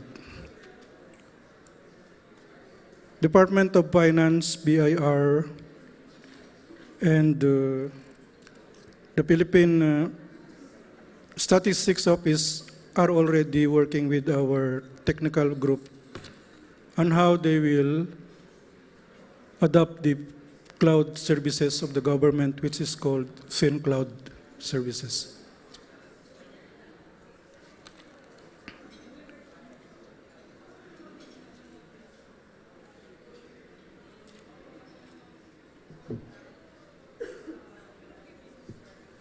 And then we also have, in relation to Administrative Order 39, series of 2013, it is mandatory for all government agencies to migrate to the government web hosting service. DOF and BIR have already started migrating to the web hosting facility of the government. Unfortunately, COMELEC wasn't able to migrate in time for the COMELECs. After the leakage, COMELEC started working with the department in the government web hosting facility. The department is very proud that there hasn't been any successful, even defacing of websites of governments that have migrated to the service.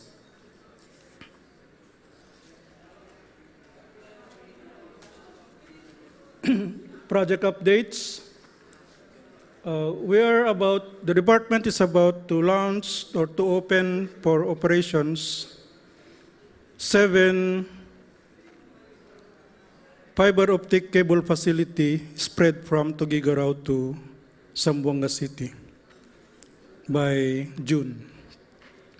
And in Cebu, the second phase of the iGov services infrastructure will be started by the third quarter of 2017, that will host 92 frontline government agencies to free internet services.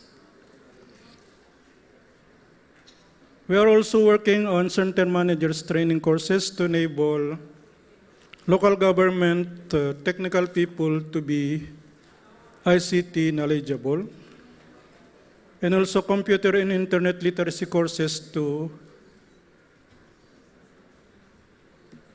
the marginalized sectors of society, free of charge. We are working with several stakeholders on knowledge management, and the rollout of the electronic business permits and license system to local government units have just started this month. In Cebu, we'll be working on 6 initial LGUs by the second or third week of June. And in Bohol, we've already had 7 LGUs. And the very controversial free Wi-Fi project that will offer free Wi-Fi access points in public places once completed. We've had around 19 live access points already spread all over Cebu province. Previously, it was titled People Connect, One Connect, but the Philippine Council for Women questioned that it was against their, or it's gender insensitive. So we changed it to People Connect in support to our new president. For Tech for Ed project, these are the, this for technology for education to gain employment, entrepreneurship, and economic development. This offers a platform that caters to farmers, one market of the Department of Science and Technology, and some financial applications from the Colayco Foundation and also Negociete. We have already around 1,369 centers all over the archipelago. For Cebu, we have 75 working centers. Incidentally, this was awarded best practice in government service by the World Society of Information, World Society and Information, WSIS, last year. And just a week ago, we were informed that it is a finalist on the economic,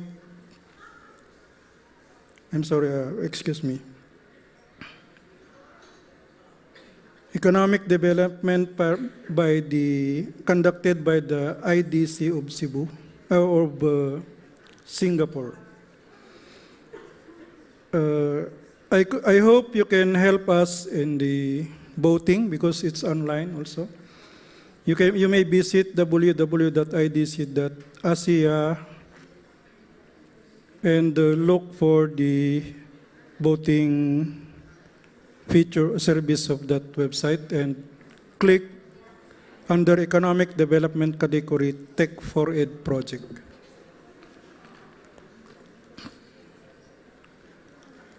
Digital PH program is being collaborated with the industry.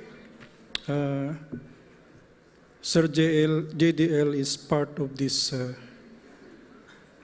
programs. The next wave city, we are working now with the ICT Bohol if they can qualify as a next wave city, yung Tagbilaran City. And then, of course, the last one is the rural impact sourcing, which is a collaboration of the department and DTI. On July 21, we'll be conducting a rural impact sourcing technical workshop in Bogo City, where all ICT practitioners can participate.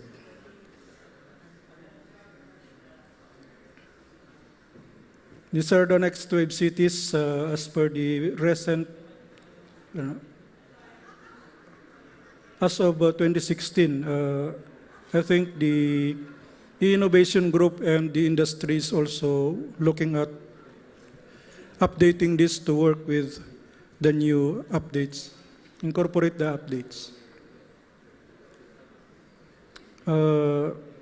These are some figures of revenue being generated and contributed by IT-BPM companies in the 10 top revenue earners in the Philippines.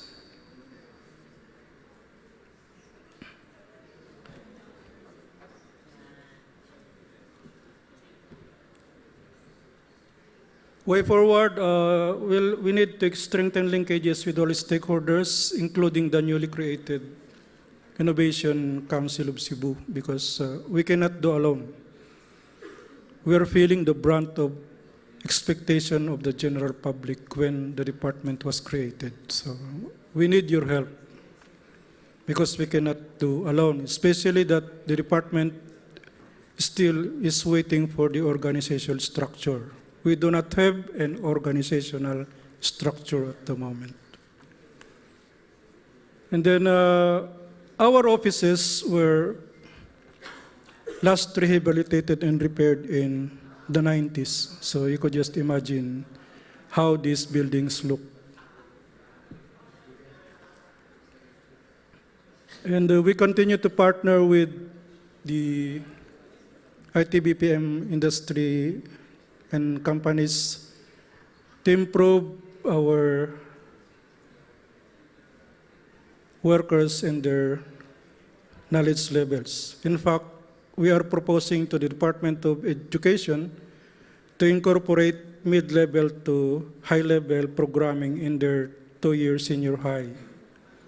Because we observed that the additional 2 years is general education lang. Thank you. These are other projects that will enhance some ICT services in the countryside. It is, incidentally, last March we conducted the first telecom summit where all companies participated.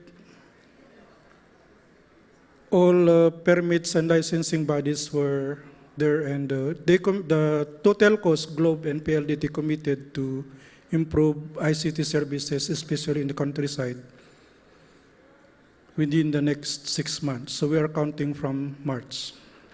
We hope that they'll be true to their word, and by the end of the year, we'll be experiencing better services. So if you have some concerns, please feel free to visit our office. It's just beside Malacanang, Cebu, here in Cebu City. Thank you very much. Thank you so much, Mr. Antonio Padre.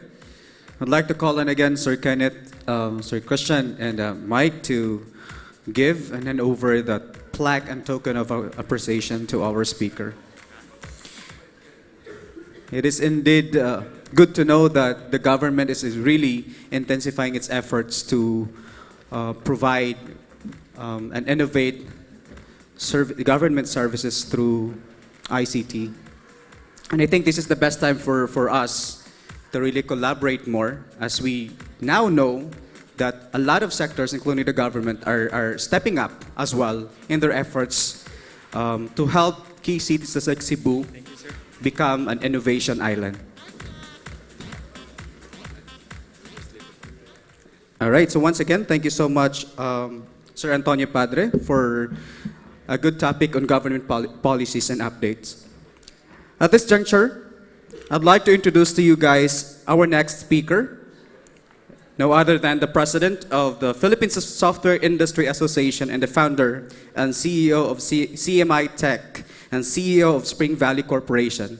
Friends, let's all give a warm round of applause to Mr. Jonathan de Luzuriaga. Ladies and gentlemen, please welcome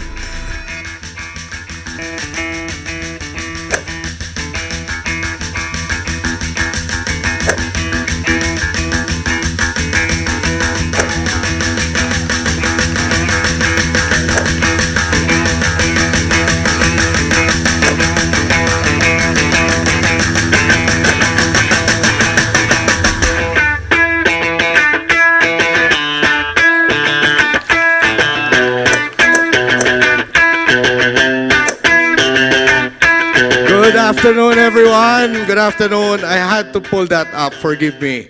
That was a very solemn speech from our dear Mr. Tony Padre.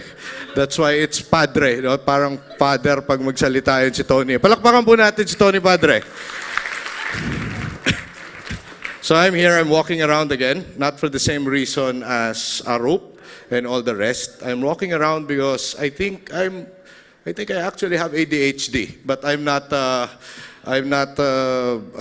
given that particular prognosis. But anyway, I'm here to talk about, every time Cebu invites me, they always want me to answer the question, what's ahead of the curve? Now, to shorten my presentation, I will just tell it to you directly. Nobody knows, right? But since I have 20 minutes to kill, I have to attempt somehow to see far into the future what's going to happen. So in order for me to do this, let me just first put into perspective that the IT BPM industry in the Philippines, in which Cebu has taken a huge chunk of, is very organized. You could see all the logos behind me. We have the mother association called the IT and Business Process Association of the Philippines. We've got the Animation Council of the Philippines, which is the association for all the animators. You've got the folks that have the biggest chunk of the entire sector, which is the Contact Center Association. You've got the coolest people on the planet, the Game Development Association of the Philippines. You've got the Shared Service Captive Operators, which is called the Global In-House Center Council. This is an association composed of all the shared service captives here in the Philippines, the JP Morgans, the HSBCs, Procter & Gamble, Unilever, name it, they're part of that particular group. And then thanks to the inadequacy of the US healthcare system, we have an industry, and that is called the Healthcare Information Management Association. This is an evolution of what was formerly known as the Medical Transcription Industry Association. So thank goodness that we Filipinos are opportunistic, right? We saw that particular opportunity, we jumped in, we grabbed it, and now we've got more than 120,000 healthcare workers doing this. I remember back in the day, I was doing a study for Accenture in terms of nursing, because Accenture wanted to find out if healthcare information really has a home here in the Philippines. And I found out that we graduated about 100,000 nurses every year, of which only 10,000 get employed. So what happens to the 90,000 year on year?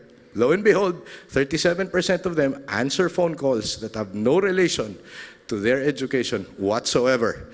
So that's fine if you look at it from a statistical standpoint, but if you're the parent who paid for the nursing tuition of this particular student, that is really going to piss you off big time. Thanks to the healthcare information sector, they're doing something that is directly related to their education. And then you've got the most good-looking people on the face of the planet, the Philippine Software Industry Association. Okay? I brought my own pala here, no? So, anyway, I only have a few minutes, and that lady in glasses at the back is very strict, and I told her I don't follow those 5-minute, 10-minute rules anyway. The chamber should have known that before inviting me. But just to be within the rules, within the boundaries, I created a very short video that's going to run through where we are currently as far as an industry. You want to watch that? Want to watch that? Let's see. So, as far as the lay of the land in terms of IT BPM is concerned, you've seen the industry associations and how we are all rolled up into one mother association called IBPAP. Let's look at the IT BPM global market when it comes to services. What this is basically telling us is that it's going to grow to about $250 billion by 2022. Although IT services is going to grow slower than business process management, still IT is going to be fairly huge. Asia is going to be at the center of these delivery centers. So right now, we are technically known as the contact center capital of the world. Hopefully, if we all move together forward, then we could realize the goals that we have set for the entire IT BPM industry here in the Philippines. So for 2016, we produced about 22.9 billion US dollars, employing 1.1 million Filipinos. The goal by 2022 is to increase it to 1.8 directly hired, producing close to 40 billion US dollars. Now, how do we make this happen? First, there has to be enabling conditions. Like Cebu did not happen overnight, right? So first, this is actually upgrading the talent pool. Second is maintaining competitive incentives. Third is develop next wave cities. Because for those of you who came from Manila, you know Manila is about to implode. Literally, starting from Resorts World.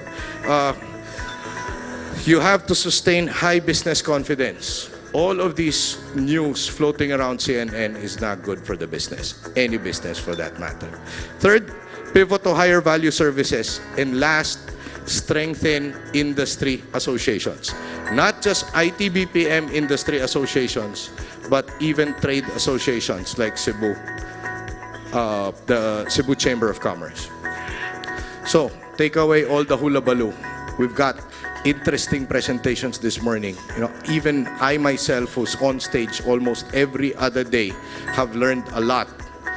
What are the three major technology trends that we're going to see in the near term? One, everything is going to get digitized. You can't do anything about it. Government, you know, Tony was telling us about the plans. Everything's going to get digitized. The ICT, one of the main focus of the ICT is e-governance, meaning to say all your records are somehow going to be digitized. Second, now that everything is digitized, it's fairly easy to put a layer of automation and artificial intelligence. It's already digital. Third, Ravi was talking about new delivery models. I was commenting to Melanie, the trending of the story of today's speakers is very good. It's very cohesive. Aside from the fact that they're all very good looking, right? So they told me to say that. Produce talent for higher value jobs. So now that we're saying that things are going to change in the future, the next question is, so JDL, what's next? How is this going to impact the Philippines? Well, we came into this roadmap exercise end of 2016. Every 6 years we do that. Why? Because we want the new president to have a roadmap coming from the IT BPM industry. And it went to a level of specificity that we know exactly how the IT BPM industry is going to get hit. Within the next 6 years, this is 525 going to 480,000 for low-skilled jobs. What does that mean? These jobs are going to go away. And later on, I have a slide specifically saying what kind of jobs are going to be impacted.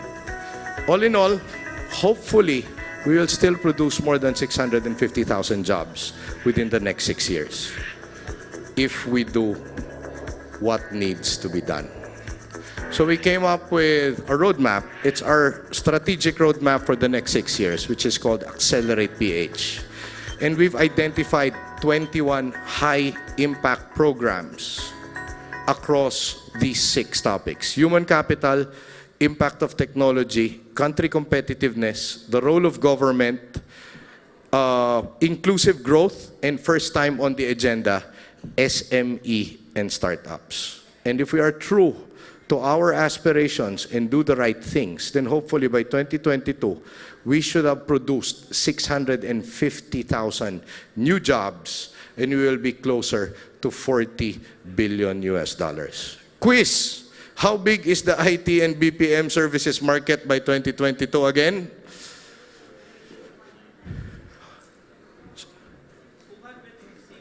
$250 billion. You've always been a genius, Wilson, eh? No?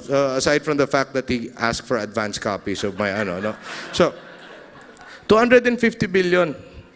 And then, how much are we aiming for 2022? 40, right? For software alone, For 2016, the entire IT services of the Philippines produced $3 billion US dollars. And everybody's going, yay, 3 billion, only to find out that India produced about 150. Right? And then we could always weasel our way out of it. They're 1 billion eh. We're only 104 million, right? So produce more Filipinos. If that's the secret. Now, this is where things are going to get a little bit serious. What will be our future? What will be our future given the fact that, there's impact of technology, there's a changing talent landscape, the business environment is going to change. So let me tackle it from 4 items that are close to my heart that are part of the high impact programs that the industry is doing. First is the talent landscape. Second, business environment. Third is the impact of technology. And fourth, which is basically what the theme of every other conference that I attend is inclusive growth, right? Inclusive growth or inclusive innovation. Let's talk about the talent landscape first. Could you see this? Or it's just nice colors in front of you. Basically, future work skills would now include everything that would be emotive, personal, tech-savvy, and customer service-oriented. Those are some of the future work skills. Some of you might be asking, so I have a child that's going into university. What should he or she take up? I don't know. Let him or her choose. In fact, my children, I'm head of PSIA. I've been head of PSIA for 3 years. None of my children are taking up computer science or IT. My daughter's taking up international hotel management, and my son's taking up finance. Now I know that my kids don't like me too much because they chose the most expensive goddamn university in the Philippines, which is Enderon College, right? Mura lang ang tuition doon, Melanie. It's equivalent to your house burning down every semester. But then again, I look at the curriculum peppered with so many technology courses, and I'm fine. The future is all about mastery. If you're really, really good in what you do, it doesn't matter if you're aligned with what JTL says, right? Because if you're going to follow my advice, I'm going to say, everybody, leave your respective careers, take up computer science. That's what I'm going to say. But apparently, that's only one piece of the entire cog. So let's look at what will be impacted, or what is necessary for us to have in the near term. For general skills, oh my God, okay. I'll just read through it. General skills, critical design thinking, project management, basic analytics knowledge, at least SQL, you know how to play around with databases, statistical and quantitative analysis, and data visualization. Okay, let's stay with the general skills. This one here. Could I have a show of hands who possesses any of the skills that I just mentioned? Again, critical design thinking, project management, basic analytics knowledge, statistical and quantitative analysis, data visualization. Could you raise your hand if you possess one or any of the skills? So I have 1, 2, 3, it's about 50 people. The others, congratulations to the, welcome to the unemployment line, okay? Information technology, computer systems analysts, computer information research scientists, Python programming. Who's familiar with Python programming? Okay, the rest are still saying, takot ako sa ahas eh. Di ba? Isn't that the movie about the, anaconda, the movie, di ba? No, it's not even. It's an anaconda in a python. It's different, okay? But these are now, why Python? Again, let me ask. It's a programming language, people, okay? For those who don't speak tech. But it's a programming language that has very intimate relationship with Internet of Things, meaning to say it understands the sensors. You know, you're doing a wearable, you need the software to understand that, etc. That's Python. Gaming and animation, virtual reality, contact center, big data project managers. Our good friend was talking about that a while ago. It's probably the best way to present data analytics. Palakpakan naman po natin ang anak ni Wilson Joe. Ay, di pala. So, healthcare informatics, health information management, clinical informatics, and then shared services is going to be a mix of all the other sectors. What would be my fearless forecast when it comes to the business environment? If you're still used to, I live in the outskirts of Cebu, my office is in Cebu IT Park. When I get there, all my staff has to be there. You're probably a dinosaur, right? Because now the way things are configured is that you've got your software developers in the Philippines. You've got your designer somewhere in London. You've got your project manager somewhere in India. And you all have to collaborate on a daily basis.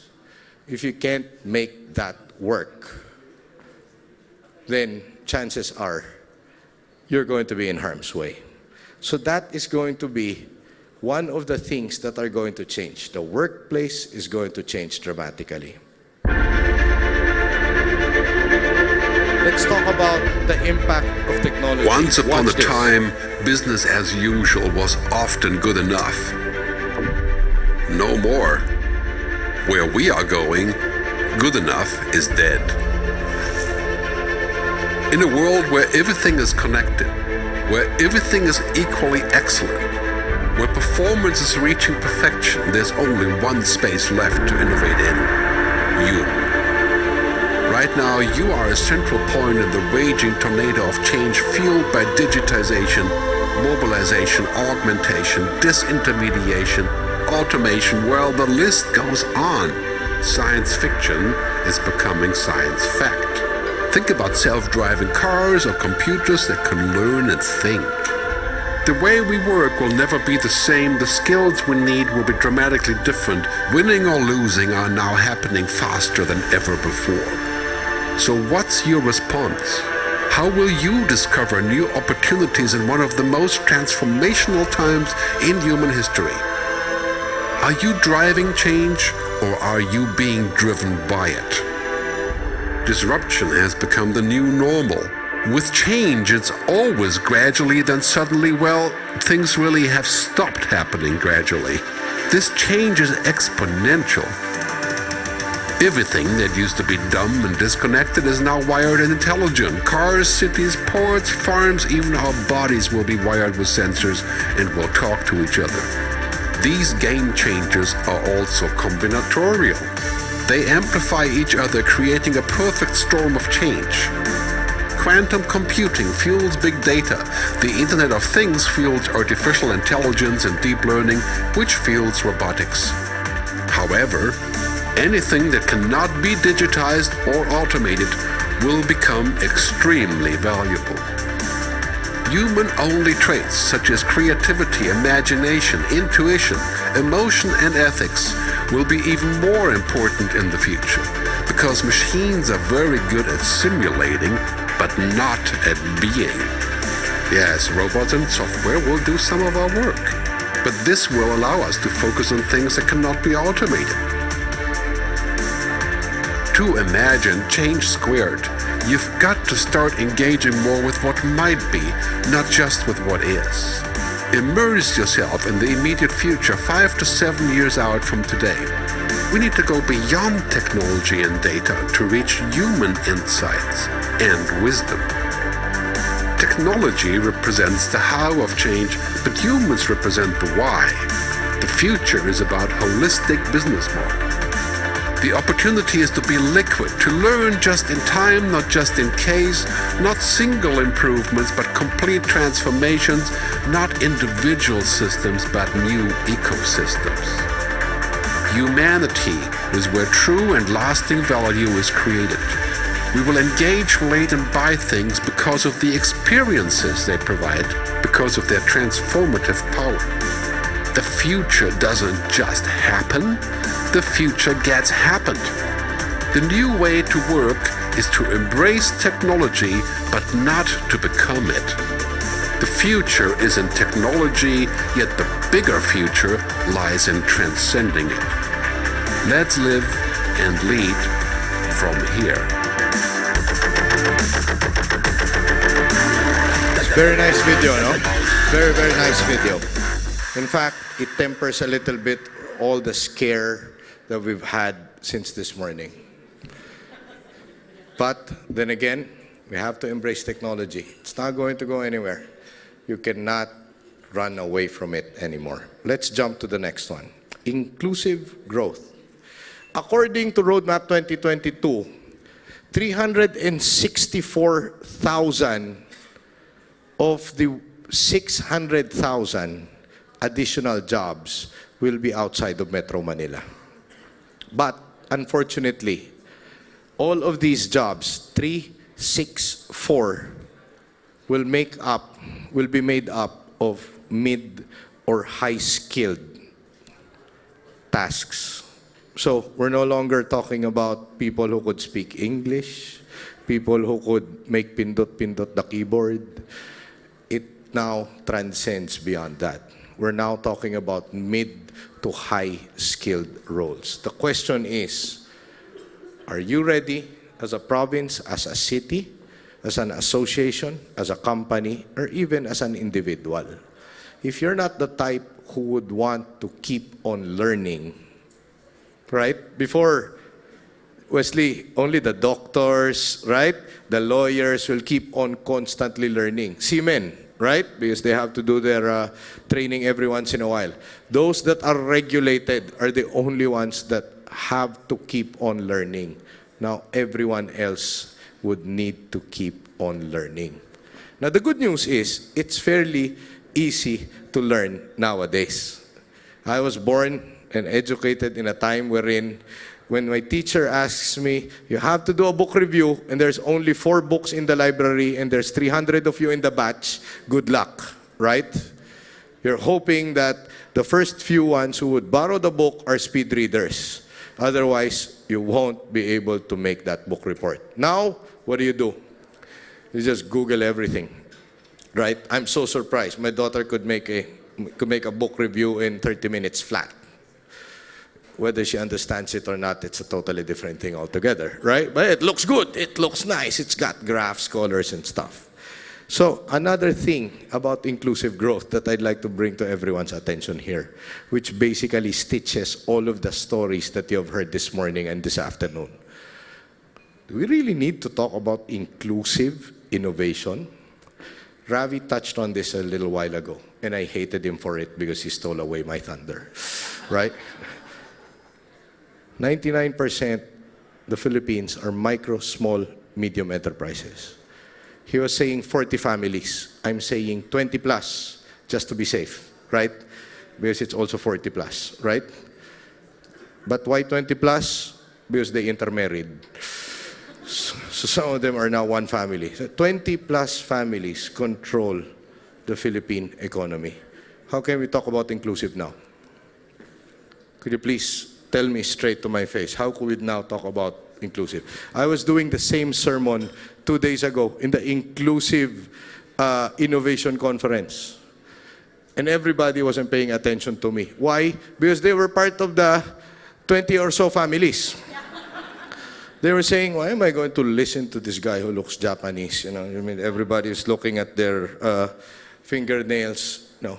He's telling our slaves to go away and put up their own companies. Right? How about our slaves? Second, innovation. With limited R&D. And could you see this graph? Okay. You don't have to understand it fairly well. This 5% represents those that are doing products, creating IP. Out of the 3 billion software industry,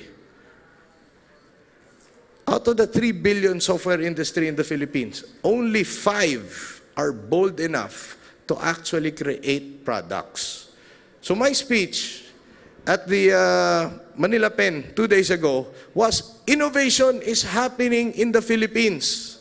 It's happening in our country, but we're innovating for somebody else. Agree, disagree?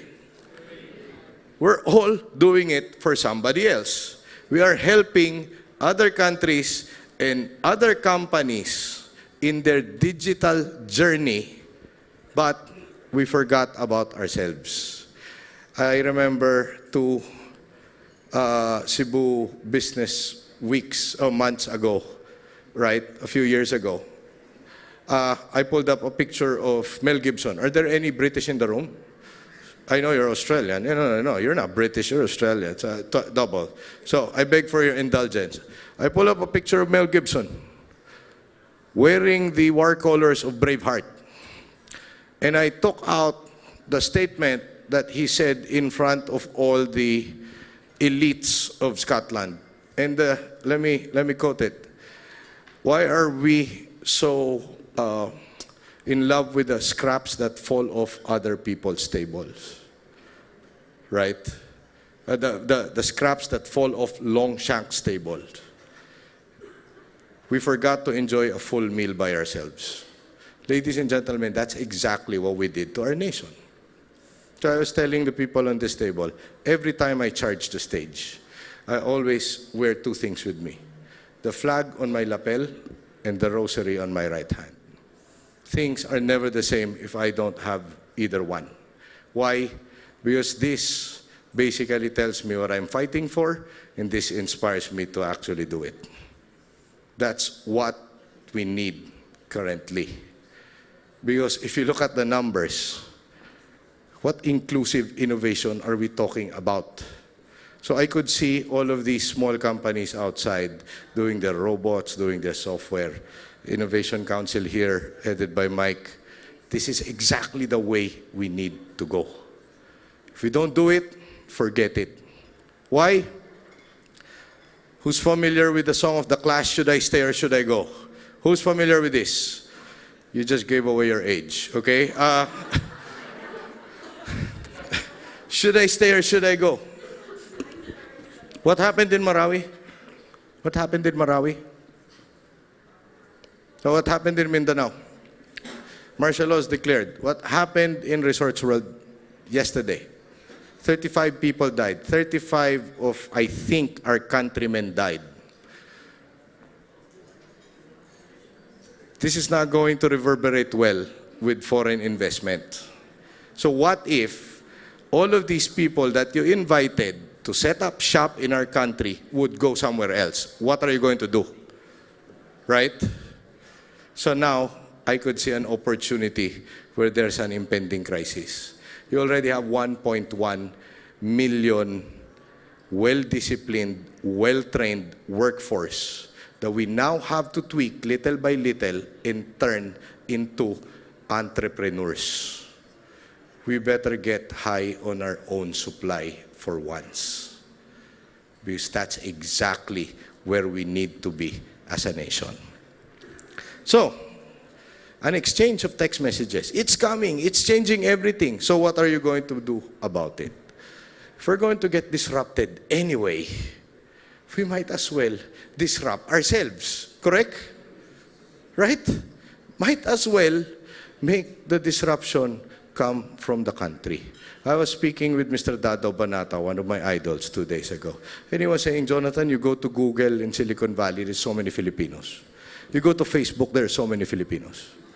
So, if we're doing so many cool stuff for other people, why can't we do it for ourselves? That is basically what I would like the message to be for this afternoon. Last, I leave you with 4 points.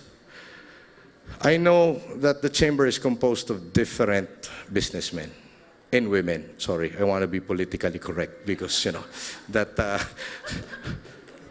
unbelievable, right? One Connect, it's a nice name. All of a sudden, you got, you know, people saying, "Oh, it's gender bias." You know, there are bigger problems in the world, right? So produce the next generation workforce. For those of you in the academe, start spending. And I promise you, you're going to earn your return of investments, be it in terms of finances, or as Ravi would want to put it, and I call it emotional bank account, is going to be very huge. Invest in the next generation workforce. Second, when I assumed the presidency of the PSIA 3 years ago, I thought that I was only faced with one problem: products versus services, right? Apparently, I'm also faced with the third bullet point, which is entrepreneurs against employees. Now, let's be practical here.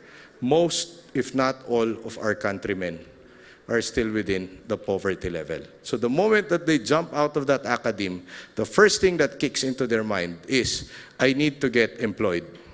Because I need to send my next sibling to school, and then the next sibling after that, and then I have to send money to my mother and to my father. I have to fix the roof, and so on and so forth. That's the situation. But until we are going to be part of that vicious cycle, nothing is going to happen. For those of you who can afford, there are those who do not want to be part of that vicious cycle but could not afford to actually realize their dreams. Who's familiar with Jokoy? Jokoy the comedian, right? There was this stint that he said, right? Nursing, it's good. It's a good employment. Produces a lot of money. But it was never your dream. It was your Filipino mom's dream, right? It was your mother's dream. Some of them, the joke, the kicker there is, some of these nurses in the US right now, some of them wanted to be Jabberwockies, right? But again, entrepreneurs against employees. 5 years ago, I decided to cut my own check. Because I was an employee. I was an employee of Convergys, Teleperformance, name it, I've been around. Scariest shit that I've ever done in my life. Right. My wife was beginning to pack up already. Yeah. 15 and 30th, upper six digit salary, and all of a sudden you're telling me that you don't know when the next check is going to come in. But it's still the best decision that I've made in my life. And the fourth one is hold on to your humanity. I'm going to use my good friend Arup here, who is the overlord of the startup community in the Philippines. Now, I'll use two examples. One, and this is all fresh. I just got the first example I just got this morning. I was looking at my email via my mobile, and I saw this, and I said, okay, how do I now lecture on holding on to your humanity? The first example here, I will read. Excuse me. I just said, hold on to your humanity. It was about human incompetence, and then you shut down the computer on me. Ito talaga, partner pa naman tayo. Anyway, the first one is a LinkedIn message that basically tells me, hi, Jonathan. I am looking for an IT director for a shared service company in Ortigas. If you're interested, please let me know so we could get on a call. And then there was this name, and then it says, intern at that headhunting company, right? Two things are just so terribly wrong. One, you've seen my profile already. I've been president of PSIA for the past 3 years. I've been an entrepreneur, CEO, or whatever it is that I would like to call myself for the past 5 years. And then you want to offer me an IT director position, and you're going to let an intern talk to a C-level executive, not to put myself on a pedestal. That's the humanity we're talking about. Second is, this morning, it was very interesting. Arup, I think, is not going to pass as a Filipino no matter what he does. Okay? Let's just face it. There are certain realities that technology could not address. Okay? So early this morning, we were having breakfast. And he said, could you please give me coffee to our staff? Not here, somewhere else. And the person said, unsang order mo? I said, no, I don't speak Cebuano. Unsang breakfast mo? Again, it's about customizing the approach. You don't want robots to replace you. Then think like a human being, right? Then think. Don't give up our God-given right for thinking. Because no matter how intelligent robots become, it's not going to replace us. So, no chance? Did it lock? 2872. Now everybody knows my password, no?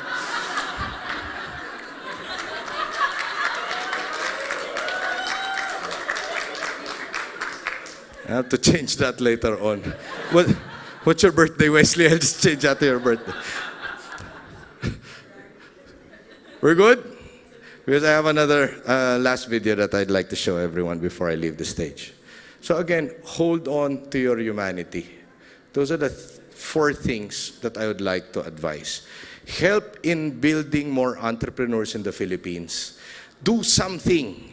Don't just be contented with services. Do something.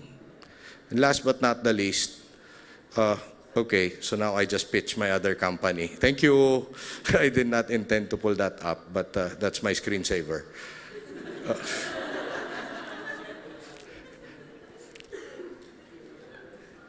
You gotta click on the presentation, so it's gonna pop up. We're good? There we go. That's on the reverse. So you're the one looking at the presentation and we're looking at the presenter view. This is also, presentation 101. No, click it again, then do the reverse. We're good? There we go. A big round of applause for our technical staff. Thank you. So this is a rope. May I have coffee, please? Unsay gusto nyo? I don't speak Cebuano. Unsay breakfast nyo? Right? So, again, holding on to your humanity means that we have to understand how this entire evolution is happening. And let's just see how everything unfolds before us.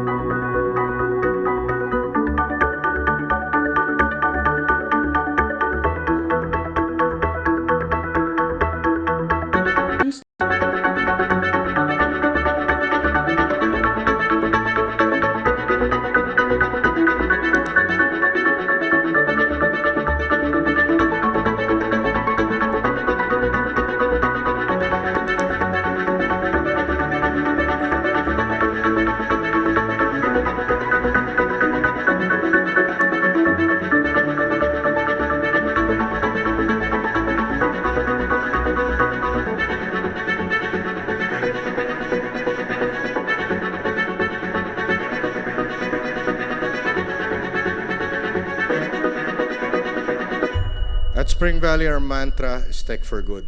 If you really want to do what's best for yourself and for your country, let's all hold hands, face in the right direction, forget all about our petty squabbles and differences, and really realize a digital Philippines.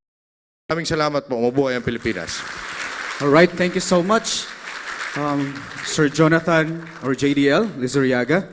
I'd like to call on again Sir Kenneth, Sir Christian, and Mike to award the plaque and token of appreciation to our speaker.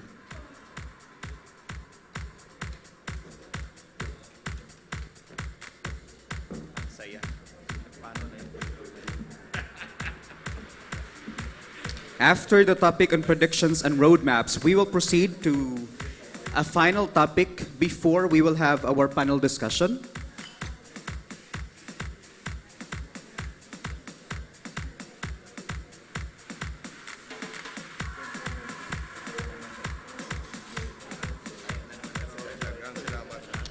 All right. Our topic on innovations in the world will be facilitated by a man fascinated by information technology. He is the forefront of the organizations that are invested in technological advancement and its application to daily lives. Gained his degree program of Bachelor of Science in Business Administration, major in marketing at the University of the Philippines, and completed his secondary education at St. Joseph's School in La Salle.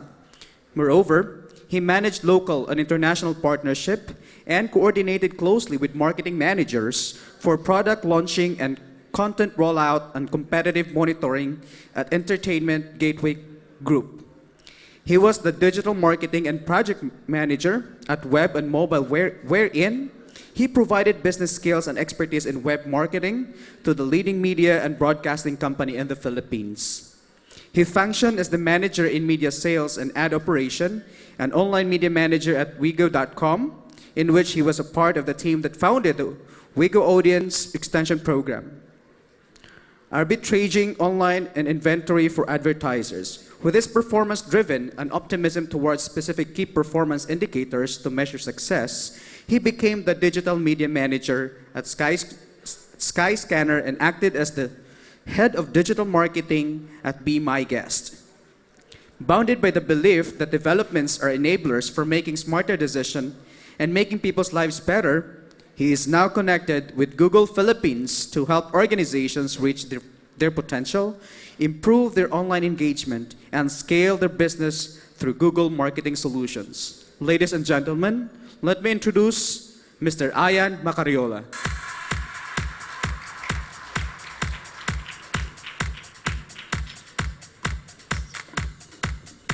Hello. Hi.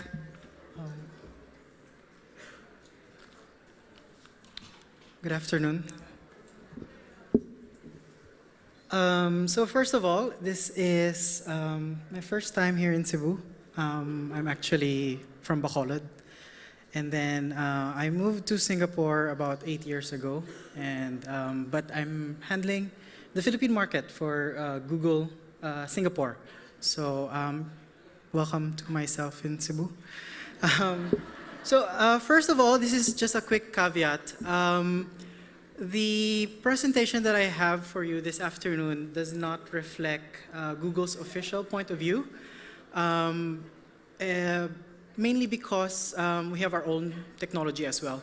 So the ones that I'll present here this afternoon would be used for inspiration here in the Philippines, as well as for businesses and even individuals. So let me first try if the clicker works. Oh, perfect.